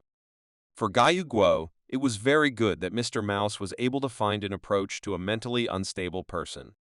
After a few seconds, the girl decided to choose the Order of the Mouser because she liked talking to him so much. He is such an interesting guy. She was so glad that she now belongs to the Order of the Mouser. Now she, like them, can participate in various events, and this is so cool. Mr. Truth was glad that the newcomers were able to choose their affiliation with the Order, and with this, he announced the end of today's meeting. After that, he thought that this meeting was quite unusual. As for the good news, the White Mouse and Gyaigyu Guo also gained control of the Order, and 3 orders were officially established. As for the new members, despite their quirks, they didn't talk much, so it all required order and a certain level of participation, but otherwise, he didn't need to rush them, and he didn't need to rush into anything either. But touching on the topic of murders, it becomes quite sad, because such a terrifying number of deaths indicates that Laudo, apparently, was involved in some kind of terrifying ritual associated with ghosts and gods. Suki understood perfectly well that the matter with the organs could turn out to be even more complicated than the scenes. He urgently needed to find a way to attract the attention of the Black Gate to this matter. The police did not turn to the Black Gate, presumably because they did not find enough victims. But if they found all the victims, then the guy knew perfectly well that this would be an excellent reason to attract the Black Gate. For the guy, all this looked very difficult, but at the same time very interesting, so he was not against providing his help in this matter.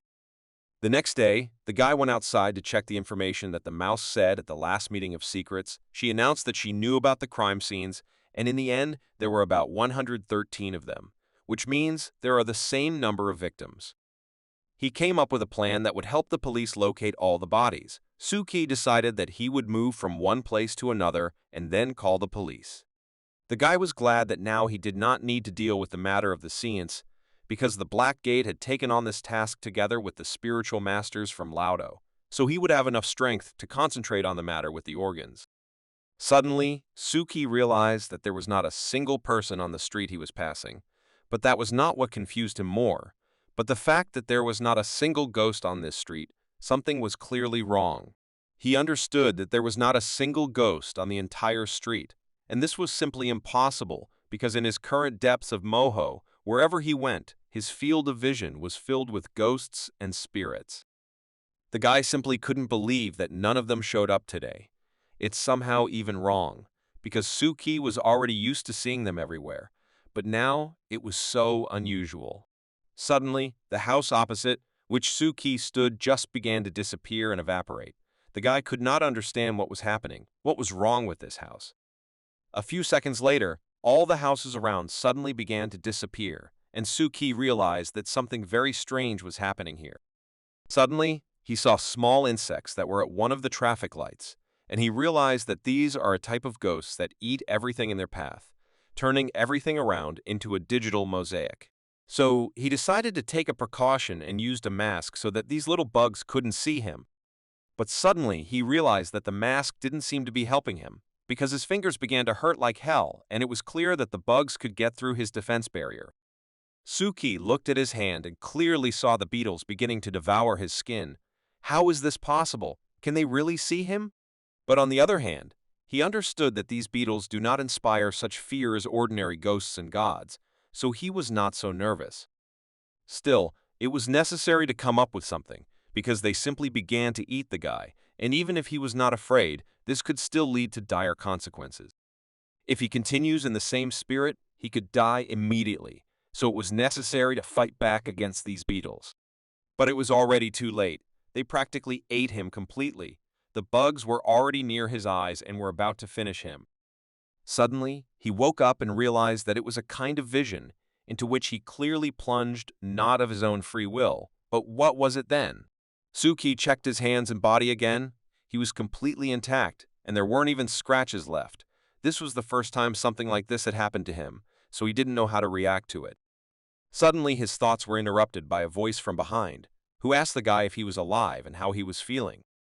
When Suki turned around, he saw a young guy holding an umbrella in his hands and saying that he was very lucky that he arrived on time, because just a little more and Suki could have said goodbye to life. Suki didn't understand who he was, but anyway, he thanked him for saving his life. As the guy told him, he is the boss, and he is doing everything in his power to save the lives of people like Suki. He also said that the inspectors at the headquarters are so obsessed with their affairs that if he had not been here for the inspection, a major accident would have occurred, and it is unknown who would have been responsible for it. Suki didn't even understand what this guy was talking about. What kind of headquarters, inspectors? What kind of spirits were they? While Suki was trying to understand what this guy was talking about, he in turn added that he did not expect to see a living person during a critical period, especially today. Suki had no idea who this person was, who could see spirits and had the ability to subjugate them. Was this guy someone from another mystical system?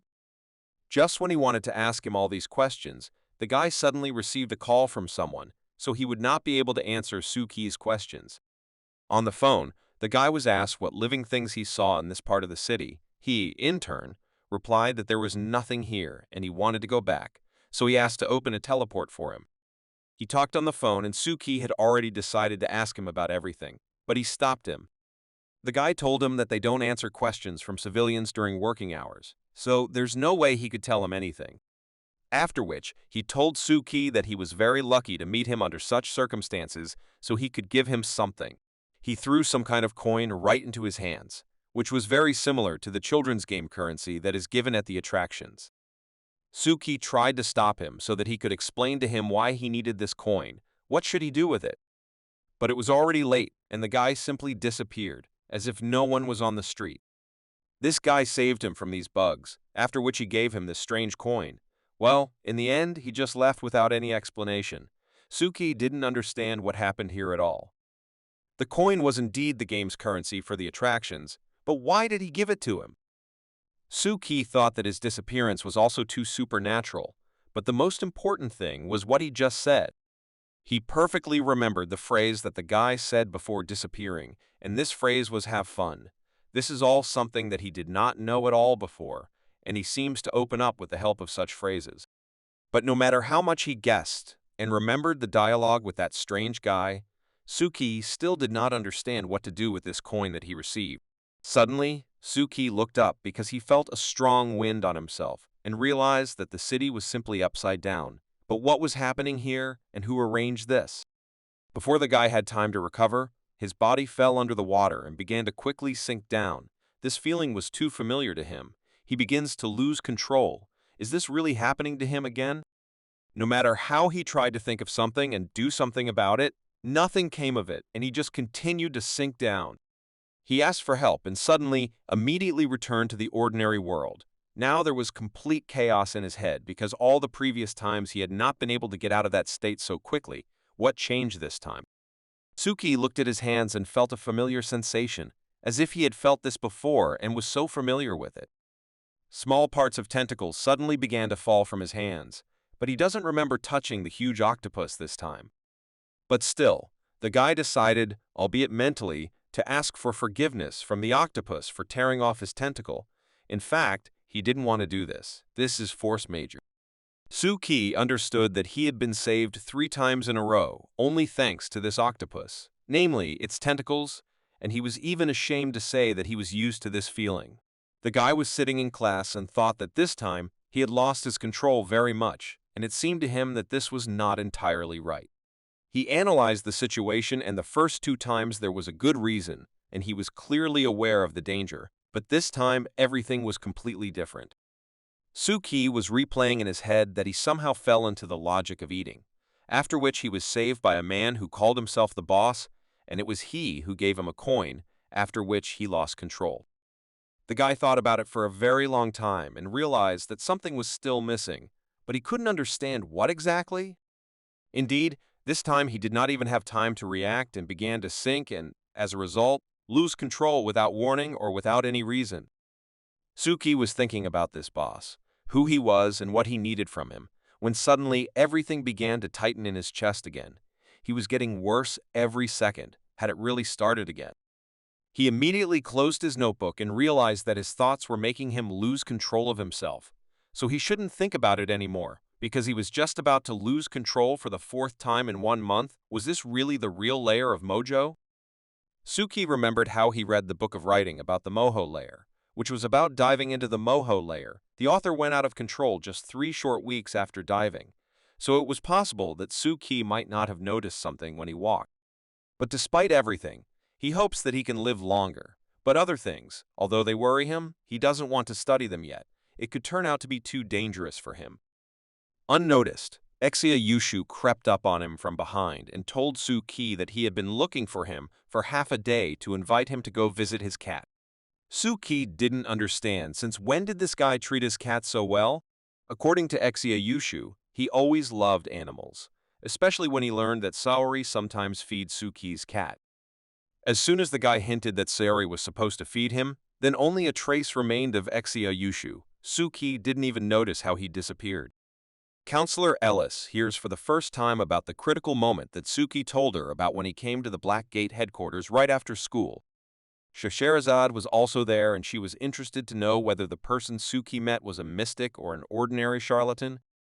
The guy was sure that he was not a charlatan. His methods of pacifying demons were very different from the methods of that guy with 3 swords, but they were no less effective. Alice didn't know what to answer him. She herself couldn't figure out who it was. Either it's a mysterious organization from the East that they don't know about, or maybe it's from ancient times. Suki didn't understand why she decided that way, what prompted her to draw such conclusions. The advisor explained to him that this is an unknown secret, which means it came from the East or from ancient times. This is the so-called basic rule of the mystical world. Alice didn't really like Suki's expression. She assumed that he thought she was lying to him, so she decided to clarify this point with him. Suki was a little scared, because he didn't understand in what sense she was saying this, because he didn't think so himself. For him, it was just a little difficult, that's all. Green and Scheherazade, who were at the headquarters, tried not to laugh at the guy, because they also perfectly understood that the advisor was joking. Still, Mr. Green could not restrain himself and told Suki that the advisor was joking with him. There is no need to pay special attention to these words. The guy got a little angry because he was asking seriously. It was unpleasant for him that they were mocking the newcomer like that. Scheherazade decided to stop this, because the guy was already starting to get angry, and this is not good, so it needs to end. Suki understood that the advisor wanted to say that the complete end could also be from ancient times. Scheherazade confirmed this information. She knew very well that in 9 out of 10 the unknown secret comes from old times, hence such conclusions. Suki always understood that ancient times were like the world before he got there, because in the House of Predictions, they said that the source of the faith of Organization 89 was from ancient times, so this is not the first time he has encountered this. Now the guy thought that if the critical moment also comes from there, since he was able to return, could this mean that Suki can also return back to his world? God knows how much he wants to get out of this place where he can die at any moment, just as Suki wants to return to his old peaceful world without these ghosts and gods that are haunting him. Suddenly, someone knocked on the door of the Black Gate, and it was quite strange. Who could it be so late? But the advisor was not expecting guests, so each of those who were in the room should have prepared. When the doors opened, Cabinet Secretary Bo Shi entered, who was embarrassed to disturb the Black Gate at such a late time. Alice didn't expect to see Bo's secretary at such a late hour, so she asked her what she was doing here. As Bo Shi said, their boss asked her to convey a message to the Black Gate. There is one difficult matter, and he would like to ask for help from the Black Gate. Suki remembered this guy because he saw him when they had a battle with the Guhu Bird Church. He was at that time the Secretary of the High Cabinet, the heart of the government. It seems that this time the ministers were warned. The guy put the envelope on the table and said that there was currently a cruel case going on in Ludo, for which a special task force had been created at the police department, which was called the Organ Case. He also added that this was an ordinary murder case, but this afternoon someone called the police, and based on tips provided by the other party, the police found the bodies of hundreds of victims one after another. Scheherazade was not herself when she heard about this. How is it possible that the police could not independently find the bodies of as many as 100 people? The secretary believed that this is why all departments believe that this case may be related to a paranormal phenomenon that requires the activation of the Black Gate, which is why he is here. Alice was interested to know that about the person who called the police and provided so much evidence. Did they find out who it was? As far as Bosho knew, unfortunately no. The police first checked, but there were no leads, as if this person did not exist. Suki was very pleased with his work, because it was he who called, but before arriving at the Black Gate, his plan worked perfectly, because as soon as the police found out about so many murders, then after a few hours, the Black Gate already knew everything. As it turns out, Alice had heard about this case before today. Now she is 100% sure that mystical forces are involved in it, so the Black Gate will help in the investigation and find the culprits. After the secretary conveyed all the known information to the Black Gate, this matter automatically became their responsibility, so it was time for him to leave. The advisor said goodbye to the secretary and went back to the meeting room. She said that Suki had previously reported that the police were investigating a case of strange murders, so she decided to read the dossier, and it very much reminded her of the Ripper case, a ritual serial murder, and this times the methods and the number of victims are even greater. It was logical for Green that hundreds of bodies would be found, and by this point, the ritual of the created anchor should be enough to pull ghosts and spirits into layers closer to the real world. But Alice noticed a very important feature, that there had been no recent appearances in Lada, neither ghosts nor gods. Then Mr. Green believed that even if there were no advisors in the depths of the sea, then the problem was much more serious and larger scale. She agreed with him, and if this level of ritual was not enough to drag the spirits into the shallows, then this ghost or god could come from deeper layers, not only from the Mohu layer, but also from the Gutenberg layer, and maybe even from the center layer Earth. Suki thought that Mr. Green and the others were at the abyss level and did not feel the ghosts of the organs, but he was able to notice the small organs that were running around the Moho level, but he also failed to see the spirits associated with this ritual. He understood that the rituals of the Guhu Bird Church were already quite strange, and it was quite difficult to deal with the bird. Now, this is an even more cruel, perverted, and massive ritual. The guy did not even imagine how terrible the ghost or god would be this time. Suki thought that the ghosts and gods of the layer of the center of the earth would be even more terrifying than the bird Gauha and Teng. It was even impossible to imagine. Therefore, the guy decided to clarify what they should do now. Apparently, they had a new business. But advisor Alice decided not to involve the guys in this matter for now and give them a slightly different task. She said that this week, Suki and Green would take part in the Seance destruction operation organized by Mr. Ludo in order to deal with the problem that is the Seance in the first place. Shashirazad, meanwhile, will work with Mr. Anderson, and they will be engaged in preventing the deity that they can call upon from entering reality. As for matters with organs and their occult rituals, this issue will be dealt with personally by advisor Alice. She decided so. Green asked her if they needed to bring in outside help from other departments. Her answer was that for the past 2 years, all branches have been short of people, and they cannot count on the headquarters to lend them people. They will have to rely on their own strength and do everything possible to cope with it. After Suki left the reserve headquarters of the Blackgate apartment, he thought that the advisor had arranged for him to participate in the extermination of a Seance, which would be quite difficult, but much safer than fighting with God, who will be or is in the matter with the organs. He received a message on his phone saying that the event to destroy the session would take place on Friday, so he needed to prepare and solve a more important task. It's the day of Ludo's annual cultural festival, and the students have prepared a variety of activities for the festival, which is open to the public. Anyone could come. There was a lot of entertainment waiting for them, where they could feel the hot atmosphere of the festival. Suki remembered this festival only with joy. He had not been to it for so long, so he tried to enjoy it to the maximum. On this day, the school was very crowded. Parents and guests from other places were invited here, so you could see and communicate with many new people. Suddenly, Suki noticed Shasherazad, who also came to this festival and had already started eating delicious food. But the surprise came when she noticed the guy and started shouting to the whole neighborhood that she was very glad that he was here too. It was so wonderful. The people around did not understand what was happening, and Suki himself did not understand what she was doing here because only school children and their parents were present at this event. She saw the guy's surprised look and asked why he looked like he saw a ghost. She also has weekends when she just walks around the city and takes a break from all these spirits and gods. She also added that she really likes to eat these snacks, which are usually made at these festivals. For some reason, children are well versed in them. Still, Suki couldn't believe a little that she was here only because she had a day off, so he asked again why she was here. Still, she admitted to him that she was not here entirely because she had a day off. Well, now the guy wasn't worried, because it was expected that she wouldn't just go to such festivals on her day off. Suddenly, she asked him if he had noticed that something unusual was happening at his school, something that could attract attention. Suki understood perfectly well that she was asking him this for a reason, but because something had clearly happened, so he said that he had noticed these guys. For the last few days, they had been hanging around the school in inconspicuous camouflage suits, as if they were doing something in the shadows. Shasherazad didn't hesitate for long and told him that this was the Dongcheng gang, the largest gang in Ludo, and they were clearly here for a reason.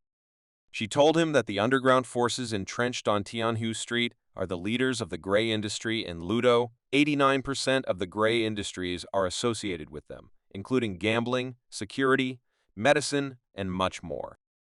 Suki remembered the time when he and Mr. Duchenne happened to encounter an accident related to aesthetic medicine. Then the elder said that underground forces might be involved in the beauty salon, which should be the Dongcheng gang. Therefore, he decided to ask Shasherazad why they came to the school and what they wanted to find here, to which she did not know the exact answer, only that she heard that Mr. Leo Delun, a retired former gang member, suddenly returned and gave some order. After that, the entire Dongcheng gang was deployed.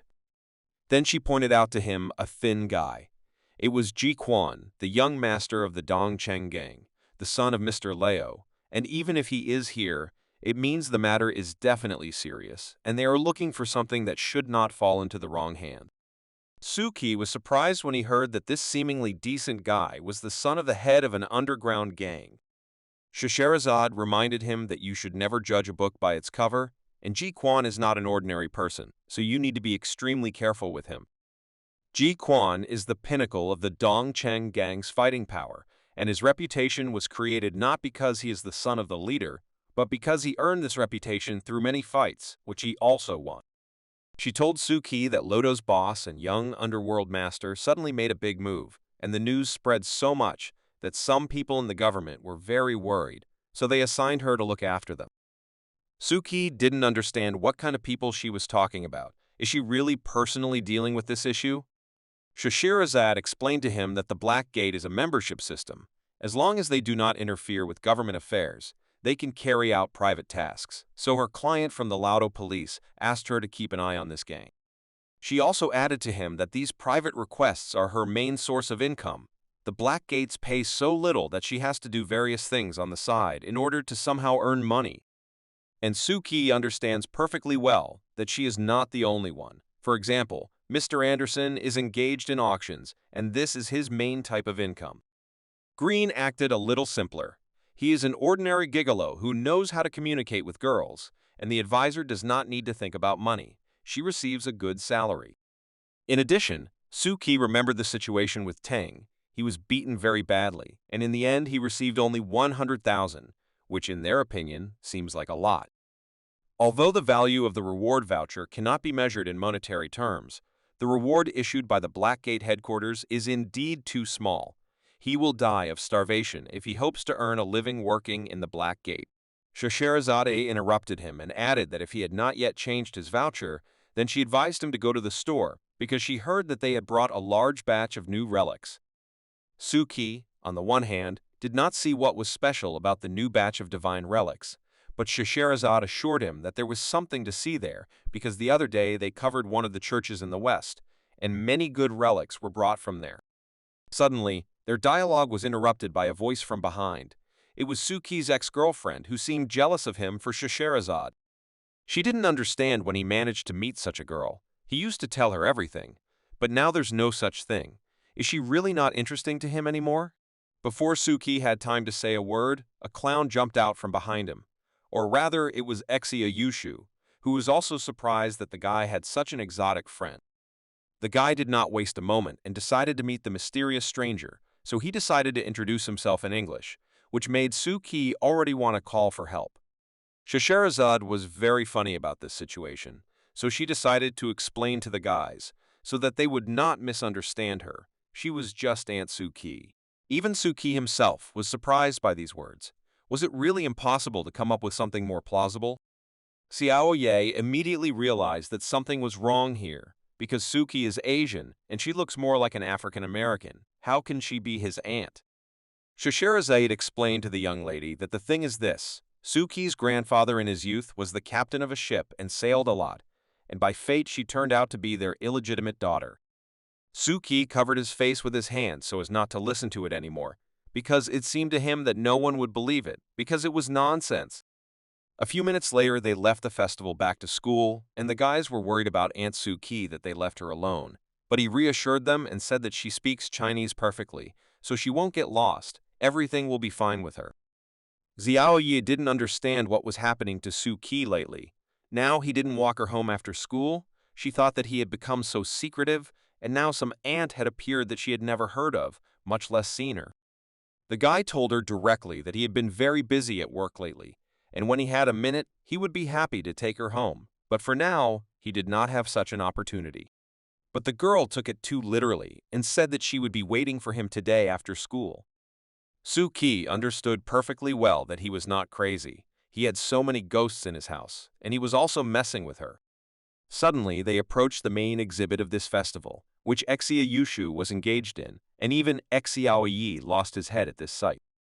It really looked great. Even Suki was pleased to look at it, but Exia Yushu assured him that it was so good not only on the outside, but also on the inside, so he invited him to see what was inside. Suki didn't mind and decided to go and see for himself what they had prepared inside. But before the guy had time to enter this room, a girl ran out of it, screaming for help. The guy was a little scared and didn't quite understand why she was screaming so much. What did she see there? She didn't explain anything and just kept running away. All she said was that she would never go there again. Xia Yushu took this as a compliment, because the haunted room must be really cool to have such a reaction from visitors. Suddenly, out of nowhere, Miko appeared and offered the guys to buy her magic amulets, which they could hang on their bodies. Then, the spirits that would haunt them would simply disappear. Suki thought that once a year at the cultural festival, she could finally sell her things without being persecuted by the school principal, so she couldn't help but take advantage of this opportunity. Xia Yushu was very surprised when he saw how Miko was trying to sell her amulets, because she even put on a special outfit so that people who did not know who she really was would believe her. Miko said that it is her professional clothing that allows the consumer to feel safe, that the magician is really talking to them. Suddenly, their dialogue was interrupted by a hand that appeared from that very room and said the name Suki. She had been waiting for him for so long.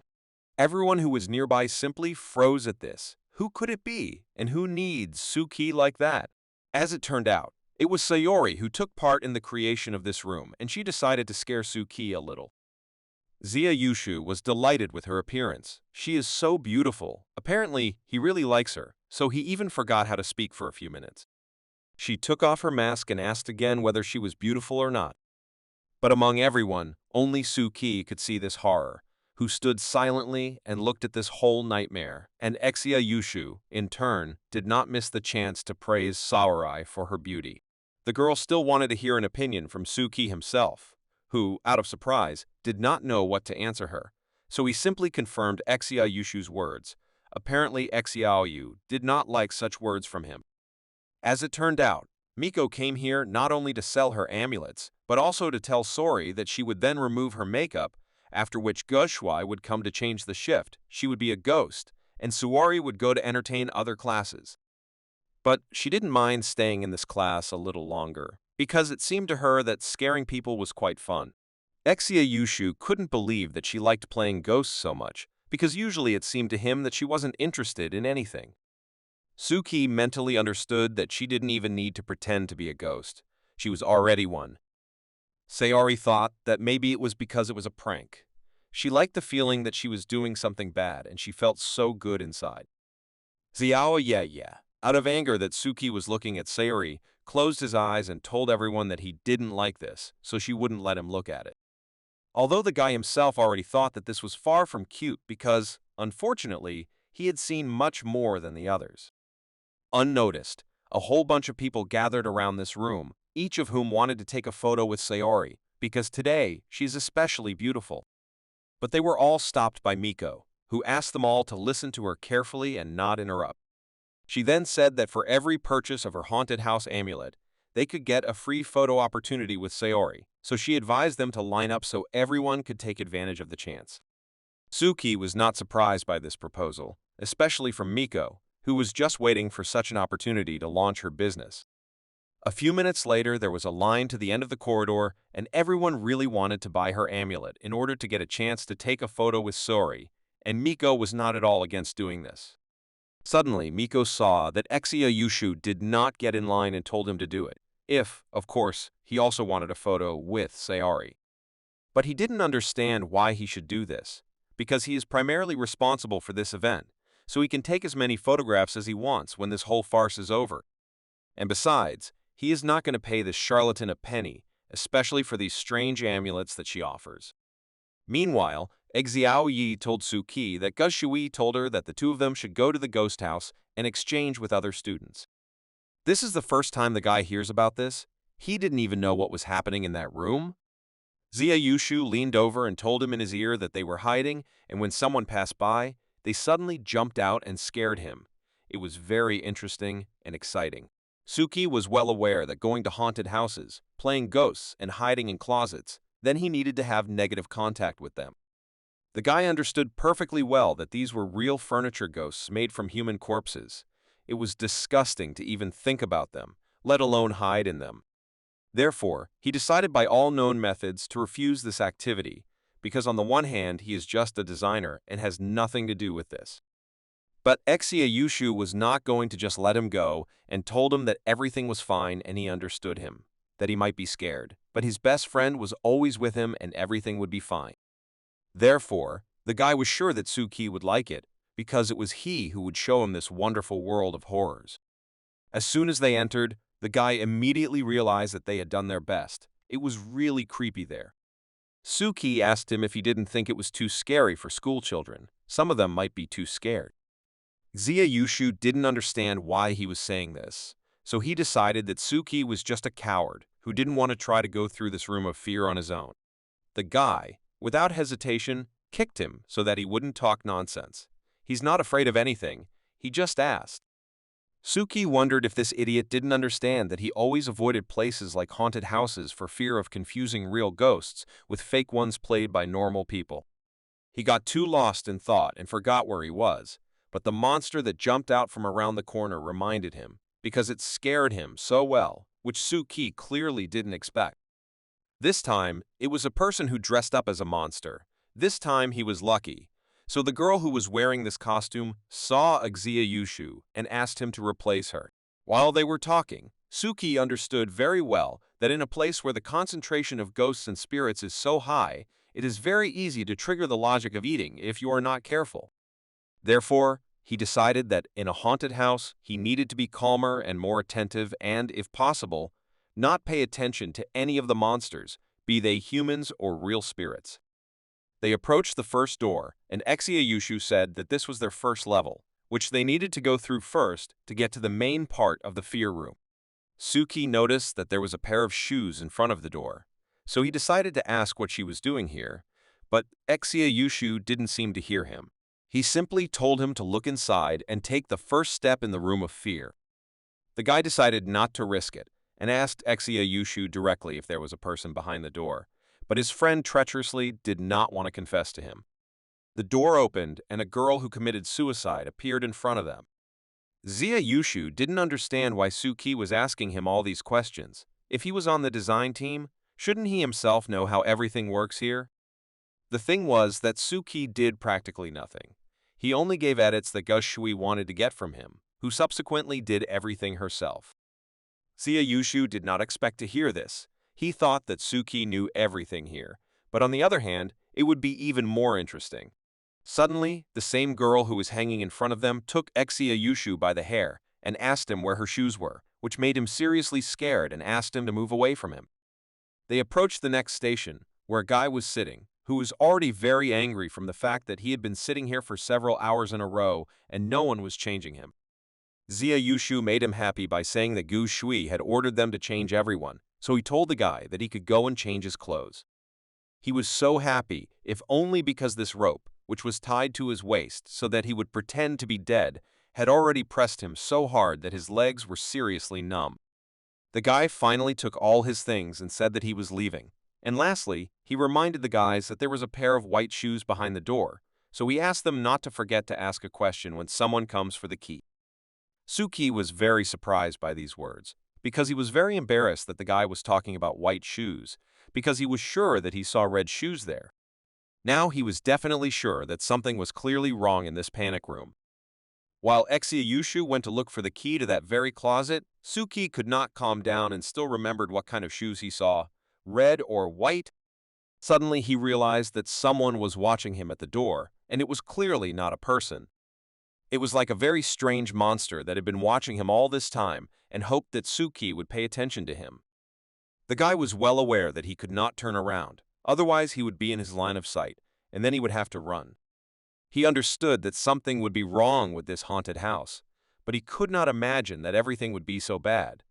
After some time, Exia Yushu, who had gone to get the key, returned and asked Suki to hurry up, because visitors should not be forced to wait for so long. The guy understood that it was very dangerous for him to be here, but it would be good if only he was in danger, but it would be bad if Exia Yushu was included in this list. Suddenly, Suki noticed that his friend, who was constantly talking and telling something, suddenly fell silent and did not say a word. This was very strange for him. They approached the very same cabinet that the creators of this beautiful room of horrors called the Eclipse Cabinet. Xia Yushu knocked on it in order to lure out those who were sitting there and scaring people. The guys who were sitting there suddenly jumped out at them, but it was no longer scary, it was funny. Suki praised them for having a good time and doing their jobs well, so he suggested that they continue to do their jobs further. But one of those guys said that they were already tired of sitting in this closet, and besides, they also wanted to visit other rooms at the festival. In fact, everything was quite simple. You just had to choose any clothes, then hide in the closet and jump out at people when you hear footsteps. Suki didn't think long about his outfit and wore the first thing that caught his eye, but it looked pretty good. The guy understood perfectly well that as long as he remained alert, he would be able to jump out after Xiao when he heard footsteps, and thus he would not attract attention. While Su-ki was coming up with a plan in his head, Exia suggested that he start quickly, and to do this, he needed to get inside. Suki could not sit quietly in this closet, because he was surrounded by 1,000 eyes and mouths of this spirit. He was even disgusted to look at this picture. Therefore, he decided to tell his friend that the closet was a little stuffy and suggested that he go outside, and if they heard someone screaming ahead, they could return without any problems. But Exia was categorically against them going out. Suki didn't understand why he was so categorical. What was wrong with that? When he looked at his friend again, he noticed that something was wrong with him, and immediately after that, he began to hear a very strange smell that was very familiar to him. Suddenly, his legs started sticking to the floor, and now he can't move. Is this really what he was most afraid of? Gu Shui, who went to the panic room to check how work was going on her main project at this festival, and on the way saw Xia Yushu lying on the floor in the corridor and unconscious. He couldn't be trusted with anything. The next visitors who approached the closet said that this room was very scary, even scarier than those made by professionals. But they really wanted a photo with Sayori, so they decided that they needed to go through it. But after a few seconds, they regretted choosing this room because very scary sounds were coming from the closet. Suki screamed because he understood that the power logic had worked, and right now, his legs were being eaten by this terrible cabinet, which realized that the guy could see everything perfectly. Moreover, this logic does not come from furniture ghosts and spirits. They are poured into the furniture by craftsmen and cannot be separated from it. Therefore, they cannot harm him, and he understood this perfectly well. But who then controls this process? He almost immediately realized that what was standing opposite him was not Exia but a ghost who had vilely disguised himself as him, and therefore tried to talk less with the guy. Suki was right, because he felt that something was wrong even when he realized that the pair of those shoes was not white, but red, but he could not imagine that the problem was in Exia himself, or rather in his absence. In any case, this is not so important now. He needs to immediately call someone for help and get out of here, otherwise there will be big problems. He took his phone out of his pocket and tried to call someone for help. After which he decided that he would take as long as possible and wait for help, because he essentially had no other option. But the monster who pretended to be Exia still saw Suki, even through the mask, and this could only mean that the guy had already fallen into his nutritional logic. Even the use of skin does not completely cover the role of nutritional logic. At this stage, he is saved only by his virus, which sits inside his body, which has the ability to regenerate. Otherwise, he would have already been eaten by this ghost. But on the other hand, Suki understood that the existing fear was not enough to activate the virus by puberty for a faster recovery. It was simply impossible. Suki knew that only by taking advantage of puberty would he break the anchor line and lose control. And the fear of losing control should be extremely effective and forcefully repair his damage. Accordingly, he would have to once again use the octopus tentacles, which could resist the loss of control. The guy decided to wait a little longer. Maybe he could change something. 10 minutes later, Suki was already at his limit and could not hold on because he had used the skin several times, which is his limit. It was necessary to immediately come up with something because with every second, the monster absorbed the guy more and more. Soon, he would be completely absorbed. When Suki had already lost hope of salvation and was preparing for the fact that no one would save him, then suddenly a new hope was born in his eyes, because someone opened the doors of that very closet. Scheherazade came on a tip from Suki to this room of horrors and was quite surprised at how the school children arranged everything here. It was not surprising to her that a newcomer found himself in such a situation. He probably just didn't have enough experience yet. After some time, she saw that huge closet that the guy wrote to her about, and now she saw this huge ghost, which was actually very dangerous. She decided not to hesitate and pull the newcomer out of this trap, so she grabbed the cabinet handles and opened it, but she didn't see anyone there. Only a huge monster dressed as a clown who jumped out at her from around the corner, while she was wondering where the newcomer whom she had come to save had gone to. She understood perfectly well that he was no longer here, and she needed to continue searching for him, but before that, she still had to fight and seal these monsters. Scheherazade applied her standard ritual, with the help of which she closed the spirit in her peculiar prison, after which he could not even move. Meanwhile, Suki was sitting in the office nearby and eating chocolate, which constantly helped him restore his strength faster, and now it was needed more than ever, because at the moment he was left without, and he was wondering who set this up. The president looked at him and understood perfectly well that the guy was hinting at him, but he could not do this, if only for the reason that he was constantly being watched by the Black Gate, and besides, he could not even see such things. He told him that he heard how his sister felt and said that Suki was in danger, after which she rushed to save him, but he just ran with her. Suki decided not to tell his friend that this was not his sister, but just an ordinary doll that was controlled by his sister's brain while she was in a coma. In fact, the guy was glad because the president and his crazy sister arrived just in time, because a little more and there would have been nothing left of him. It was all thanks to Tianjin's sister, who heard someone calling for help and understood where she needed to go to give this help. The president himself, of course, did not see anything, but he heard Suki's voice and therefore he did not know how to help him, which could not be said about his sister, who ultimately pulled him out. After which she quickly moved the remains of his body to another room so that no one would see it, because Suki no longer had his legs. They were eaten by a ghost. Tianjin didn't know where she got such abilities from, because he hadn't noticed this in her before. They appeared only after she woke up. Suki told him that her abilities were definitely not from the ordinary world, and he advised him not to touch the mystical world anymore. He also told him that he would help with this. In any case, he was glad because now his sister had woken up and was still standing here. Although she was strange, at this stage he had more than enough. The guy was pleased when he heard such words from him because this is exactly the attitude he expected from the president. As soon as Suki decided to get up from his seat and tell the president all the details of what happened to him and what needs to be done next, he realized that his legs had not fully regenerated, which looked very funny, at least for Tianjin's sister. A few minutes later, his sister could not calm down and Suki decided to ask what happened to her that she was behaving this way, but the president himself did not know what to answer him, because this was also the first time he had seen this. He told him that before she fell into a coma, she was an adventurer, loved to push boundaries and was a thrill seeker, but one day she decided to cross boundaries.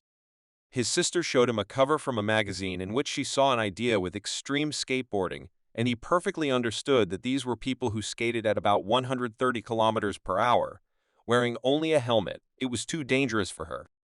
But she begged him to allow her to do this, even promised him that she would buy the most professional and durable helmet, wrap her whole body in protective equipment, and be 100% protected from impacts, so he didn't have to worry.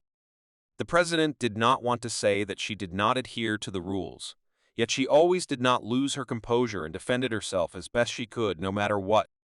He also shared with him that at first, when she came out of the coma, it was very difficult for him to accept her, because she had changed. He assumed that perhaps she had mental problems after the accident, as a result of which her brain was damaged and she had not yet fully recovered. Suki thought about the fact that Tianfeng was supposed to be his experiment, but she became the most special of all the doll users. After all, she is essentially manipulating a doll in a state where she received a traumatic brain injury and turned into a vegetable, which may have contributed to her neuroticism. Of course, it is still unclear how this will develop further.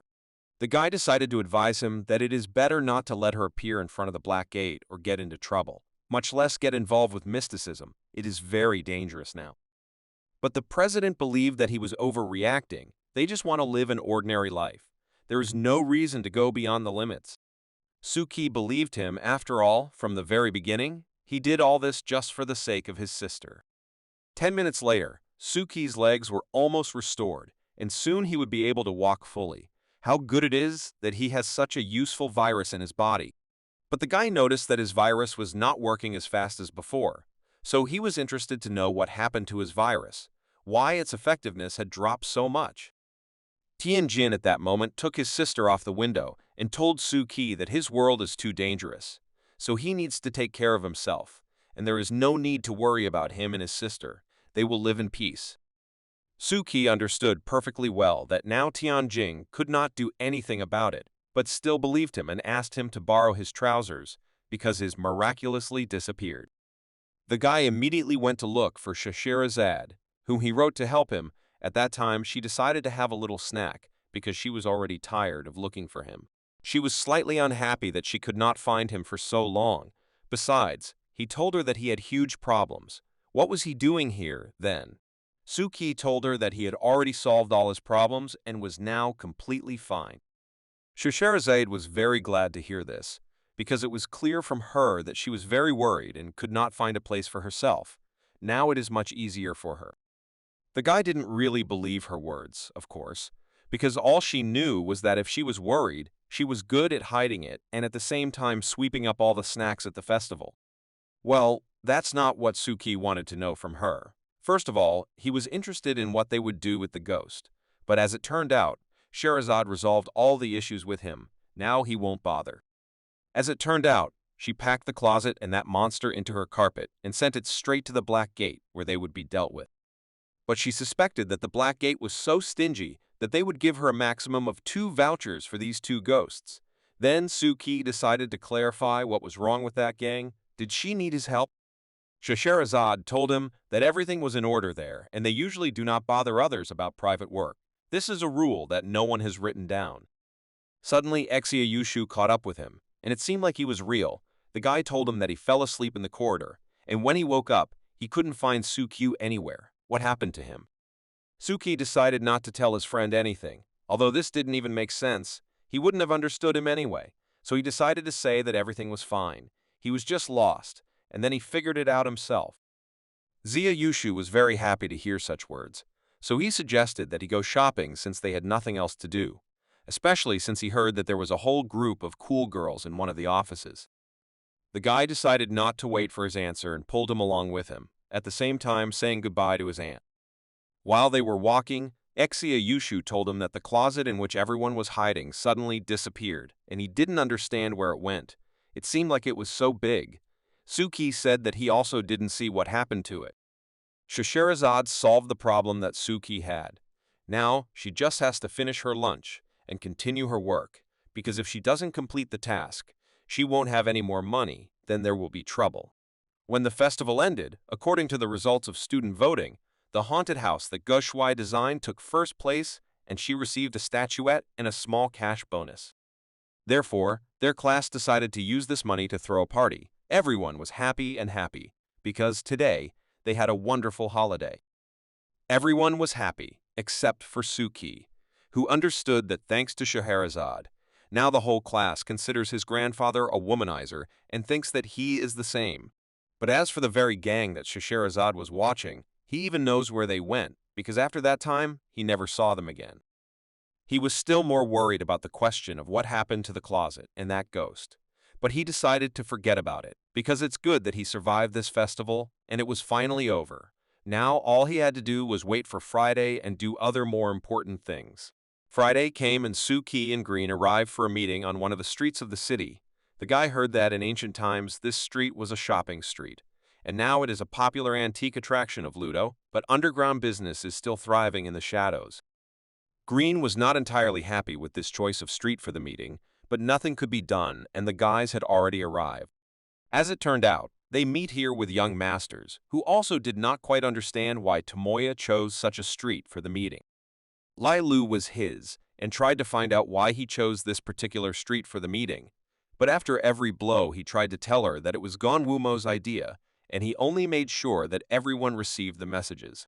Suddenly, out of nowhere, Mr. Vumo himself appeared, who was already tired of waiting for them. They were all so slow. The girl immediately noticed how handsome he was and probably a very strong guy, since he looked so cool. Therefore, she decided to immediately approach him and introduce herself as Li Lu from Tianmen Mountain. At this time, Anna, who was the head of the Protestant church, noticed that Tomoya was following her, but he denied it and said that he had no need to do this. Lai Lu at that moment said that Mr. Wumo did a great job, but he believed that this was not a war, so it was not as difficult as she thought. Suki and Mr. Green saw familiar faces and decided to come over to say hello, especially since they had an appointment with them. Vumo was pleasantly surprised. The Black Gate arrived just in time, and they could get down to business. As soon as Lai Lu saw Suki, she immediately switched to him because she was so happy to see him. He was her favorite. But the guy and likewise Mr. Green drew attention to a new face that they had not seen before. Anna, just like them, saw them for the first time, so she decided to introduce herself first and said that she had heard a lot about Suki from Lai Lu. Lai Lu added that this was her best friend Anna, one of the 10 young masters of Ludo, a very capable girl. Tomoya was slightly surprised by such words from Lai Lu because it was he who saved her life, and her best friend Anna. Somehow, this is not entirely fair. Judging by Lai Lu's smile, Suki understood perfectly well what she wanted to ask him, and so it happened, she asked the guy why he didn't answer her messages and decided to offer him a live offer to go shopping with her. While Suki was thinking about the answer, Mr. Green decided to ask Mr. Wumo what they were doing here. Is there really a seance here? He was not verbose and said that they were not here. Tomoya didn't understand then why they were all gathered here, since there wasn't even a hint of a seance here. Mr. Vumo tried to explain to them that the lair of the seance is located much deeper than this street, and this place is called the Silhouette of Time. This was the first time the guys had heard this, so none of them understood what he was talking about. Tomoya decided to ask him further, "Where is this place then? This is not a trick of the session, is it?" Mr. Vumo was simply amazed at the ignorance of spiritual masters. They are so far from life that I don't know this. They should read and learn more. Tomoya was very angry when he heard this, because he believed that they were young and it was absolutely normal not to know a lot of things and should not be judged for it. But it seems he didn't intend to do this. He just decided to show them this once in his life, so he asked them to follow him. Tomoya was not sure that this gentleman was telling them the truth, so he suggested that they not follow him, because he had never heard anything that this Mr. Vumo was saying. Lai Lu quickly brought him to his senses and said that if he was just chickening out, he could stay here. Suki also slightly distrusted this gentleman, so he decided to check with Mr. Green what they were planning to do.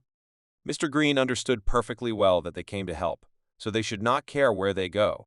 They cannot allow people to say that the Black Gate is cowards. In fact, in his heart, Suki also really wanted to know what the Silhouette of Time was and go after Mr. Wumo. They crossed the bridge, and Mr. Gun Wumo asked them not to be distracted now, because he was creating a special ritual with which they could cross to the other side, and they would need to immediately follow him. After he created this barrier, he immediately crossed through it. It looked very strange and incredible at the same time. Green assumed that the seance was behind this barrier, and he assumed that they should still go after this guy. They still decided to follow him, because each of them was incredibly interested in what was hidden behind this barrier. It seemed to each of them that they were on an ancient street, which is located in the center of Ludo. Tomoya simply could not believe it. They walked literally a few meters of this street, and none of them could believe that there was such an ancient street in the center of Ludo. In one of the houses, the doors opened and a girl came out, inviting all the men to come to her and enjoy life. Tomoya noticed that there were even girls here. It seemed like an ordinary village. But after a few seconds, it turned out that it was an ordinary spirit that lured men to itself and then ate their bodies. Now, Tomoya didn't want to look around and think about who lives in these houses. Suki decided to talk to Mr. Wumo and asked him about all the people on the street who were ghosts to them. Was it interesting to know if they were dangerous to them? As far as the guy knew, they couldn't harm them in any way, so you shouldn't be so afraid of them. This seemed to be true because not a single person came near them and tried to eat them or anything like that. Suddenly, Mr. Vumo stopped and asked to wait for a while. Each of them understood perfectly well why they had to stop, because right in front of them, huge creatures emerged from the ground that looked like gods, but they clearly did not bring good. Green told Suki that he had only heard about the time silhouette before, but he never suspected that it really existed. He could not take his eyes off it. Suki decided to clarify what exactly this silhouette of time, these huge statues, represents.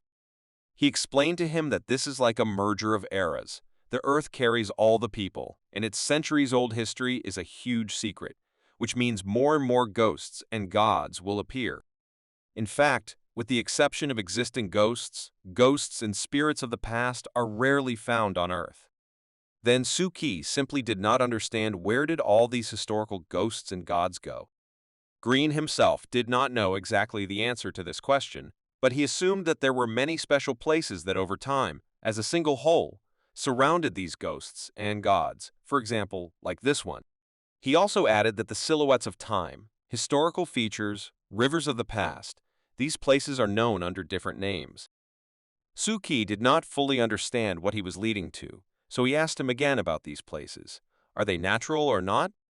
Green praised him for being so insightful. It would seem that only a genius could have created such a place, but this does not exclude the possibility that it was created by a man.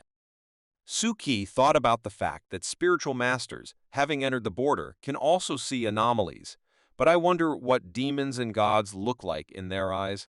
Is Mr. Wumo really planning to fight with these two big guys? But he suddenly took out a coin from his pocket and threw it at one of the big guys, saying that this would be enough. Suddenly, this coin froze in the air and stayed there for some time. What happens to it? After some time, this coin hung in the air and then suddenly disappeared. Along with the big men who blocked their way, everyone stood with their mouths open and could not believe what was happening here. Green could not believe that one copper coin could cope with such huge demons. The power of the East is truly something. You can learn a lot from them. Tomoya was still under the influence of fear and asked to explain what it was and how he made them disappear. Mr. Vumo explained to each of them that wherever there is a historical heritage, there will be a singularity of historical collapse, that is, a silhouette of time left behind. Then Li Lu didn't understand why there are ghosts and demons in the singularity. He told her that the silhouette of time is the place where the worlds of yin and yang meet, which means evil spirits gather for balance. Young Master Ishu understood perfectly well that if these evil spirits broke out of the boundaries of this barrier, they would only wreak havoc, which would be difficult to stop. But he was reassured and told that Master Ishu should not worry. There is a border separating these two places. Ghosts and gods cannot leave this place and cannot harm him. But people need to be careful when passing through this place. Mr. Vumo also believed that the seance was hidden in this very place, only because it was easy to hide traces of crimes here. He warned them and said that this is a very dangerous place, and there must be something hidden in the shadows that they don't see yet, and it will eat them, so to prevent this from happening, they must take care of themselves. Anna decided to ask him about the thing that he had just thrown away. Was it the key that opens the border? He said that it's like, to get abroad, you need to make a sacrifice, and if you don't have one, then a human sacrifice will be required. Suki and Tomoya thought they heard him say sacrifice, because they definitely saw him throw a bronze coin at those big guys. Therefore, he added that one sacrifice would keep them on the border for 3 days, and if by this time they did not make another offering or did not leave here, then they would remain here forever. Tomoya didn't understand why they all started to be so afraid. He has a good supply of coins in his pocket, so when the time comes, he'll just throw in a new one. But no one was going to answer him, because everyone understood that the coin would no longer help, so everyone was silent. And he couldn't believe that everyone was ignoring him, although it seemed to him that he had proposed a good idea. But still, the young master Isui explained to him that it was an unusual coin. It is an ancient coin that has been in circulation for a long time and is extremely valuable. As far as he knows, it is difficult to find in all of Ludo. Therefore, Tomoya began to get even more nervous, because they don't even know where this person is from, so he always acts like a hypocrite, looking down on everyone. Tomoya recalled that his father forced him to listen to this guy and follow all his orders, but the guy himself did not understand this. Anna told him that the fact that they had been living in Ludo for decades, and even they didn't know about the existence of this place, but this guy came and showed it to them. But as it turned out, Mr. Vumo told them that he had also never been to this place. He only knew a little about it. Tomoya got even more angry and asked this guy why he brought them here then, with such a wide smile on his face. Lai Lu couldn't stand this whining, so she turned around and yelled at the guy. She politely enough asked him to shut his mouth and just watch everything and follow the rules. Mr. Vumo added that ancient texts say that there are 2 dangerous places on the border.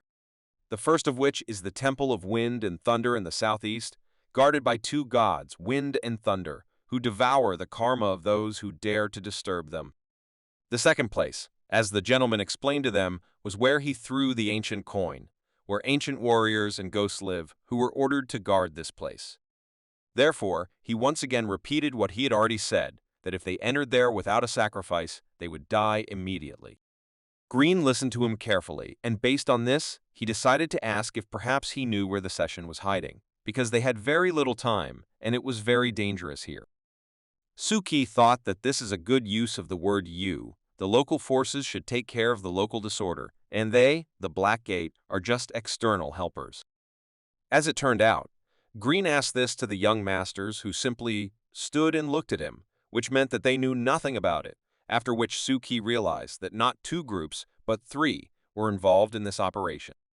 The first one was those same young masters of spiritual arts who, unfortunately, knew nothing. The second group, these were people from the back gate, that is, himself and Mr. Green, who came here just to help. Well, the main group is the same Mr. Vumo who led all these characters.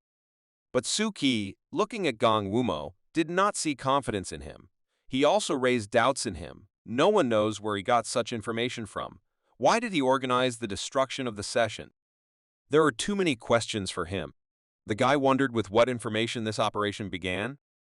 2 days ago, Green at the Blackgate headquarters said that after Gohan Wumo dealt with the Demon Stone, he began to actively gather people to destroy the scenes.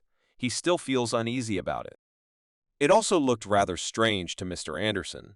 The session had been causing problems in Ludo for several days now. The local forces were silent, but he was the one who had just returned to the city and was actively operating. Scheherazade suggested that it could be that he is just an old-fashioned man who wants to do what is good for the people. Green was sure that she had simply read too many books and manga. In any case, it was not as simple as catching a few petty thieves. Anderson absolutely agreed with him. After all, he had really only been a few days since Lodo arrived, and he had already found out where the science was hiding. How did he do it so quickly? This was what bothered Green the most, because they had been looking for them for a long time with the native shamans, and this guy just came in after a few days. He finds a session and is ready to go and destroy them.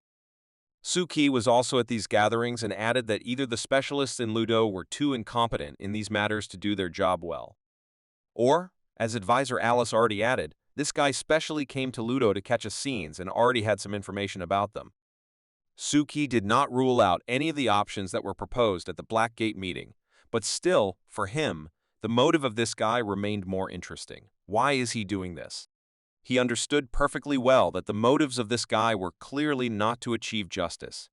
They did something to him for which he wants to punish them. But what happened there? Mr. Wumo interrupted Suki's guesses and pointed out to everyone that the lair of the scenes was right ahead, at the end of the road along which they were walking. But he also warned that the deers were infected with evil spirits, and if he did not take care of them, they could easily die, so he asked them not to make unnecessary movements. Tomoya was very angry from such words, and from the fact that this guy looked down on them, because he believed that he could defend himself if necessary. But Master Issyu asked him to calm down, because now they must forget about everything they know and trust this man, who clearly knows more about this place and can help them. All this was observed by an unknown character in a robe, who seemed to know Mr. Vumo, which is why he was so pleased to watch him after so many years. He finally made up his mind and returned. As it turned out, it was the same man named Hishi, who was already preparing to meet him and was thinking about what he should prepare for the master so that he could have fun playing with him. They approached a dangerous alley, and, as Mr. Vumo told them, this is the alley of the rebellious, through which they must go. Tomoya walked through this place with incredible caution, because it was so creepy that it seemed as if a ghost could jump out and eat them at any moment. This was noticed by the girls, Li Lu and Anna. Suddenly, Suki was again overcome by the same feeling that he was used to feeling when he begins to lose control. Was this really happening to him again? The voice that only Suki heard seemed incredibly familiar to him. How could he know it? Suddenly he realized that this was the voice of his wife, Lin Mei, who he thought had died that day in an accident along with his child. Could it really be that she seemed to him now? Now he looked at Mr. Green and Mr. Vumo, who were asking the guy whether he had come to his senses and was now feeling normal. Wumo understood that Suki heard something, because he forgot to tell them that this was possible. So he asked them if they heard something, then under no circumstances turn around. Otherwise, they might get lost, and then there would be trouble. Now Suki was already a little angry with him, because why didn't he tell such important information earlier? Wumo realized that this was his mistake, so he still told them that the ancient texts say, a disobedient ally means bad behavior, and what was heard is not human, which is what Suki just experienced. But he added that normal people shouldn't hear this, so he didn't focus on it. The guys immediately had so many questions that they asked him. For example, why can a cat hear and someone can't? At first, Vuma was not particularly eager to tell them about it, but he kept saying that the person who hears voices is a person with an unclean heart and a lustful mind. Immediately, all attention was paid to Suki, because, as it was known, only he heard these voices. Green was having fun, of course, but he was still worried about the newcomer and advised him not to turn around when he heard his name. But Suki did not say what exactly he heard, which could only mean that Mr. Green also heard this voice.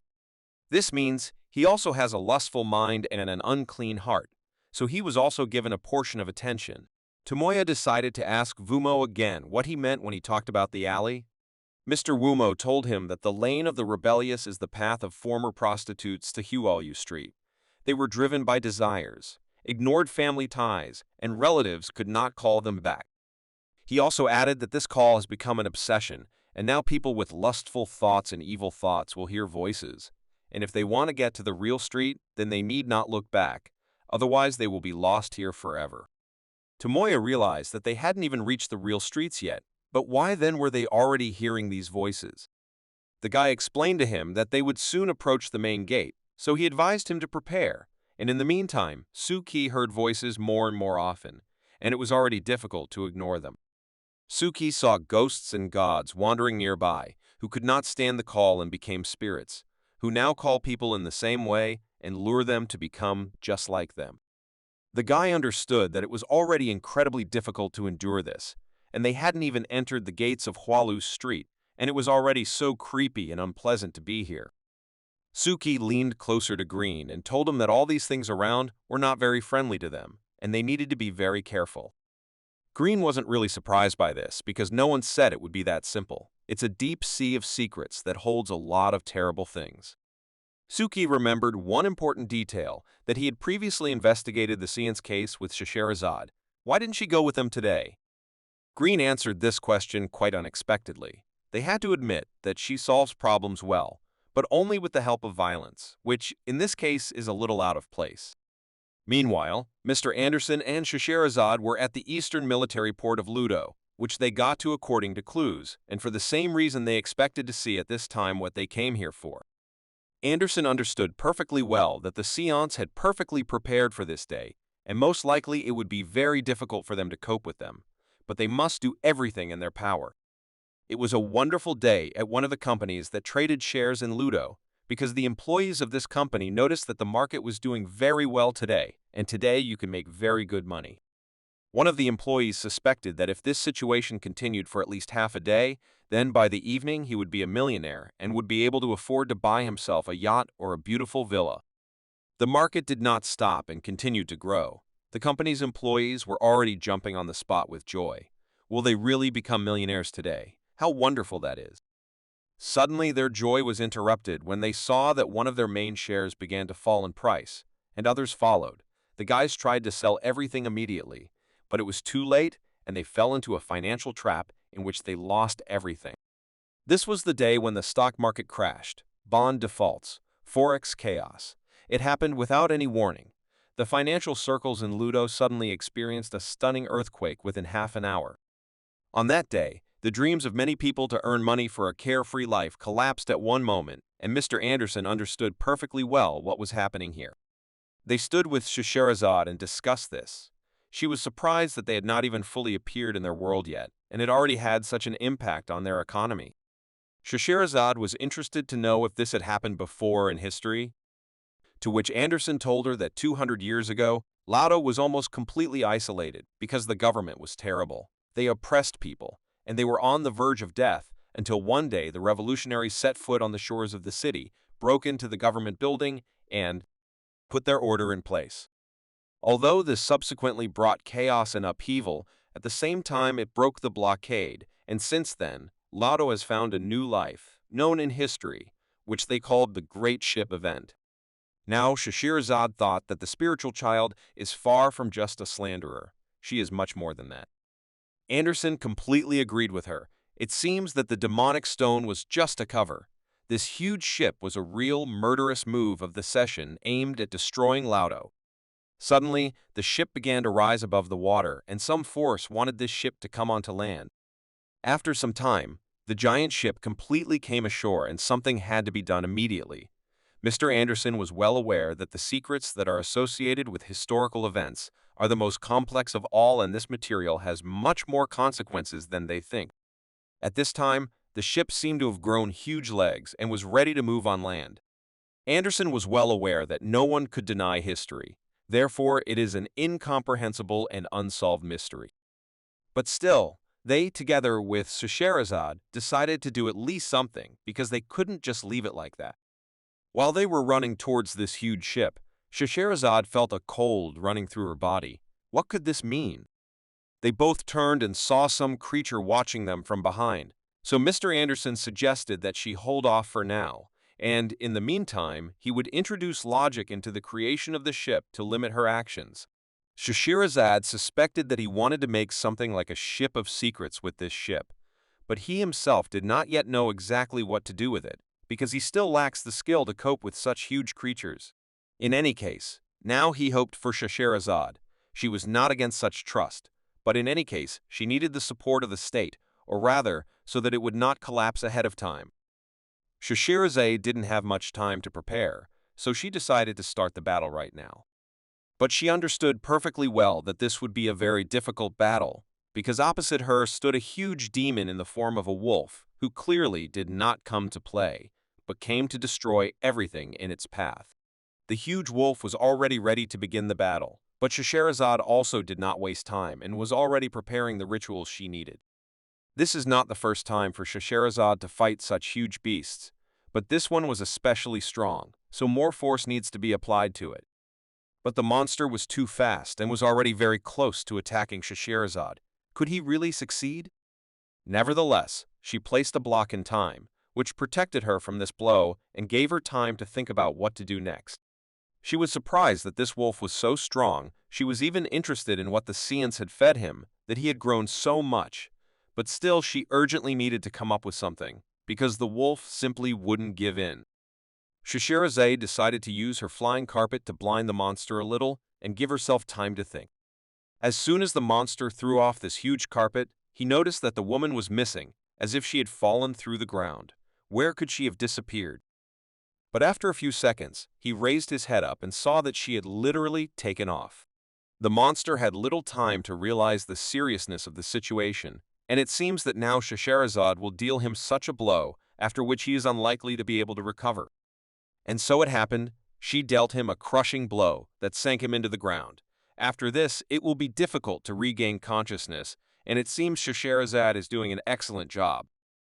In the meantime, Mr. Anderson hoped that the implementation of his logic would take much less time than he had expected, and besides, a lot of things depended on Scheherazade. Scheherazade quickly completed her task. She put this dog on her shoulder blades, after which she realized that this was the same dog that bit Green, an interesting coincidence. She also understood perfectly well that if it were not for her restored hand, this battle would have ended much faster, but she still had to tinker a little. She took her plain carpet from him and was about to leave, but suddenly she heard him get to his feet, and she realized that something was wrong. Scheherazade turned her head and was very frightened that the wolf was again looking at her with eyes that only wanted to destroy. The next moment, he dealt her a crushing blow, which was hard to dodge, and it seems that only Scheherazade has problems now. She couldn't believe what was happening, how he was able to recover after such a blow, and also strike back at her. What did a Seance do to this beast? From such a blow, she flew into the ocean and even seemed to lose consciousness. It was difficult to imagine how she could recover from this. But still, everyone knew that Scheherazade could not be drowned so easily, and the monster would still pay for what he did to her. She decided to respond to his resistance with no less serious force that she had. So she took out her magic religion, with the help of which she can summon 2 more Scheherazades to help her. The monster watched the water for some time and made sure that Scheherazade did not get out of the water, and he did the right thing, because it was far from over and someone had jumped out of the water. He looked carefully at this woman and realized that she was very similar to the one with whom he had fought a few minutes ago. But still, they were different in some way. Scheherazade from the future was already there and politely greeted the little dog. Now it was time for her to play with him, It seems the wolf was not against this. But before he had time to prepare to deliver another blow, he was wrapped in an anchor from under the ship, and this time he will have to try much better to cope with Scheherazade. A few minutes later, he was completely in chains, and Scheherazade was surprised that he was so inattentive. But it was even to her advantage, because she was not going to give him a second chance. It seemed to her that it was all over and the wolf was tied up. Now he wouldn't escape anywhere, only a small matter remained. But the monster began to break out of her nets, and the only problem she had was that the ship's center of gravity was unstable, so she wouldn't last long. Scheherazade from the future decided that it was time to help her sister, because a little more and this monster could break out of its chains. So she decided to use an airplane carpet with which she wrapped his legs, and now they can put him to sleep. The real Scheherazade pulled him with all her strength, and the monster began to fall. Now they had a chance that could not be ruined. The two of them accelerated and ran towards him. Now the wolf will have a very hard time, because it is almost impossible to survive two blows from Scheherazade at the same time. This time he was definitely finished, and they hit him with such a strong blow that the monster simply turned over several times in the air. It seems that this time he is finally finished, and Scheherazade has done her job. Scheherazade from the future realized that she had done her job here, and it was time for her to leave, so she asked her sister to be careful and take care of herself as best she could. As soon as she left, some kind of ball of smoke was created around the wolf. Is this again some new trick and the battle will continue? But no, it was the same girl who can turn into a wolf. It seems she turned into her original appearance because she no longer has the strength to continue the battle. Scheherazade was a little surprised by the real appearance of this girl. She looked quite strange. The girl was not happy that they were talking to her in such a tone, because she believed that Scheherazade had deceived her. If only she had a chance to fight her again, then the woman would have no chance. Scheherazade told her that she did not have time for this. She still would not be able to defeat her, so she told her that the girl was returning with her. But the girl didn't think so, and suddenly a portal appeared behind her, which it seemed she had caused. Scheherazade understood that she would not have time to do anything. As it turned out, the girl called this portal only to escape from Scheherazade, and not to call for help. The woman understood that this dog did not pose a threat, but this manipulator is quite a tough nut to crack. Scheherazade realized that at this stage, she was unlikely to be able to do anything else, so she decided to go to Mr. Anderson and find out how things were going with him. It seemed to him that he could handle it, but with such a big ghost like this, he would need much more time. She was already starting to worry that Suki might not be able to make it at this rate. Meanwhile, Suki and Mr. Green, along with their new team, approached a very strange place, and Mr. Wumo warned them that real danger awaits them at this stage, so they must keep their eyes open. Tomoya stood behind and noticed a certain detail that he had already walked quite a long way and had not yet encountered any danger, so why should it be here? Therefore, he decided to go first in order to solve the problem as soon as possible and return home to the temple. Mr. Vumo tried to stop him, saying that this gate is very dangerous and a different strategy needs to be used here. But Tomoya interrupted him and said that it seemed to him that everything was fine with this gate, and there was nothing to be afraid of. It was just a big statue that didn't even move. The guy did not understand how suddenly a hand appeared and struck him, causing him to fly back. He got scared and fell back where Mr. Green caught him. He asked him not to do that again and to be more careful next time. Mr. Vumo added to Mr. Green's words that these gates are called the Gates of Honor and have been guarded since ancient times, so no person will be allowed through without the appropriate clothing. As a result, what happened to Tomoya? The gate simply did not let him through further. He was lucky that this blow was weak enough.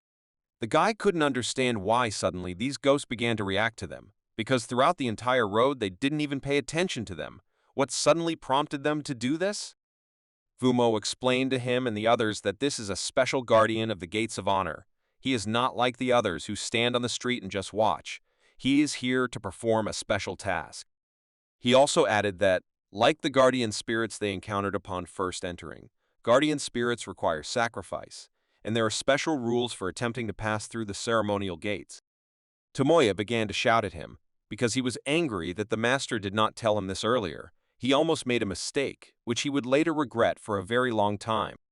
Suki understood perfectly well what this mister was talking about, because if Tomoya couldn't get through these gates, then his clothes didn't fit. But now the guy began to worry, because he had no other clothes. Young Master Ishu knew very well that in the old book about Hanayagi, he saw that ancient Hanayagi was divided into outer and inner streets. He also added that anyone can enter the outer street, but the inner street is intended for high-ranking officials and dignitaries, which requires a high level of appearance, which is why these gates appeared. Mr. Wumo confirmed every word that the young master had just said. He also added that Tomoya must have caused some kind of realization that he was not a top-level person, and that was why he was attacked. Tomoya was sure that he was wearing the correct and beautiful robe of a master of the arts of yin and yang, so he believed that his clothes had nothing to do with it. Suki thought about the fact that the silhouettes of time are connected with the ancient guards, and is it possible that the problem lies in the era? Green praised the guy for this idea because it was really good, and he also remembered Mr. Vumo's key for opening the barrier. Young Master Ishu understood what Green was trying to say. Their clothes simply do not fit the time that has come. The era is not at all like that. Tomoya again intervened in the dialogue at the wrong time and asked them if they would like to choose someone to change clothes and try to go inside again. If so, then he thinks that this is a stupid idea because he was almost beaten. Everyone looked at him with such an expression on his face that even the guy himself realized that he had blurted out something wrong. So Lu Li still decided to remind him that he had an excellent amulet, which he himself boasted of, and it would be suitable for carrying out the replacement bodies. Tomoy had no choice but to listen to her and use this amulet. The guy was serious on the outside, but inside he was very proud of himself, because the time had come when everyone around him depended on him and he felt so pleased about it. In fact, everything was clear and noticeable from him. But as soon as Tomoya created a figurine that fit a certain era and sent it to cross the gate, the spirit that protected them simply crushed his figurine in one fell swoop. Everyone was quite shocked by this, because it seemed that the clothes this figure was wearing were quite ancient, more than 300 years old. Is it also not suitable? But the guy was not going to give up so easily, so he decided to try another trump card, which he had saved especially for such cases. He summoned another figure, which this time was radically different from the previous one, and Tomoya believed that this time everything would work. Still, he succeeded. His second attempt was successful, and now he has something to brag about. He still deceived these gates. Lai Lu praised the guy and said that sometimes he can be useful, but the guy thought that he was always useful, and not just today. Mr. Vumo, of course, was also glad that the guy managed to smuggle his figurine through the gate, but what should the rest do? Where can they get ancient clothes? Lai Lu raised her hand and said that if it was just a change of costume, then she could help with it and was confident that she could handle the task. Suki and the others were surprised that she decided to do such a difficult job, but it seemed they didn't mind entrusting her with such a job. On the other side of this street, a small fire was lit, and a spiritual child was sitting, who was trying to use this flame to call someone into this world. She took out the very piece of fabric that they stole from the lair of the Black Gate and cast a spell in which she decided to give this flesh and blood to make it stronger. The fire began to flare up even stronger after she gave a piece of her soul to the one she was trying to call, and now she could only watch. She was disturbed by her faithful friend and assistant, who told her that the Black Gate and spiritual masters had found their way to this street, and now they had very little time. They needed to hurry, but she wanted to finish what she started, so she asked him to detain him. He also added that Inugami and the big ship are already in Ludo, which she really liked, because very soon they will become firewood, and Laudo will be reborn on a scorched earth. Leela, as promised, still completed her task, and was able to make everyone an ancient costume, and most of all she liked the costume she made for Suki. Mr. Vumo asked them to hurry up, because in fact they had very little time left, and they might not make it in time if they took so long to cross these gates. Now it was Lai Lu and Anna's turn to change their outfits in order to quickly cross this gate, so she asked the guys to turn around so that they could change clothes in peace. A few minutes after using the techniques from Tianmen Mountain, Li Lu was able to create completely new outfits for herself and her friend. Now that everyone was ready, they finally passed through this gate and can now safely move on to the next stage of their task for today. Suki thought that he was finally in business, and he was very interested to know how many more such monsters they would meet along the way. He didn't really like such illogical spirits. Anna noted the fact that this place is becoming more and more disgusting with every step. It stinks and is filled with a feeling of hatred. Lai Lu confirmed that in this place it really becomes uneasy. There is nothing around, but there is some kind of cold that penetrates to the marrow of the bones. Suki was not so scared because he understood all the intricacies of this street, but the young spiritual masters were not so experienced yet. But still, to some extent he agreed with them. It is really creepy there. Green also supported the girls because he agreed with them that this place was too uncomfortable.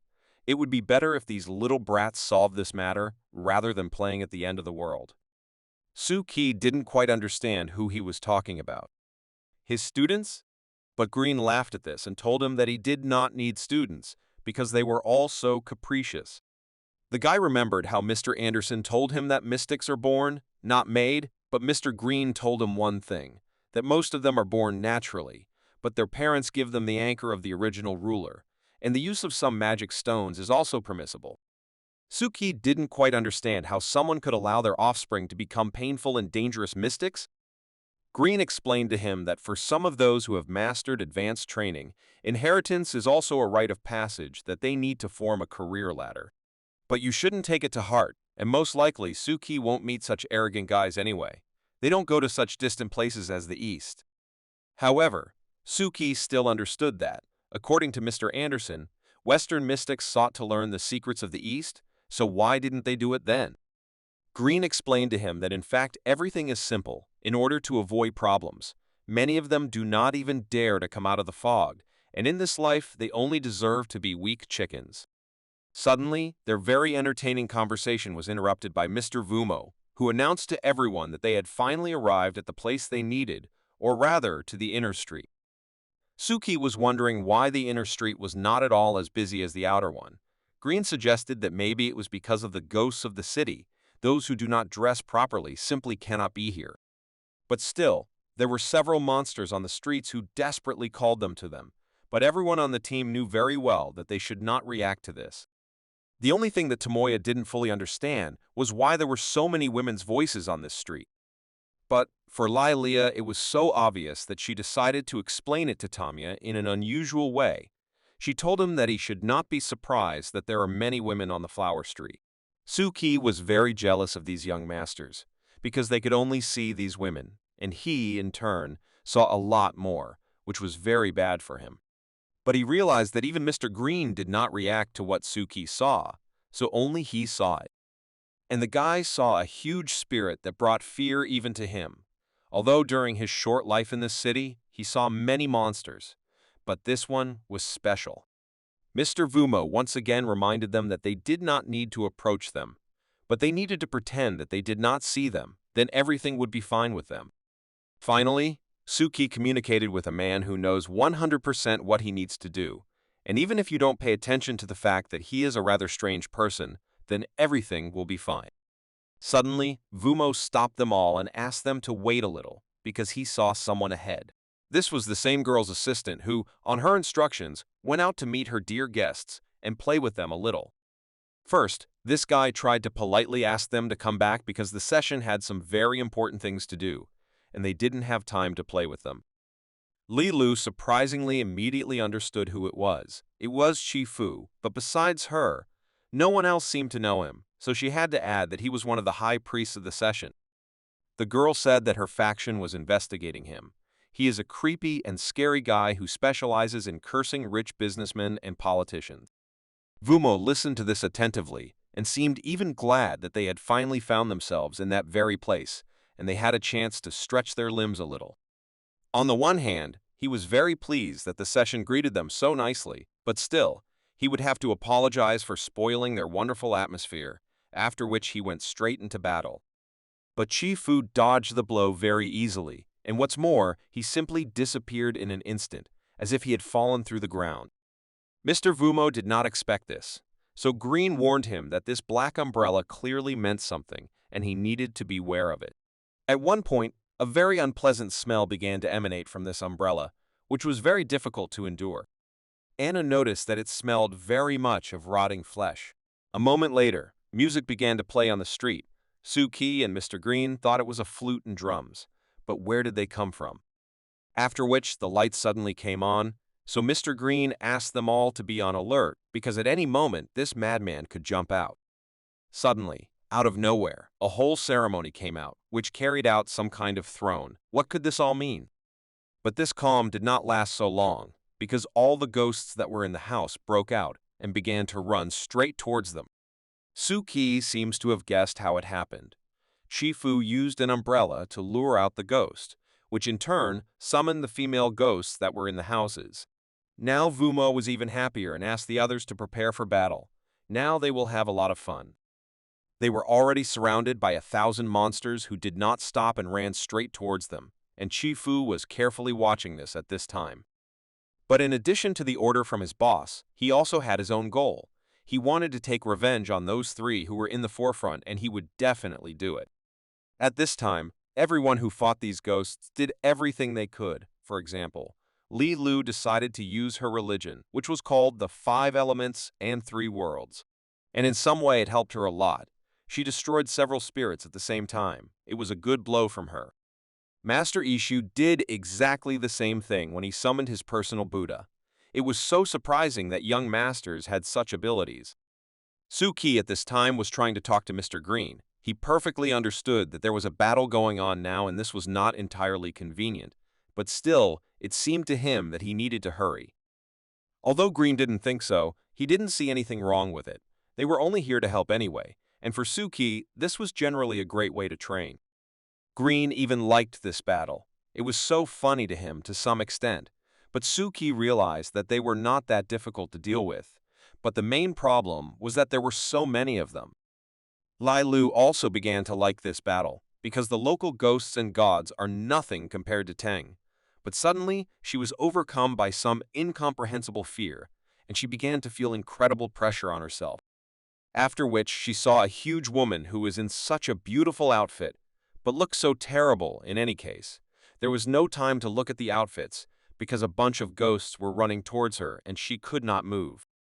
But she was very lucky that she was not alone there, and she had a team that came to her aid in time and destroyed all the ghosts that were running straight towards her. As it turned out, it was Anna who very quickly saw that something was wrong with Lai Lu and helped with the help of her magic cross. This woman, who had just been sitting in the carriage, found it very funny to watch this, because she didn't even stop for a second and continued to step on the girls. With just her finger, she struck them with a blow, which turned out to be very strong for Lai Lu. Where did she get such strength from? Lai Lu fell to the floor from such a blow, and it seems that it will be difficult for her to recover from such a blow. Small ghosts have already begun to step on her as soon as she is on the floor, and it seems that this is the end for her. But then a sudden explosion gave her a chance that everything was not over yet, and she could still be saved. It was Tomoya who came to the rescue just in time with his balls, which exploded and essentially saved Lai Lu again. Anna at this time decided to use her cross to fight this woman who used such a strong blow on Lai Lu, so she decided to take revenge on her. It seems that her powers help very little against this crazy woman, but it will still give the guys some time so that they can move to a safe distance. The girl decided to use the maximum of her strength and read a very strong prayer, after which even the most evil spirits would simply disappear, so she was 100% sure of this. But even after such a strong blow, the demon's hand came out through the spell ball, and the girl did not understand how this was even possible. No one could do this before. Lai Lu and Tomoya could not do anything or help her in any way, so they shouted to her that the monster had gotten out of her trap and would now attack her. And so it happened. The monster got out of Anna's ritual and jumped right on her. It seemed that this was the end for the girl. She had never seen a monster so close to her, and also so strong. The spirit dealt a crushing blow to the girl, and after this, only a real miracle could help her. Vumo was fighting with the rest of the monsters and didn't notice what was happening there. It was only visible how the monster had really hurt someone, and it seemed like it was Anna. But what a surprise the monster and Anna herself were, when after that the fog from the blow cleared and in front of them stood Master Isiu, who managed to intervene in their battle in time and prevent the demon from destroying Anna. He asked the girl not to do such rash actions again. This spirit is too strong to fight him alone, so next time he asked her to wait for help. Finally, Tomoya fought off all the attacks of the spirits and can now leave Li Lu here alone, so that she can rest, and in the meantime, he will go and help the rest of the guys. Young Master Issue reminded them that in battle, the most important thing is coordination and reaction. Technique comes in second place. Suddenly, the girl told him that she had a way to deal with her, but she needed him to remove the shield so that she could deal such a blow to her, after which he was unlikely to get up. He, in turn, did not mind and said that they with Tomoya will help them. The girl now turned to Tomoya and asked him to lend her the 13 flying gods, which he happily provided to her. After some time of preparation, Master Issue asked them to get ready, because soon he would open his barrier, and they would need to act very quickly. Master Issue warned them that he would soon open his barrier, and they, in turn, needed to prepare and do everything very quickly. At this time, Tomoya was finishing the 13 flying gods that Anna had so requested. The flying gods were already in the air, and Master Issue was ready to fully open his barrier so that Anna could do what she had in mind. Once Tomoya did everything she asked, the girl climbed out onto one of those flying gods that Tomoya made and began to carry out her plan. Suki watched this carefully and could not believe that the young masters were so strong, because he always thought that they were not capable of anything. But the woman's huge spirit was not going to just let them go, and so she sent a bunch of flying heads after the girl, which were no less dangerous than her ground spirits. The young master tried with all his might to restrain him as best he could so that this monster would not fly after the girl, but how long could he hold on like this? Apparently not for very long, because the huge spirit sent several more flying spirits after them. Now the girl needs to hurry up with her plan. But now the problems are greater with the young master, who is being attacked by a bunch of spirits that will not spare him, and he understood perfectly well that he could not simply dodge this. It's so good that Mr. Vumo came to the master's aid in time, who, with the help of his sword, was able to cut apart several spirits and essentially save the guy's life. And at this time, Tomoya took advantage of the fact that the monster was distracted and fired at him several dozen of his small balls, which can cause a good blow if they hit the target directly. And this time, Tomoya hit the target, and after that, he managed to blow up all the formations he had, right next to the monster's face. It seems he's doing a good job of dealing with it. Meanwhile, Suki approached Lailu and asked her to go with him, because at the moment, it was too dangerous here, and no one knew how this could all end, but she did not want to leave. The girl wanted to stay. After all, her friends are fighting there, whom she can't just leave and wants to be with them to the end, especially since they are partly there because of her. Lailu believed that it was she who slowed them down. She needed to be more careful and stronger. But Suki didn't think so. If that big guy's feeding logic worked, it would not help her anymore, and would even harm her. The guy understood that, of course, no one except him saw this big guy, and he shouldn't have looked at him so that he wouldn't notice it. Otherwise, they would all be killed at once in an instant, and no one would help. Vumo shouted that the number of small ghosts continues to grow, so they need to attack the main body. Otherwise, it will only get worse. After which, another spirit immediately attacked him, but the guy reacted in time and fought back. But it seems it didn't work, and the spirit still caught the guy and he was thrown back several meters. Vumo realized that they needed to be careful, because after he cut off the head, this little ghost still had a skull inside, which was very hard and could also do a lot of harm. Mr. Vumo asked to contact the Protestant so that she would hurry up, because they had less and less time left. So Tomoya did not hesitate and shouted to her that she needed to hurry up. She told them that now she only has one attempt, so she needs to concentrate as much as possible, and they need to keep the monster in place as much as possible so that everything works out in the end. Vumo understood that he and Master Issue needed to work together and very quickly to destroy this monster, because only in this case would they succeed. The master completely agreed with him, so they decided to act together and began to perform their rituals together, which should greatly help keep the monster in place. At this time, Anna also began to carry out everything that she had in mind, and her ritual had also already begun to take effect, after which she dealt a good blow to the monster. This blow was so strong that everyone had to close their eyes due to the fact that it was impossible to look at the flash that arose as a result. Anna suddenly descended from heaven, and Tomoya didn't understand what was happening, why she suddenly descended, what could happen. Mr. Vumo noted that most likely this time, the monster was dealt with forever, and he was destroyed. The blow was really very strong, so there is nothing to be surprised about. Mr. Green noticed that they worked so well together that they didn't even need the help of the back gate, which was truly unexpected. Suddenly, their conversation and joy were interrupted by some very thick smoke that appeared in the sky out of nowhere. It was so thick that they thought that something was burning there. But unfortunately for them, it was not just smoke from the fact that something was burning. It was a whole avalanche of spirits and ghosts of different classes. It seems their battle was not over yet. Green decided to use his reconnaissance ritual to see how things were there, and only after that could they go somewhere. His relic went deep into this smoke, and Green realized that he saw the situation was not the best.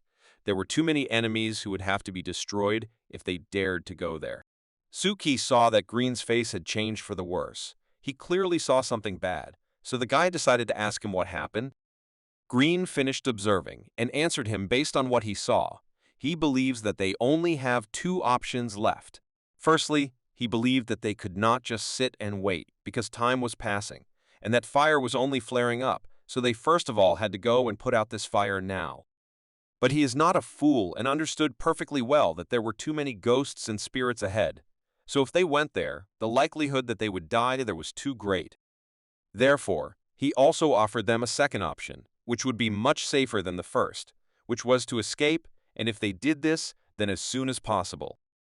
Suki asked him again, by the word run, he means from this street where they are now?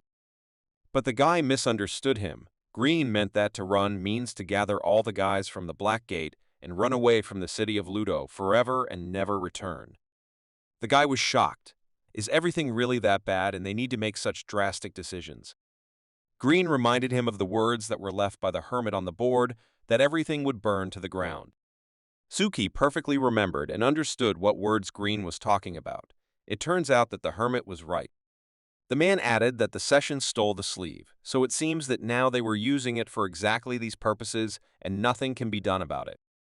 Green added that the sleeve, which once illuminated the flower street and left an indelible mark on history, has now turned into a special object that brings only destruction in the wrong hands. Now the guy understood perfectly well why they still needed this sleeve. They used it to create this fire and destroy the city of Laudo forever. Meanwhile, in the center of Laudo, a room in one of the offices caught fire and one of the company employees ran at full speed and shouted that there was a fire in the building. At that same second, all the people began to run headlong from the fire that was approaching them, and almost the entire floor was already burning. They needed to immediately evacuate from there. The people who were standing below had already called the firefighters, and none of them could understand how several high-rise buildings could catch fire at once. Something was wrong here. Journalists were already working on the spot, covering the events of the fire on various Ludo TV channels. They said that several office buildings in the shopping area had simultaneously caught fire. A fire brigade had arrived and, according to survivors, several people were still trapped. No one could understand, because there were no explosions, there was no source of ignition, so why suddenly there was a fire on the street? Every TV channel had news only about these fires, and everyone who lived in the closest areas to the fire site was asked to evacuate immediately. Fires continued to flare up throughout the city, and firefighters did not have time to cope with their work, and they urgently needed help. Members of the Hall of Secrets arrived at the scene of the fire and the crazy girl was already rushing to help. There was already a Mouser at the scene, who was ready to begin the task that Mr. Truth had given him. Meanwhile, Gai Yu Guo, having read all the news about what was happening in the city, decided to launch the second playtest of her game, because now it was more useful than ever. As soon as she rolled out a new test, blogger Katsuma immediately came into play. He was waiting for the spider to finally release the second part of his game. There had been no movement since the last test, and he thought that it was all over. It's good that he was wrong, and she released a new game, which he was happy to continue playing. The guy was sure that the new game of the spider would be very interesting, so he immediately started reading the first task from it, in which he had to rescue hostages, and for each rescued person he would receive a cash prize of 200 coins while he was participating in the rescue process. He would receive also a bonus, even if his character dies. First of all, he chose the character he would play for. after which he read the rules of the game and began the process itself. Suddenly, new teams of firefighters appeared at the scene of the fire, who behaved too fearlessly and did not care how big the fire was. The firefighters of the city of Ludo did not know who these people were, but they guessed that they were the help that was sent to them, but they did not at all look like an ordinary fire department. Meanwhile, in the inner street of Ludo, the fire was already too big and it was necessary to immediately extinguish it somehow. Otherwise, the number of fires in Ludo would only grow and green, and Sukyu understood this very well. The guy was well aware that there were more and more of them every second. Soon, there would be too many of them, and it would be impossible to stop this madness. On top of that, 100 ghosts came out from under this fire and ran towards the team. This made their work even more difficult for them. Mr. Vumo asked them to come up with a way for them to somehow bypass them, because it takes too much time to break through them, and this is only a disadvantage for them. Suddenly, someone suggested flying these creatures, and not just going straight ahead. This idea was supported by the young master, who was confident that Tomoya, who had already created flying gods, would cope with this task perfectly. But Tomoya was too busy, while all the spirits in the area were chasing him, as if they saw him as their victim, so the guy had no choice but to run away without looking back. Lai Lu shouted at him to use his kite and not just run away, because it wouldn't last long. The guy still managed to call him, and he simply flew into the air, thereby protecting himself from being eaten alive. He understood that there were too many of them on Earth to just fight them, so he decided to create such a flying kite for everyone.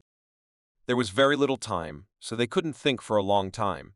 They simply had no other choice and needed to immediately jump on this snake. Vumo was dissatisfied that there were so many of these ghosts. They were not very strong, but they greatly slowed down their work. Tomoya decided not to stand on ceremony with the ghosts when all his friends took to the sky, so he decided to drop even more of his balls, which were supposed to tear these monsters to pieces. It even looked very beautiful, because there were a lot of explosions. It seemed that Tomoya had now destroyed several hundred of these spirits in one fell swoop. Tomoya warned that these snakes cannot fly long distances, and they cannot hang in the air for a long time, so it was necessary to come up with something else. So Vumo asked him how high he could fly. The guy replied that it all depends on how high you need to go so as not to die. Suki was not so confident in this flying snake. It seemed that at any moment they could fall and then they would be killed by the ghosts and gods down there. But on the other hand, they had no other choice, so they had to take off with what they had. Of course, he thought about things that would be much safer in this case. For example, even that carpet of Mrs. Shirazade's plane, which is clearly much better than this flying kite. But in any case, it is much better than being down there and fighting with those monsters. But only Suki saw such a dangerous monster watching them, so he didn't care. Tomoya decided to clarify, because he didn't fully understand why the session decided to set this place on fire. Green decided to answer this question for him, and if he understands correctly, then this ancient boundary should be the ecology of the deep sea layer hidden under Ludo. Suki first heard of deep-sea ecology. The man could explain this to him without any problems, but first asked him to remember the death of the demonic stone in the park. The guy remembered that this is one of the ways of death for spirits. One of them is Buddhahood, which leaves behind a divine object, and the other type is when demons and gods kill each other without leaving behind any objects, but this leaves corpses that are eaten other demons. Green praised him for his knowledge, and said that they were now observing a second type of death, which the mystics called the fall of the whale. The guy was a little surprised by this, because he remembered that in the book of the Moho layer, there is a mention of the fall of a whale. Li Lu listened to them carefully and did not understand a word. Why is there so much slang at the Black Gate? What are they even talking about? Suki turned around and explained to her that a whale fall is a phenomenon in which the body of a whale, after dying in the ocean, sinks to the bottom of the sea. In the process of diving, whales become food for a variety of marine life, and the carcass of such a humpback whale can feed others for up to 100 years, after which these bodies that fed on the corpse float up. But still, Suki did not understand what the fall of the whale had to do with this ancient border of Ludo. Green understood what the guy was thinking about and confirmed his thoughts. This so-called ancient border could be a whale farm that flows into Ludo and attracts a large number of ghosts and spirits. And in fact, All of them are now among the corpses of ghosts. He also added that many fires are now raging outside Laudo, and they cannot be extinguished. He suggested that the purpose of the sleeve is to burn the entire depth of the sea. This is a deep sea that ordinary people cannot see, and if they do not extinguish the source of the fire, which is the sleeve, then the fire will burn straight up and consume this border, and then the entire Ludo. The guy understood that, in other words, if the source of the fire plunges to a depth that they cannot see, then they will never be able to put it out. Suki realized the seriousness of the situation, because then all they could do was watch Ludo burn to the ground. Suddenly, this relative calm was interrupted by Mr. Vumo, who shouted for everyone to get ready, because the spirits were approaching them. How disgusting these monsters looked, and Suki could not believe that the session was capable of manipulating him. They looked like terrible jellyfish with multiple heads that would be incredibly difficult to deal with. Vumo told them that he would deal with these monsters himself and let them continue on their way because everyone should not waste time on them. Immediately after these words, he used the eye-blocking technique, which gave him protection from demons and ghosts. Now he can begin the battle. So far, Mr. Vumo is coping well with the ghosts. He used several of his spells, one of which was called Whirlwind, and thus struck all the demons at once. Suki carefully watched him fight the ghosts, and again noticed how this guy had blood nematodes. What could this mean? Everyone understood that there were more and more of them, so they began to worry about Mr. Vumo. He might not be able to cope with so many spirits. There really were too many of them. It felt like you were destroying them, and they appeared twice as many. What should Mr. Vumo do? But it seems Mr. Vumo was confident in himself and in his abilities, so he used one of his strongest formations, which should help him incredibly in the battle against these creatures. Suki knew very well that this formation was called the Mizukage, and they, who had just flared up in the center, should be the core of the ritual formation. A few seconds later, with the help of such a strong formation, Mr. Vumo was still able to deliver such a blow that the monsters were not happy, and they were unlikely to be able to recover from this. Suki had heard that this bloody nematode was effective, but he didn't think it was so effective. The guy also knew that the ritual forms of secret contractors were always very crude, but Gongwumo's looked unexpectedly delicate. Vumo thought that this was the end, and there were no more ghosts left, but suddenly Green shouted to him to be careful, because there was another one behind him. The guy managed to turn around and put his sword in front of him, which essentially saved him from a rather unusual spirit, which was much stronger than the others. This spirit cut Vumo's mask, and now he has lost the protection that he had, and the guy himself did not expect this. Who was it anyway? But then he noticed the sword that this spirit was holding in his hands, and it reminded him of Kurishimaru's sword. Suki asked Vumo if he knew the name of this monk who attacked them. Vumo was talking now, not about the monk, but specifically about the sword that was in his hands. As far as the guy knew, the sword was lost and is now in the museum, but there were rumors that the one in the display case was a fake, and the real one was stolen. Now he was scared, even from the realization that this could be the real Kurishimaru sword, which was lost in those days. He didn't understand why this sword was here right now, but he warned this monk not to get in his way. But this monk became even more angry after these words, and in a moment was already near this guy to attack him. Their swords collided with each other, and such power came out of them that it seemed that everyone around would simply be blown away by this blast wave. They began to worry that their kites might not be able to withstand such power and would simply fall down, so they asked Tomoya how long they could withstand this.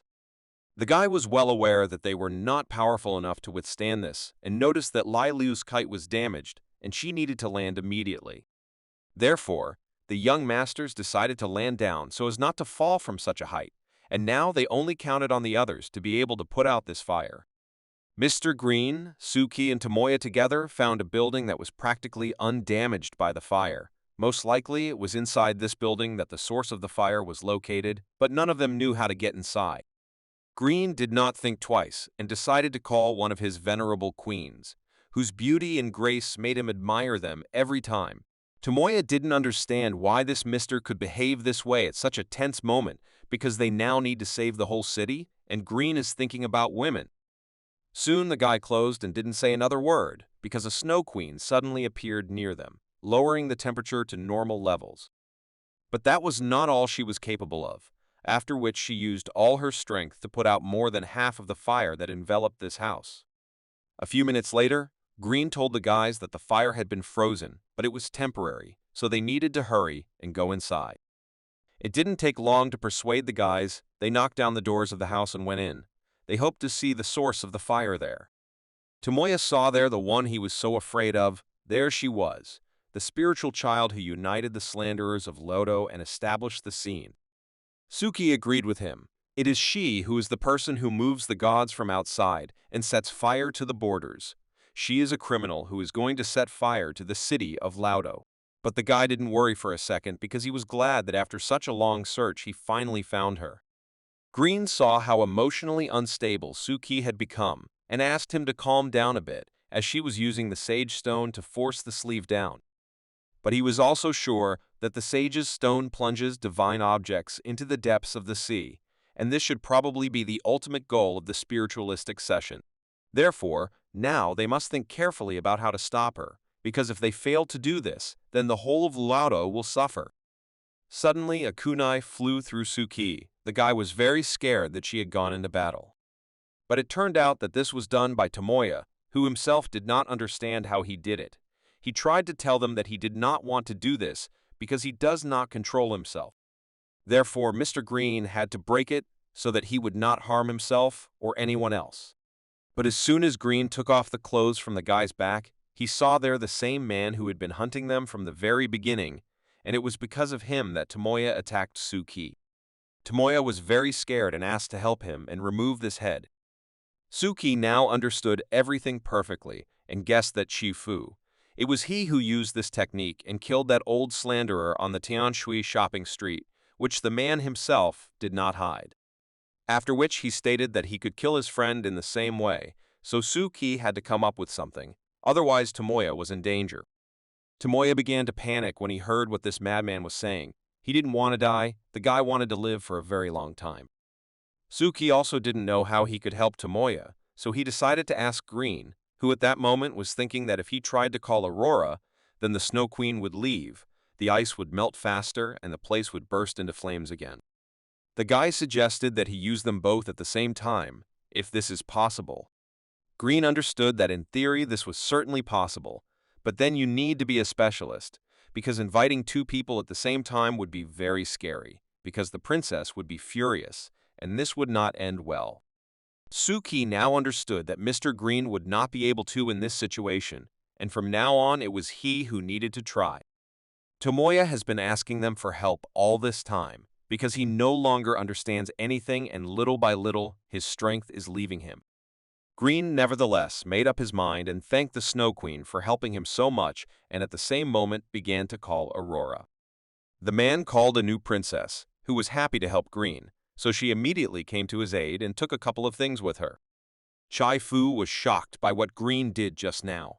He just couldn't believe it. Would he really be destroyed now? But Green did his best, and at this stage put Chi Fu into a state of hypnosis, which gave time for Suki to carry out his part of the plan. Suki did not hesitate and ran to the spiritual child and told her that children should not play with fire, and he would now punish her for this. He was sure that this time she would answer for everything she had done and struck his first blow. But everything was not as simple as Suki had hoped. She simply threw him away from her with just one glance, after which he began to feel dizzy and his ears began to ring too much. Over time, he stopped seeing, and there was a feeling that all his abilities and sensations had been taken away from him. What was happening here? A little more time passed and the guy found himself in an unknown place to himself. It looked like some kind of village, but Suki had never been there. The guy didn't understand what was happening. Had he crossed over to the other side again, or was it a trap that the spiritual child had set for him? Suki watched as there was a fire in the Min mansion and the fire could not be extinguished. But he simply couldn't do anything about it, so he just stood and watched, and over time, a girl appeared who was crying because Mrs. Min was inside, and there was no way to save her. Still, there was a guy who was ready to follow her, so he asked the girl where she was. She told him that the lady in the back garden to the left. The girl begged him to save her, because if something happened to her, His Excellency would kill her. The guy calmed her down and said that he would save the lady and everything would be fine with them. Some child shouted after this man that he should not go there because it was too dangerous. But the man did not listen to him and still went there. And at that time, Suki was looking at the child who was so familiar to him. Now he still understood that this child is a spiritual child in childhood, and this village is the ancient city of Lotto. But why did the spiritual child bring Suki here? That man reassured his child and told her that it was his responsibility, so he needed to go there, but he would return soon and everything would be fine. But the child could not calm down and just sat and cried. They tried to calm him down and tell him that his dad serves in the fire brigade. He is more experienced than ordinary people. He will get out safe and sound. Suki carefully watched all this and understood that the father of the spiritual child had not come out for so long. Was he really still saving the woman? Suddenly, he ran out with the body in his arms and shouted to everyone to get out of the way and not block the road, because it would delay the rescue. The girl was incredibly grateful to this gentleman because it really was Mrs. Min, but the man said that she was in shock and needed to be taken care of. As soon as she woke up, she began to tell how scared she was, and she thought that this was the end for her. But then a man came running with a wet blanket, in whose presence she stopped being afraid, because he had come to save her. After this story, she saw the very man who saved her, and now she wanted to thank him personally, so she asked him to help her get to her feet. But then she drew attention to the child, who shouted to his dad that he was the best. At this moment, Suki began to see some kind of ball in front of him, which began to gradually pull him back into the real world. But as it turned out, this was another illusion, and now Suki assumed that the spiritual child had sent him to her home. But for what? Suki didn't understand anything. Where was he now? What kind of place was this? Did she really bring him here to show him her past? But why should he? His thoughts were interrupted by the same child who was at that fire. He ran to open the doors because someone had come to them. This was the same lady whom the man saved that day, and she came here specifically to thank him. And when she saw this child, she realized that she had come to the right place, so she asked to call the man here. The child had nothing against it and told his father that a beautiful princess had come to him and asked him to go out to the guests.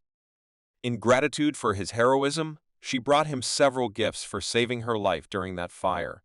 But the man told her that he could not accept such a gift from her, because his job was to save the lives of other people and not to get rich for their account. She insisted because she suspected that he would say so, so she decided to bring a not-so-expensive gift. It was just a very tasty snack, so she asked him to accept it. The princess decided to treat the little child of this man, who looked at this food so much because they could not afford to buy such a thing. It was very tasty to him, for which he thanked this woman. A few days later, the princess again came to visit the man and his child and again brought them some food, which the baby immediately attacked. But the man asked her not to do that again, because once was enough for him. But she interrupted him and said that it doesn't matter because she is too grateful to him. A few months later, this happened again, and she again came with small gifts to her savior. The child already really liked this woman, so he told her that he wanted her to come more often. 3 months later, when the princess left after another visit with a gift, the spiritual child asked his father if he wanted to make Lady Min her mother. Her father was angry with her. How can he say such a thing, and who even told him about this? The child told him that no one taught him this, but he still thought that Mrs. Min was nice to him. And on top of everything else, he never had a mother, but everyone else has a mother, and he wants that too.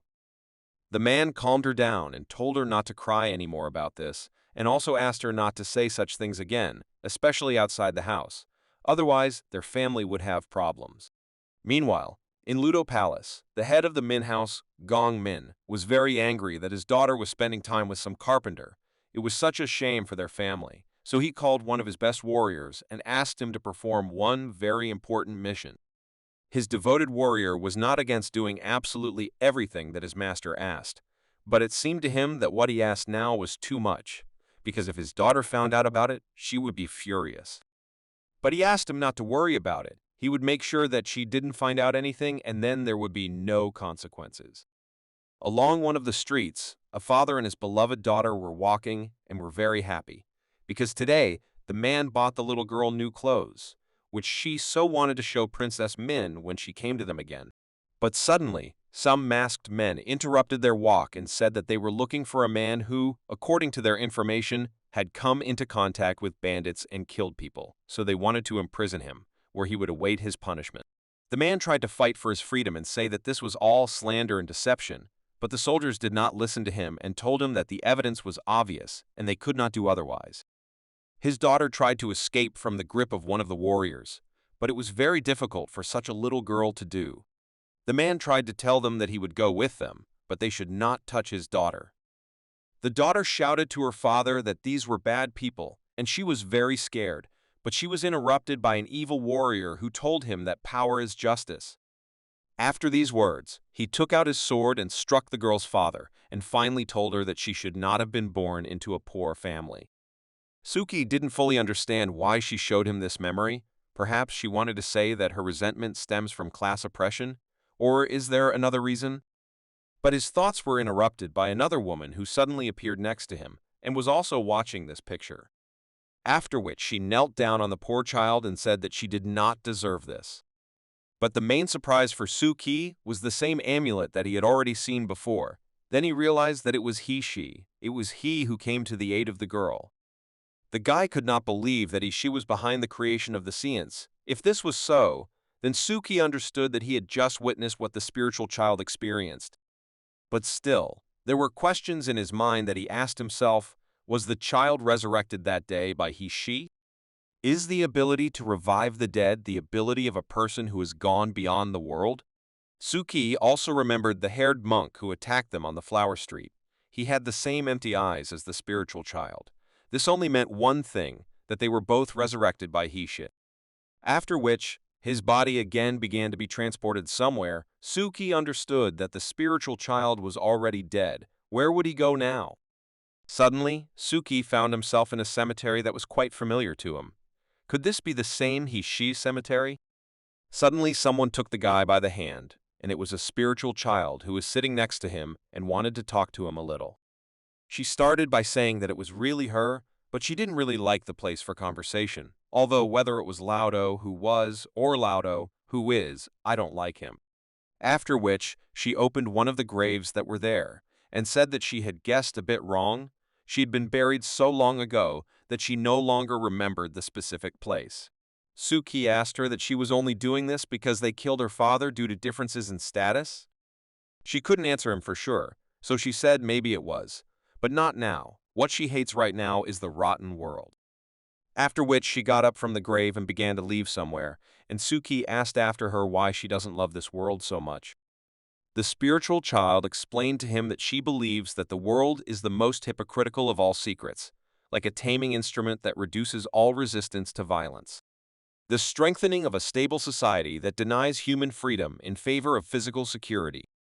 But he tried to prove to her that times have changed. They are different now. He would gladly show her everything so that she would understand. She believed that the meanness of human nature had not changed. The class division had not changed. The spiritual child added that he had seen her memories and knew her obsessions very well. After all these words, she asked him again, does he still think that he can convince her using all this rubbish? He was very sorry that the city that humanity had built over 100 years of struggle with nature should burn to the ground like that. But she did not listen and did not understand a single word, so she told him that he was mistaken, because this city does not belong to those who actually built it. Suki tried to prove to her that even if she burned the entire city to the ground, it would still not change anything and everything would be all over again.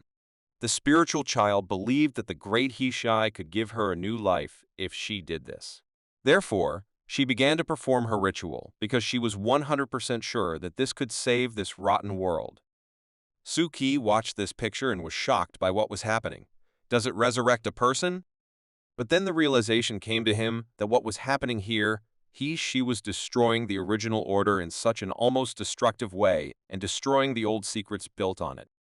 Suki understood that after this disaster, Laudo would definitely be rebuilt, and a new city, a new community, and the believers resurrected by him. This is essentially fertile ground for creating the secret of the century. This is exactly what a transcendental person needs. In this way, he will definitely take advantage of the opportunity to build a new mystery of the century and gain a longer life. Suddenly, Suki felt dizzy again and returned to the very house in which the spiritual child performed her ritual. Green shouted at him to tell Suki to hurry up, because the sleeve was gradually sinking, and soon he would stop seeing it, and this was critical for them. Suki tried to get his sleeve, but the girl was in the way. The guy couldn't understand where such a small body got so much strength. Tomoya had already forgotten that there was some kind of monster on his body. He shouted that the sleeve was starting to disappear, and Suki needed to hurry up. The guy understood that the ritual with the sage's stone led to the flooding of the sleeve into the deep waters. He could not hesitate any longer and needed to act immediately. Therefore, Suki decided to use his sword and strike the spiritual body, which he did in the hope that everything would work out. But as it turned out, this did not bring any effect, and after the blow with the holy sword, nothing changed. The girl's response did not take long to arrive, and she delivered a rather strong, fiery blow to Suki's body. The guy flew straight to the exit where Tomoya and Mr. Green were, but at that moment, Suki was thinking about how much power she has. Green gave him the perfect hint, saying that she was risking her body to speed up the ritual with the sage stone, and for her to lower her sleeve costs a lot of effort, so she needs to act at this moment. Suki shouted to her that because of this, she would die, and it would only get worse, but she didn't care at all because she believed that she had died a long time ago. Then she was revived, so that this time she would die a dignified death. The guy understood that while she was performing this ritual, the sleeve was sinking deeper and deeper into the water, and soon it would really not be visible. Green told the guy that he needed to hurry because the hypnosis was disappearing, so Green would have to stop this guy who had settled on Tomoya's body, and for now, he would have to finish with the sleeve. But the man did not expect that this guy would be able to come out of hypnosis on his own, and after which, he only said that for the sake of the spiritual child, for the sake of her plan, he would do everything possible, even if he had to destroy someone. Tomoya's body began to burst from the pressure inside, and he begged Mr. Green to once again release the girl who put this guy into hypnosis. But Green asked him to shut up because this was far from the point, so he tried to talk to Chi Fu and ask him what he thought. Was it worth sacrificing himself and dragging the people of Ludo with him? Chi Fu even felt funny from such words, because for him, the residents of Ludo were just cold-blooded capitalist leeches. He remembered how 30 years ago, he had a poor but very happy family that he loved so much. He had a son who made him happy every day. While workers were being laid off at the plant, information was deliberately spread that only those who worked the hardest would be able to keep their jobs and that they would not be able to keep their jobs, so the workers were forced to work overtime without pay. Under such inhuman pressure, my father collapsed at the conveyor and never got up again, so he worked until the pressure dropped. Shifu's mother went to the factory to understand the situation, and not only was she completely bullied, she was even silenced and staged suicides because she had evidence of their guilt. The little boy thought that the world would continue to mock him, never giving him a chance for revenge. But that same day, the Lord's spiritual child sent someone to find him. It was an old man who approached the boy who was crying very loudly on the bench and began to talk to him. He listened to Chai Fu's story and was very sorry that this happened to him, so he invited the little boy to go with him and become his student, after which he would give him a chance to take revenge. The little boy was not against accepting such an offer, and the man also added to him that being his student, he need not be afraid that someone would harm him. He promised to give him a new life, a new name, and he would become a wheel that would shake up the corrupt society and create a completely new world. From then on, the boy was called only Chi Fu, and to this day this is his only name. From that day on, Chi Fu always thought of only one thing, that there is no such loss that would not be heartbroken. There is no such pain that would not break the heart, just as there is no hatred without a reason. He believed that the law could only regulate those who abided by the social contract, while the other kind of man believed that he could use his position and power to abolish such a contract. The general silence can be seen as a tacit recognition, while time is constantly changing depending on the voice of another type of people. Therefore, Shifu was going to return all his anger to this world, from which, at the moment, only Tomoya suffered, who was already begging him to help. Green had no choice but to call his Snow Princess, because he was tired of this guy lying to himself, because his tragedy had nothing to do with those innocent citizens of Laudo. The man finally found Shifu's main body and literally pulled it out of the guy, and at that moment, the Snow Queen was ready to cut him in half. Which is exactly what she did, and now Tomoya is relatively safe. Before the Snow Queen froze Shifu, he managed to say that they would all regret it, because the flame of freedom would never go out. But Green had a completely different opinion. He believed that people are born free, but are always in chains that not everyone can break. He thought that Shifu was thinking too narrowly. Tomoya thanked Mr. Green, but he still scared him. But now the guy knows that Mr. Green does not need to say so many words in order to call beautiful girls. But as it turned out, Green will have to apologize later for calling the Snow Queen so tactlessly. At this time, Suki was still fighting with the spiritual children and trying to get to the sleeve, which he still saw, which could not be said about Green and Tomoya, but he was very much hindered in this by the spiritual flesh. She squeezed his neck with all her might, but he could not give up, and continued to reach for his sleeve to save Ludo from the fires. Green watched this madness and did not understand how Suki still saw the sleeve, because it seemed to him that it had been missing for a long time. The man didn't understand how this was possible. How deep was Suki then if he could see him for so long? Suki noticed that the spirit child's hand had become much weaker, and he decided to try to put pressure on her mentally. He began to tell her that she would never cope with him, and he felt like her hand was becoming weaker and weaker. She would not be able to defeat him. At that moment, she threw him back because she really felt that the guy was not as weak as she thought. The guy understood perfectly well that this might be the end for her, so his mood became much better. In the end, she began to say goodbye to Suki and the sinful Lotto. Could she really just leave? But the guy was not going to give up so easily, and he jumped right on her and tried to get her in every way known to him. Green did not have time to warn him, and it seems that Suki will now make a fatal mistake, which will cost him too much. The spiritual child, after saying goodbye to everyone, simply tore herself apart, and there was an explosion that threw Suki several meters away. Mr. Green was the last to create an ice shield, which helped him and Tomoya stay alive, because after such an explosion, it was incredibly difficult to survive. Suki at this moment felt much worse than his friends, because he was essentially at the epicenter of the explosion, which could have torn him to pieces. Tomoya really started to worry that this would all end, because Suki looked very weak. Could he really die here? Green took the poor guy in his arms and tried to somehow wake him up, but Suki did not react at all. He didn't speak, but only thought that his ears hurt a lot. He seemed to have a concussion. The ring virus could not have a restorative effect without fear. Green did not lose hope of calling him, but all Suki could say was that the sleeve, could he still see it? And so it was. Although the sleeve reached unimaginable depths, he could still see it. He's the only one who can see it. Therefore, Suki asked them to help him stand up so he could understand what he needed to do. Tomoya immediately told Suki that he shouldn't do anything anymore. He believed that the guy needed medical help because his body and his life were in great danger. Suki told them through the pain that he could still see the sleeve.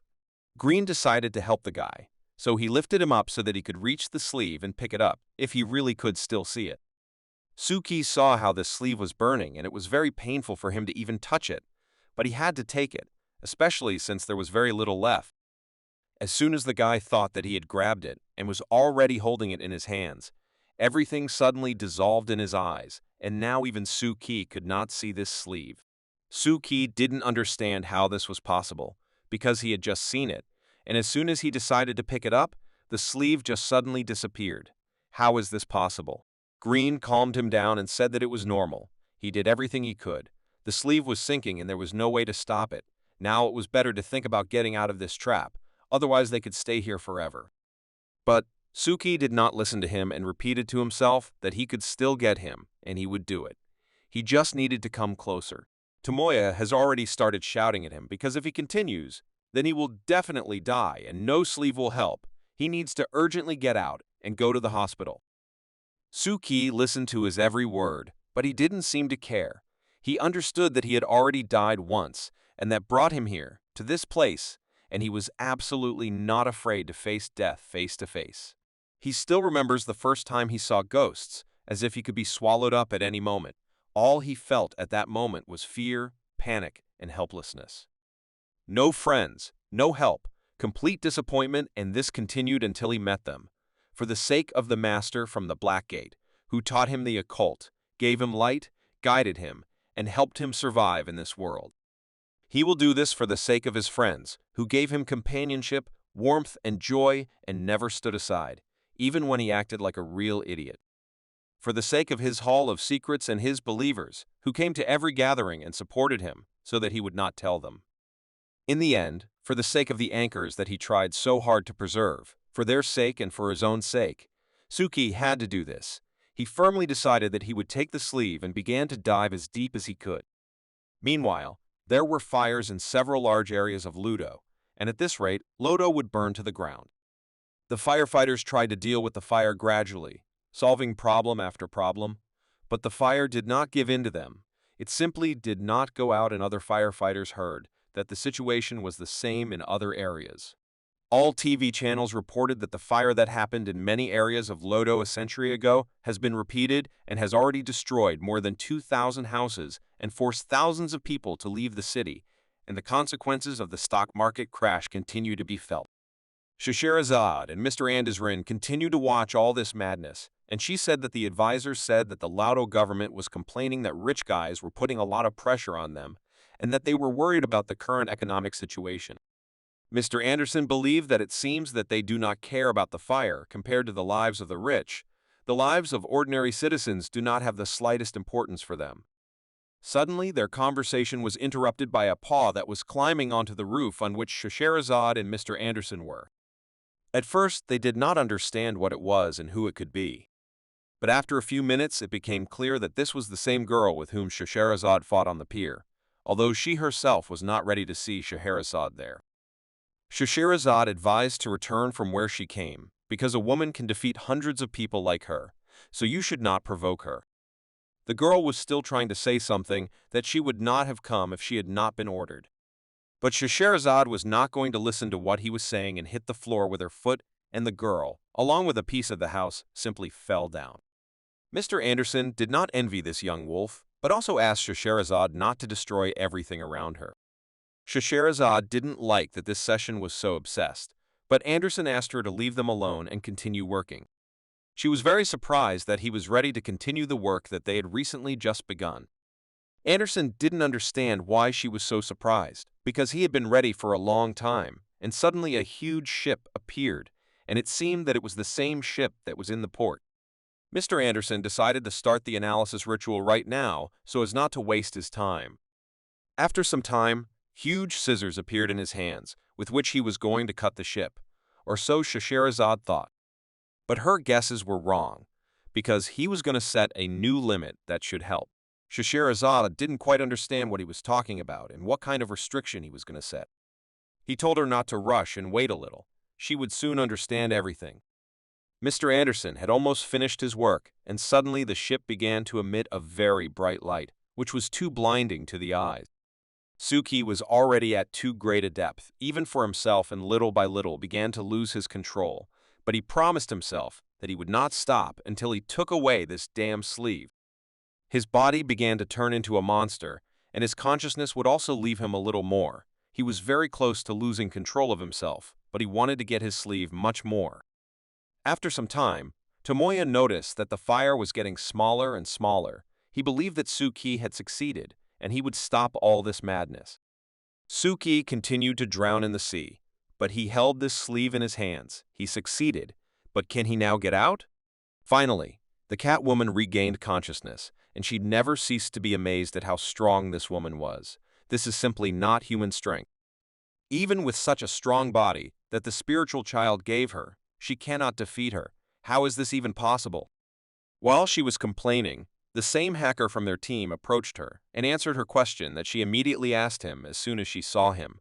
He never said that he would resort to violence, but he is inclined to do so. He also noticed that it seems that the Black Gate is not so simple. They were able to destroy the demon. Faced with the siege of Laudo's elite spiritual forces, the Black Gate defeated the spiritual child and Fi Chu. Unfortunately for them, this is the end of the line. Even if they give their lives, it will still be useless, so he doesn't think that they are the only ones who have a giant ship. He also noticed that the fires in Ludo had become much smaller, and if the spiritual child's plan had succeeded, the fire would not have been contained, and until the source of the fire in the wide sleeve was extinguished, Ludo would undoubtedly have burned to the ground. But as you could see from the video from the news, everything turned out to be completely wrong, and firefighters had almost stopped the fire. So he got bored and decided to walk off into the sunset. The girl couldn't believe it. Is he really leaving? Is he not lying to her? After this question, it became very funny for him to listen to this, and she did not understand why he began to laugh so sharply. He explained to her that everything was lost, and most likely there would be no more session, so there was no point in even talking about it. But he was still interested in the old man's passion for grave robbing to find out what he was ultimately going to do with Ludo. She had already begun to get angry with him, because she absolutely did not understand what he was talking about. What kind of old man? Suddenly she felt something wrong in the air, as if something was happening around her, and she realized that it was this guy who was he anyway. He told her that he is everything around him. Perhaps in the future this taboo will become generally accepted. Of course she can spread the word about his greatness right now. The girl thought about his words and began to worry that this was really true, that the spiritual child and that guy would not survive. Although, on the other hand, then she is free and she can once and for all get rid of this extreme terrorist organization that once forced her to enter into a scenes and turned her into such a non-entity. Therefore, she decided that first she would get out of here, after which her plan was to find a way to return to her previous state, and then return to her previous life and forget about it like a bad dream. But all her plans seemed to be in vain, because at the moment all her thoughts were interrupted by Scheherazade, who in a rude voice asked her where this dog was going. Suki was already torn by the fact that he was losing control, and it seemed that this time he would lose it because the depth was too enormous. This loss of control is more severe than anything that happened to him before. The guy did not understand why this happened. Was it because he was diving too quickly? Because he was chasing the sleeve? He looked straight into the eyes of that very ancient octopus and said that only thanks to him, he dared to go down so deep. Suki didn't know how it worked, but each of these tentacles helped him get out of his loss of control and come to his senses. Therefore, this time the guy was counting on him and was now reaching for one of the tentacles.